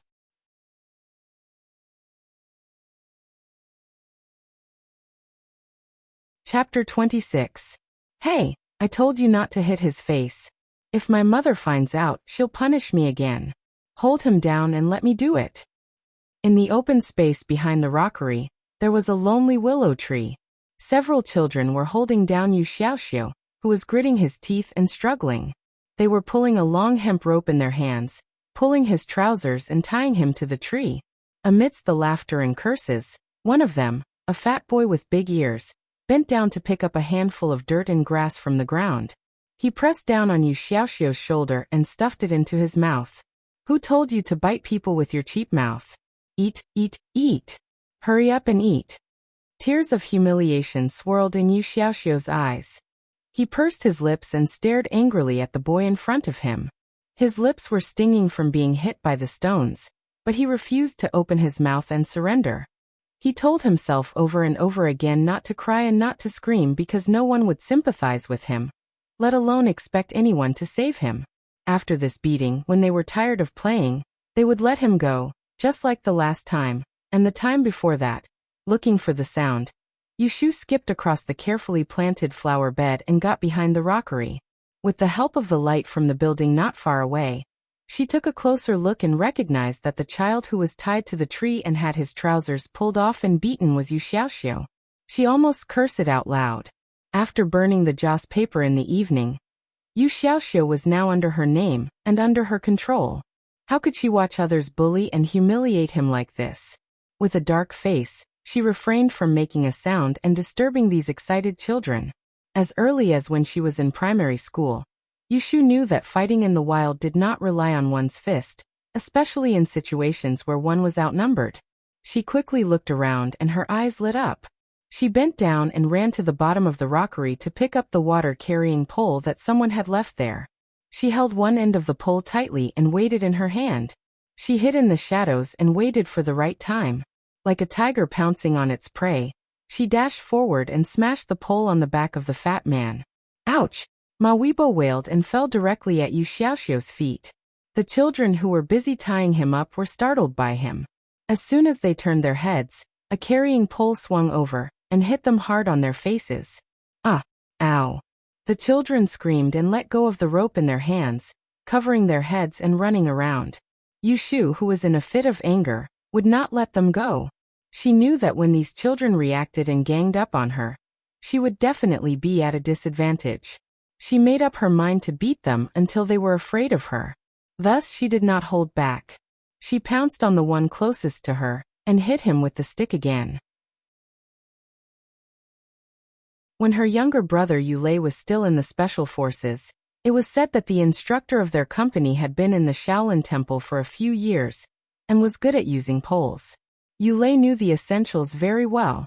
One year, when he went home to visit his family, he showed his skills in front of her.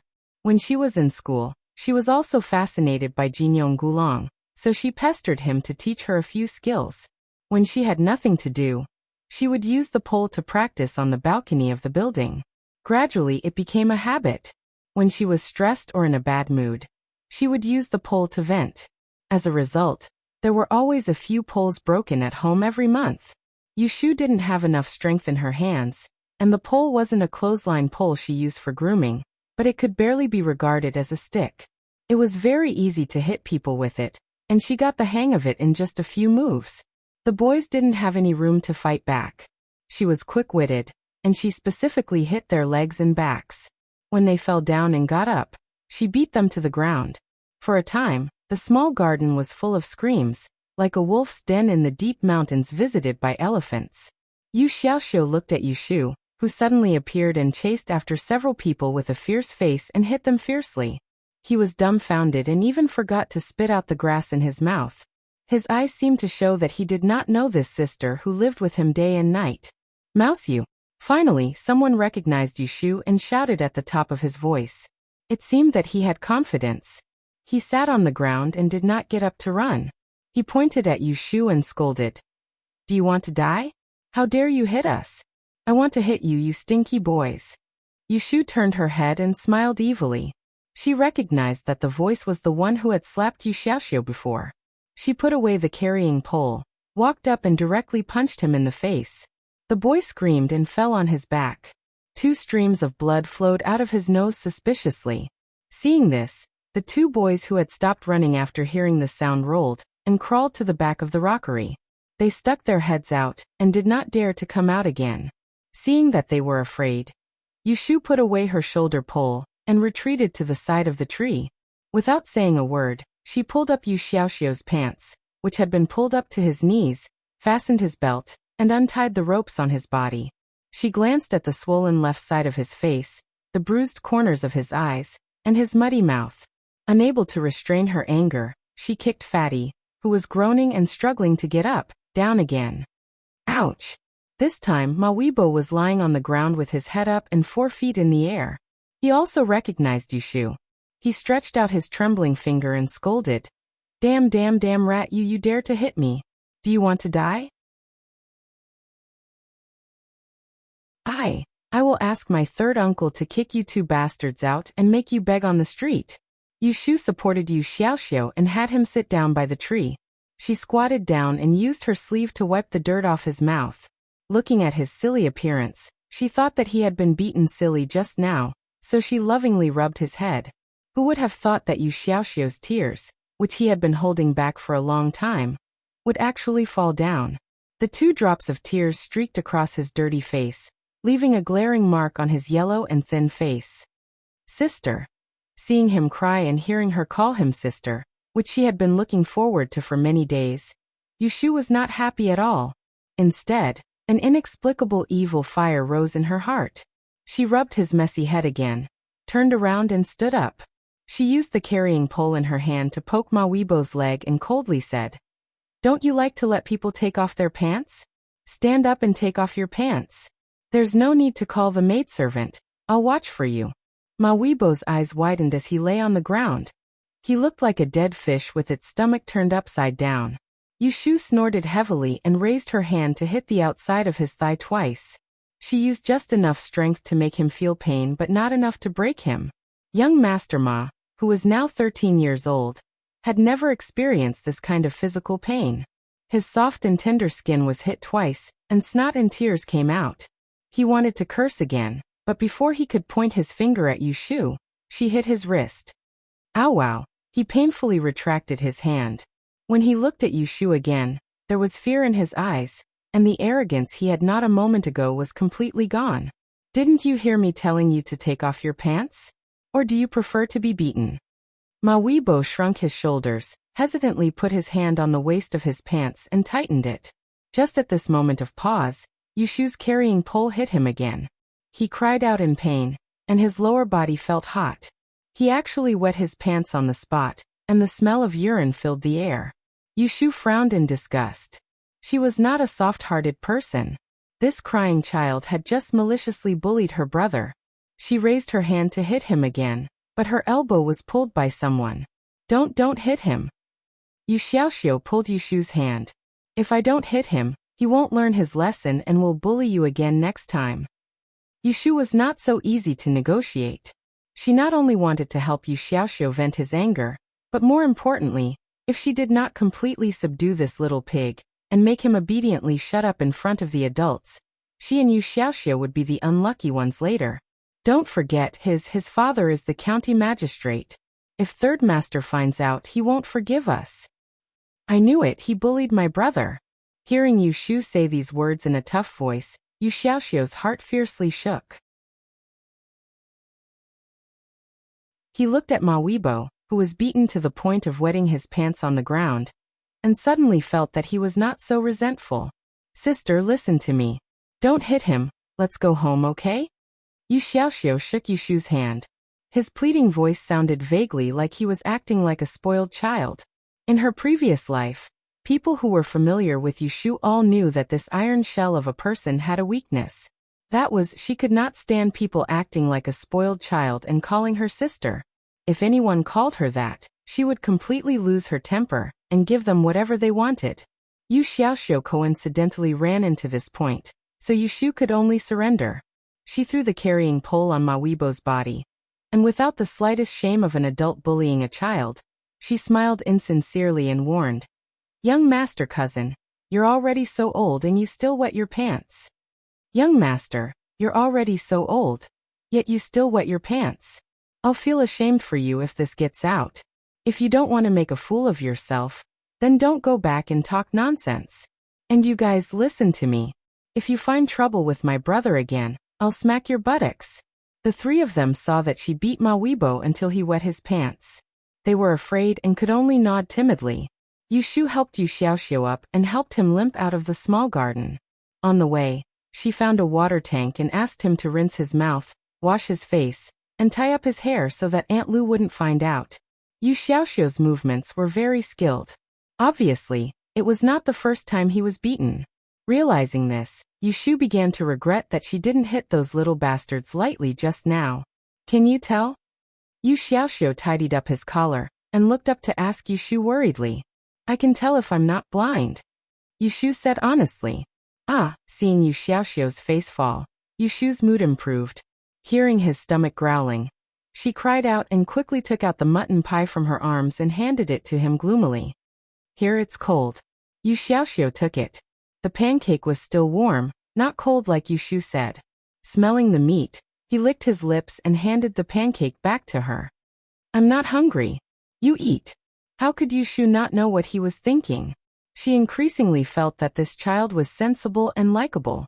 She held his shoulder and walked forward saying, Aunt Lu and I have eaten. We left some for you. There are many delicious foods at home. They are all bought for you. But Yu Xiaoxiu was not pulled by her. He held the pancake and stood there without moving. What's wrong? Does your leg hurt? Do you want me to carry you? Come on. Yu Shu measured their height and weight and felt that it wouldn't be difficult to carry Yu Xiaoxiu's small body for a while. She turned around, bent down, and patted his back, indicating for him to come up. This time, Yu Xiaoxiu almost cried again. He sniffed and grabbed Yu Shu's sleeve tightly. He lowered his head and said softly, I shouldn't have said that to you last night. I'm sorry. Please don't be angry with me. Yu Shu was happy. This was the first time that Yu Xiaoxiu bowed to her. Thinking of his indifferent attitude before, she felt a sense of accomplishment. If you don't want me to be angry with you, sure. But you have to promise me that you won't be angry with me again. I was immature and treated you badly in the past. Now I have turned over a new leaf. I will treat you well in the future. You have to treat me as your sister and not as an enemy, okay? Yu Xiaoxiu looked up at her. His eyes were shining. He nodded and shyly reached out his hand. Then tick. Keep your promise. No problem. Yu Shu stretched out her little finger and hooked it with him. Seeing the child smile, she could not help but giggle. Okay, let's go. Aunt Lu must be anxious. Okay. By the way, I tell you, I really didn't take the money under your pillow. Oh. What oh? Can't you believe me? I didn't say that I don't believe you. If you say you didn't take it, then you didn't.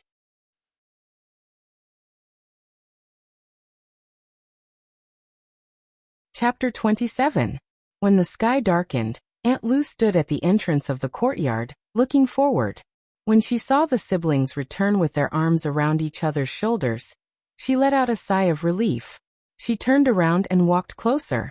When she saw Yu Xiaoxiu's bruised and swollen face, she cried out in alarm and called out the two families who were eating in the courtyard. Yu Xiaoxiu didn't want to tell Aunt Lu that he was beaten. No matter how she asked, He only said that he was beaten. Yushu helped him cover it up. Aunt Lu couldn't ask anything, so she nagged for a while, and went to the kitchen to get rice for them. The oil lamp was lit in the room, and there were bags of snacks on the table. Yushu pressed Yu Xiaoxiu to sit down on a stool.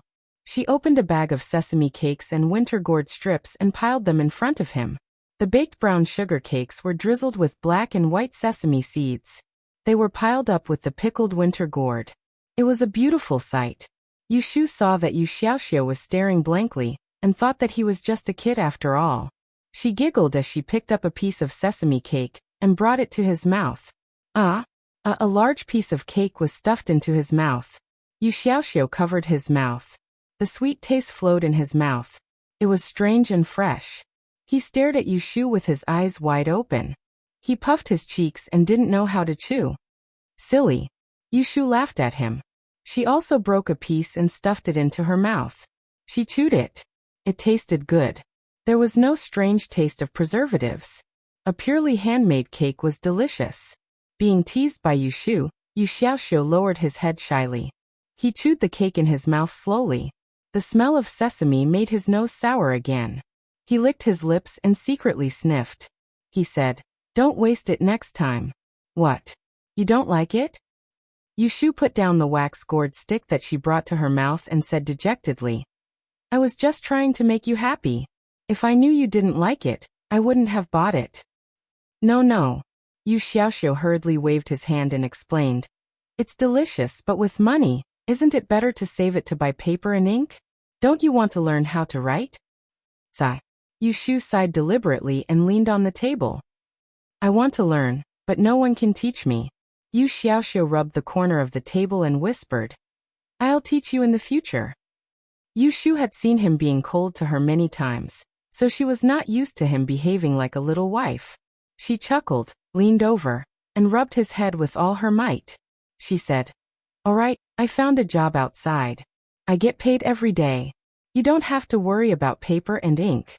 In the future, when I make a lot of money, I'll buy you delicious food every day. Here, this is the remaining money that I spent. Take it and hide it well this time. If you lose it again, don't blame me."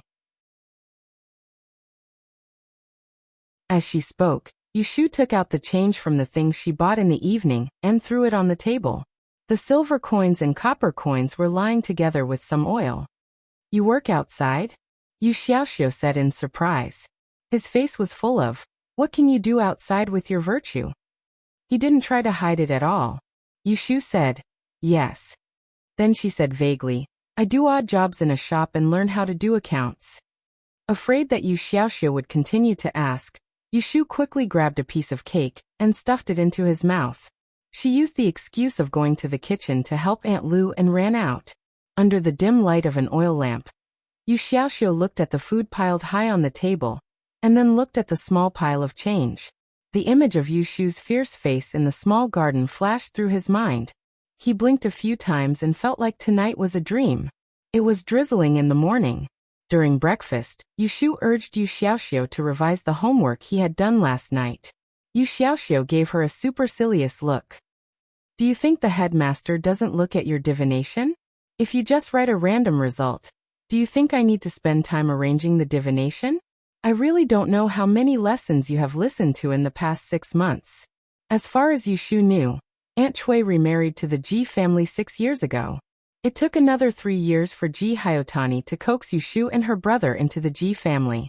Their names were officially registered in the Ji family's household register last year. The siblings were able to study in the Sanju study room half a year ago. However, Yushu was not the current Yushu. She didn't learn the most basic courses and didn't even get started. Now listening to the headmaster of the academy talking about it was like listening to a book from heaven. Seeing that she didn't answer, Yu Xiaoxiu thought that she was guilty. He knocked on the edge of the bowl and urged, "Okay, eat quickly. The road is slippery in the rain. We need to go out early." Oh. Yushu continued to eat her steamed bun. After a night, Yu Xiaoxiu returned to normal. He didn't look like the wife from last night. However, the change in his attitude towards Yushu was obvious. There was only one gray-colored oil paper umbrella in the house. Yushu held the umbrella handle and squeezed under it with Yu Xiaoxiu. They went out under Aunt Lou's reminders. Along the way, she accidentally stepped on several puddles of water. Her shoes were all wet, and the cold water chilled her feet. After entering the door of the study room, Yushu quickly pulled Yu Xiaoxiu into the pavilion. She patted the rainwater off her body and tiptoed to find a place to sit down. The bamboo curtains in the private school were all drawn down, so the rainwater couldn't get in. However, the wind was still blowing, and it was still chilly. Yushu shrank her neck and blew into her hands. As she took off her soaked shoes, she complained that there wasn't a place in the private school that was sheltered from the wind. Fortunately, she came in spring. If it was winter, she would freeze to death because she was afraid of the cold. Why did you take off your shoes? Yu Xiaoxiu turned his head and saw that Yushu had taken off her shoes and was wringing out her sock. The loose sock was drooping, and half of her ankle was exposed. His face darkened, and he scolded her in a low voice. He quickly turned his head to look around. When he saw that no one was looking, he hurriedly grabbed her shoes and put them on her feet. What's wrong? Yushu didn't understand. She followed his hand and put on her shoes. She consciously stretched out her other foot for him. Yu Xiaoxiu glared at her and used brute force to put on the other shoe for her. He said in a sullen tone, "You're just stupid." Yu Xiaoxiu wouldn't scold her for no reason. Yushu knew that she had done something wrong. She thought for a moment, and roughly understood what was going on. She thought that there were only children in the house, so there was nothing to be embarrassed about taking off their shoes. She didn't think that she was an ancient person now.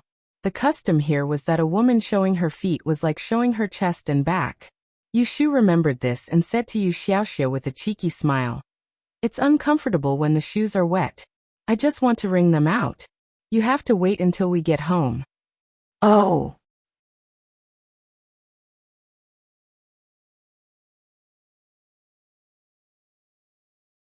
Chapter 28. It was raining, and the children were not in high spirits. Mr. Liu had only taught half of the class when he caught 3 children who were in a daze. He looked at the listless faces below him and blew on his beard. He tucked the divinatory disc under his armpit and said, "Teacher, how about this? We will stop here for today's divination. For the rest of the class, we will have a small test.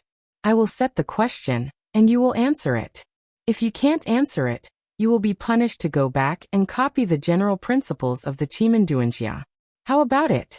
Hearing this, the faces of the students immediately fell. Someone made an "ah" sound, and Mr. Liu glanced at them. They quickly shut their mouths and sat up straight. Although they were all unwilling, no one dared to object. Yushu was secretly revising the words that Qiao Zixin taught her yesterday. When she heard that there would be a test in class, and that there would be a punishment if she couldn't answer, she turned to look at Yu Xiaoxiu. She had an idea. She quietly stretched out her leg and kicked him. She deliberately teased him. "I'll be counting on you later." Yu Xiaoxiu reached out and pulled her leg to the side. He nodded without anyone noticing. "Okay, then I will ask the first question." Mr. Liu crossed his arms and looked at the children in the class. He called out names and said, "Jizhu, you answer." "Yes, mister." Yushu saw 5th Miss Ji, who was sitting in the front row, stand up. Her pomegranate-colored skirt and blouse were clean and dry, unlike them who had walked in the rain. She was probably sent to the door of the study by a carriage. She only walked a short distance, but her skirt was still clean. "You need to use the yin-yang escape disc to calculate how many games are there during the summer solstice?" Jizhu thought for a moment and answered, "It's the 3 games of the yin escape." "Good, sit down." Mr. Liu nodded with satisfaction. Before Jizhu sat down, she looked around with pride. "Zhang Yi, stand up and answer." Yes, mister." Lu Yi and Xian Long escaped. Lu Xian and Yi Tiger ran wild. "What is the next sentence?" Please watch." Mr. Liu's face darkened.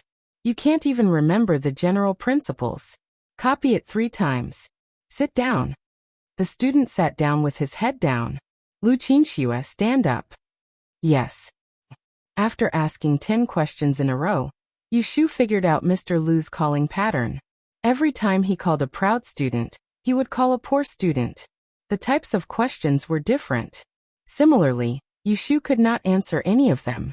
She was not worried about embarrassing herself. At most, she would just copy the general principles of Qimen Duanjiao a few times and treat it as if she knew how to read. Speaking of literacy, she thought of shopkeeper Chow. This afternoon, when she went to work, she would ask Chow Zixin to buy some cheap paper to copy her textbooks. Although she wasn't interested in Yi Shui, she couldn't always go to class without books.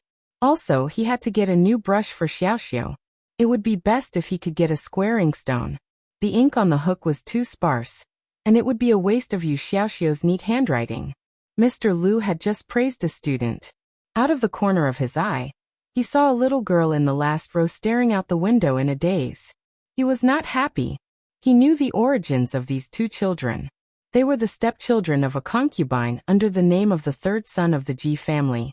They were not related by blood to the Ji family. He belonged to the orthodox school of Yi Shui, and he was not willing to let the family of Yi Shui, which had been established for generations. However, it had been 20 years since Yiyang City had produced a great Yi-master who could enter the inner office of the Celestial Commissioner. Ji Huaishan and Kong Weizhen did serve in the Celestial Commissioner, but both of them were old. It would take at most 3 to 5 years for them to step down. Once they stepped down, there would be no one in Yiyang City who could stand firmly in the Celestial Commissioner. Not only would the 3 families fall, but all the people in the city would be implicated. As a result, the 3 families were of the same breadth and branches. In order to produce another great Yi-master, they had no choice but to increase the number of Yi Shui students in their families. They sent all their relatives and descendants into the Sanju study house. These old men tried to pick out talented students from among them. Even if they taught them everything they had, they still had to fight for a few places to study in the Taisher study house. The Ji family was lucky. They had produced Ji Xingxuan in this generation. The Kong and Lu families would probably fall into the awkward situation of having no successor. Thinking of this, Mr. Lu looked at Yushu again. He became more and more displeased with her. He put on a stern face and said in a loud voice, "Next question. Yushu, get up and answer it."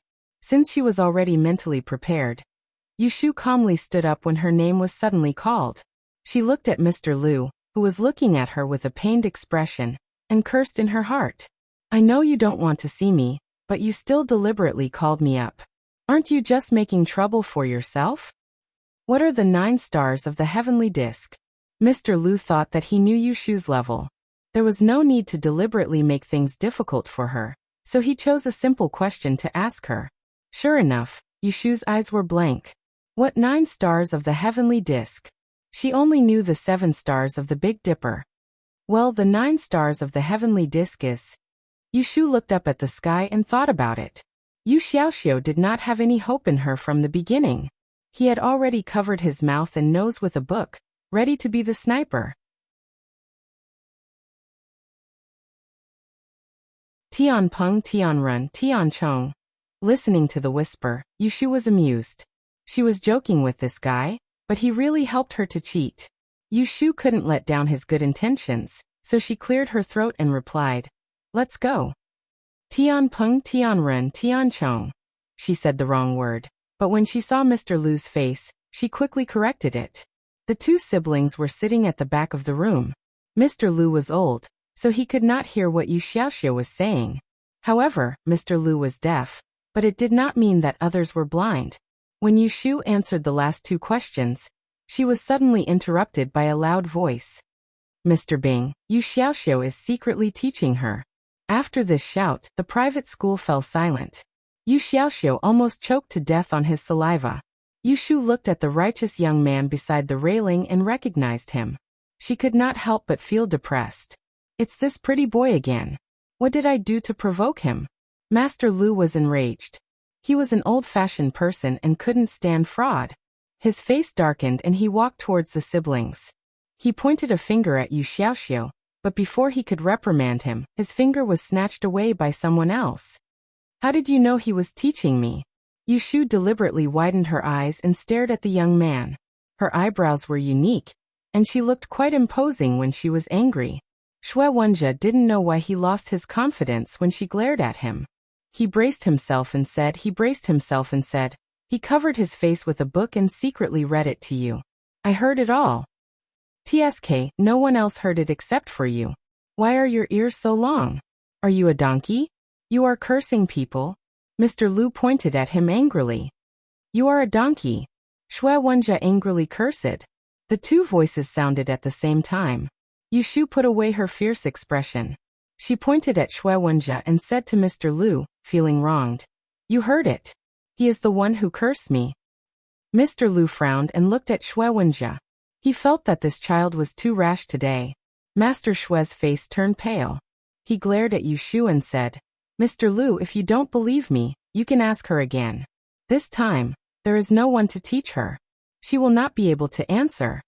After all, Mr. Lu was biased towards his favorite student. He looked at Yushu and said, Then you will recite the 9 stars of the heavenly disc again. If you can't answer it, then go back and copy the general principles of the Qimeng 10 times. The general principles of the Qimeng Dunjia was more than 1,600 characters. If she really copied it 10 times, she would not be able to sleep that night. Yu Xiaoxiu anxiously looked up at Yushu. However, he saw her indifferently glancing at Shui Wenjia. She opened her mouth and said, Tianpeng, Tianren, Tianchong, Tianfu, Tianqi, Tianing, Tianrui, Tianzhu, Tianxian. Mr. Lu, did I recite it wrong? Listening to her fluent answer, Mr. Lu was surprised. Yu Xiaoti's jaw almost dropped. Master Shui was dumbfounded. Mr. Lu? Ahem, you are right. Sit down. Yushu was not in a hurry to sit down. She pointed at Shui Wenjia and said, Mr. Lu, do you not need to be punished for disturbing the class? Mr. Lu felt embarrassed. He had no choice but to say, Shui Wenjia, go back and copy the general principles. Mr. Lu, Shui Wenjia wanted to argue, but the student in the back seat pulled his clothes.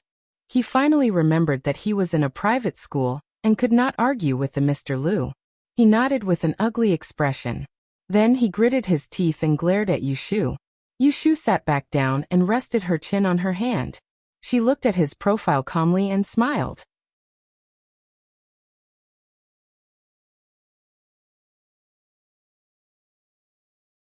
Chapter 29.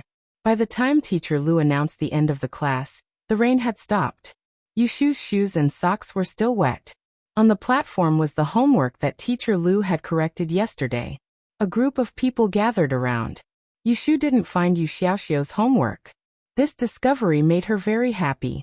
She bumped Yu Xiaoxiu's shoulder and secretly gave him a thumbs up.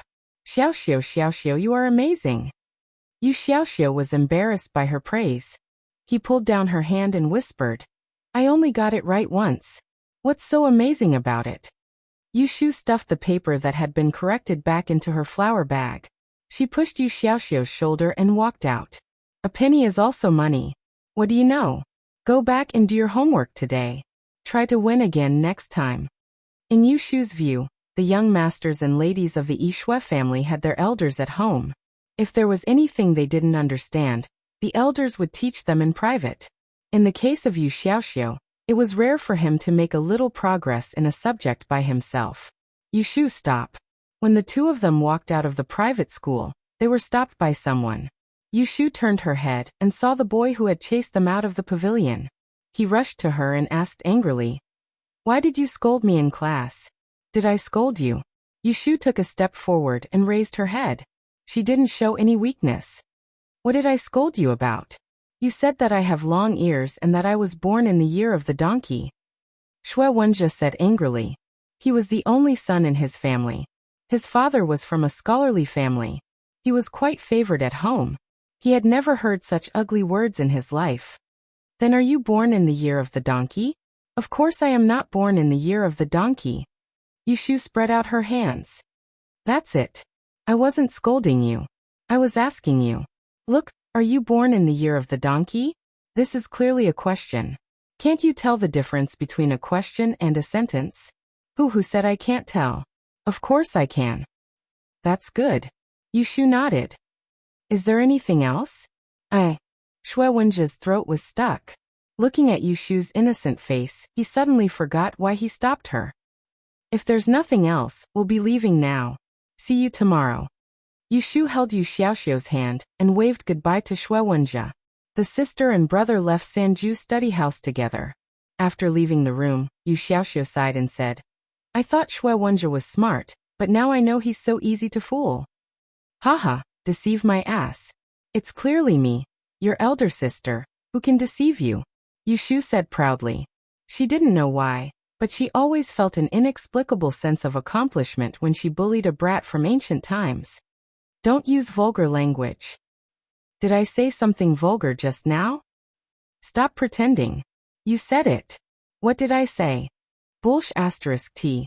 Xiaoxiu, don't use vulgar language. You're fooling me.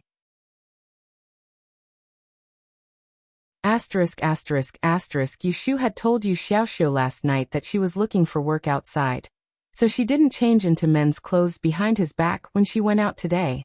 When Yu Xiaoxiu saw her put on a shrunken robe, he finally knew who had stolen the clothes he had lost. You're dressed like this. Be careful not to be seen by acquaintances. Otherwise, if the third master hears about it and scolds auntie, you'll inevitably be beaten. Don't worry, I'll pay attention. Yushu wasn't worried about this. Not to mention that Changmen Street was so big, it wasn't easy to bump into acquaintances. Even if she was recognized, she wasn't afraid. She was good at playing dumb. These are for you. Yu Xiaoxiu took a small bag and handed it to Yushu. Yushu opened it and saw that it was the change she gave to Yu Xiaoxiu yesterday. She refused to take it. Why do you give it to me? It's yours. Take it. Since you work in the paper and ink shop, you can say a few good words to the boss and buy some paper and ink at a low price. That will save me a trip. Yushu thought it was reasonable. She picked up 2 silver coins and weighed them. She rewrapped the remaining half and handed it to Yu Xiaoxiu. This is enough. I have a good relationship with the shopkeeper. I don't need so much money. You keep it and spend it when you need it. Yu Xiaoxiu didn't doubt her. He took it and wrapped it up again. I'm leaving. I'll come back for dinner in the evening. Yushu walked to the door and turned her head to look at the top of the wardrobe. Yu Xiaoxiu had carefully put away the 2 bags of snacks on the top of the wardrobe. She teased, don't be reluctant to eat those snacks. If they are bitten by the mice, you can cry. Yu Xiaoxiu curled his lips and said indifferently, don't worry. Our family is so poor that even the mice are unwilling to visit. Yushu stood at the door of the Mianjai shop. She looked at the door that covered half of the door and poked her head in. There were no customers in the shop. Only Chao Zixin was arranging the shelves. Yushu walked in puzzlement. She leaned on the counter and said, Shopkeeper? You don't have business today? Chao Zixin turned his head and saw Yushu. He said, I have to go out later. I don't have business in the afternoon. Ah. Why didn't he say that he was going to rest earlier? She came here for nothing. Then I'll go back. Don't. You come with me later. Where are we going? Wanxiang Street. Yushu's understanding of Yang City was limited to the Ji family's mansion, Sanju Bookstore, Chengmenpu Street. She was confused when she heard other places. What are you going to do at Wanxiang Street? Business is quiet these days. I'm going to ask a feng shui master to come and give me some advice. Feng shui master? It seemed that Wanxiang Street was the place where the Yi scholar did his business. Yushu came to her senses. She had been in the Dan dynasty for a period of time. Although she was learning Yi in the Sanju study house, she only had a superficial understanding of the world where the study of Yi was prevalent. Of course, she was happy to have a chance to see the world. Then let's go quickly. Don't worry. Here, help me put these 2 boxes of writing brushes on the opposite shelf. Okay. Yushu helped Chao Zixin to finish his work. Seeing him going to block the door, she thought of something and said, Shopkeeper, please write something on the door. Chao Zixin stopped and turned to look at her in confusion. If you close the door in the daytime, there will be customers coming in the afternoon. They may misunderstand that you are going to rest for a few days and go to other shops to buy things. You can write a notice and stick it on the door outside, telling the customer that the store is closed for the afternoon and will be open as usual tomorrow. Perhaps the customer appreciates our store's ink and paper, so he won't buy anything from other people's stores and will come back tomorrow. Although it's a little troublesome, one less customer means more than one less business. After listening to her idea, Chao Zixin's eyes brightened. He nodded and said, "This is a good idea. Go and get a piece of rattan paper." Okay. Chao Zixin went back to the counter and grinded the ink. He spread the paper and wrote 2 lines of words, "Shopkeeper is out. Please come early tomorrow." Chao Zixin dug some paste and smeared it on the back of the paper. He gave it to Yu Shu and went out to close the door. He stuck it in the middle of the door and looked at the black paper and white words. The more he looked at it, the more satisfied he was. He glanced at the clever Yu Shu and couldn't help but like it. That you're tuning in to the Li Mei's Sword of Destiny YouTube channel. We're so grateful for your support, and don't forget to subscribe to join us on this incredible journey through captivating stories. Your generosity through donations truly makes a world of difference, as it's the primary source of revenue that allows me to expand and enhance this channel for you.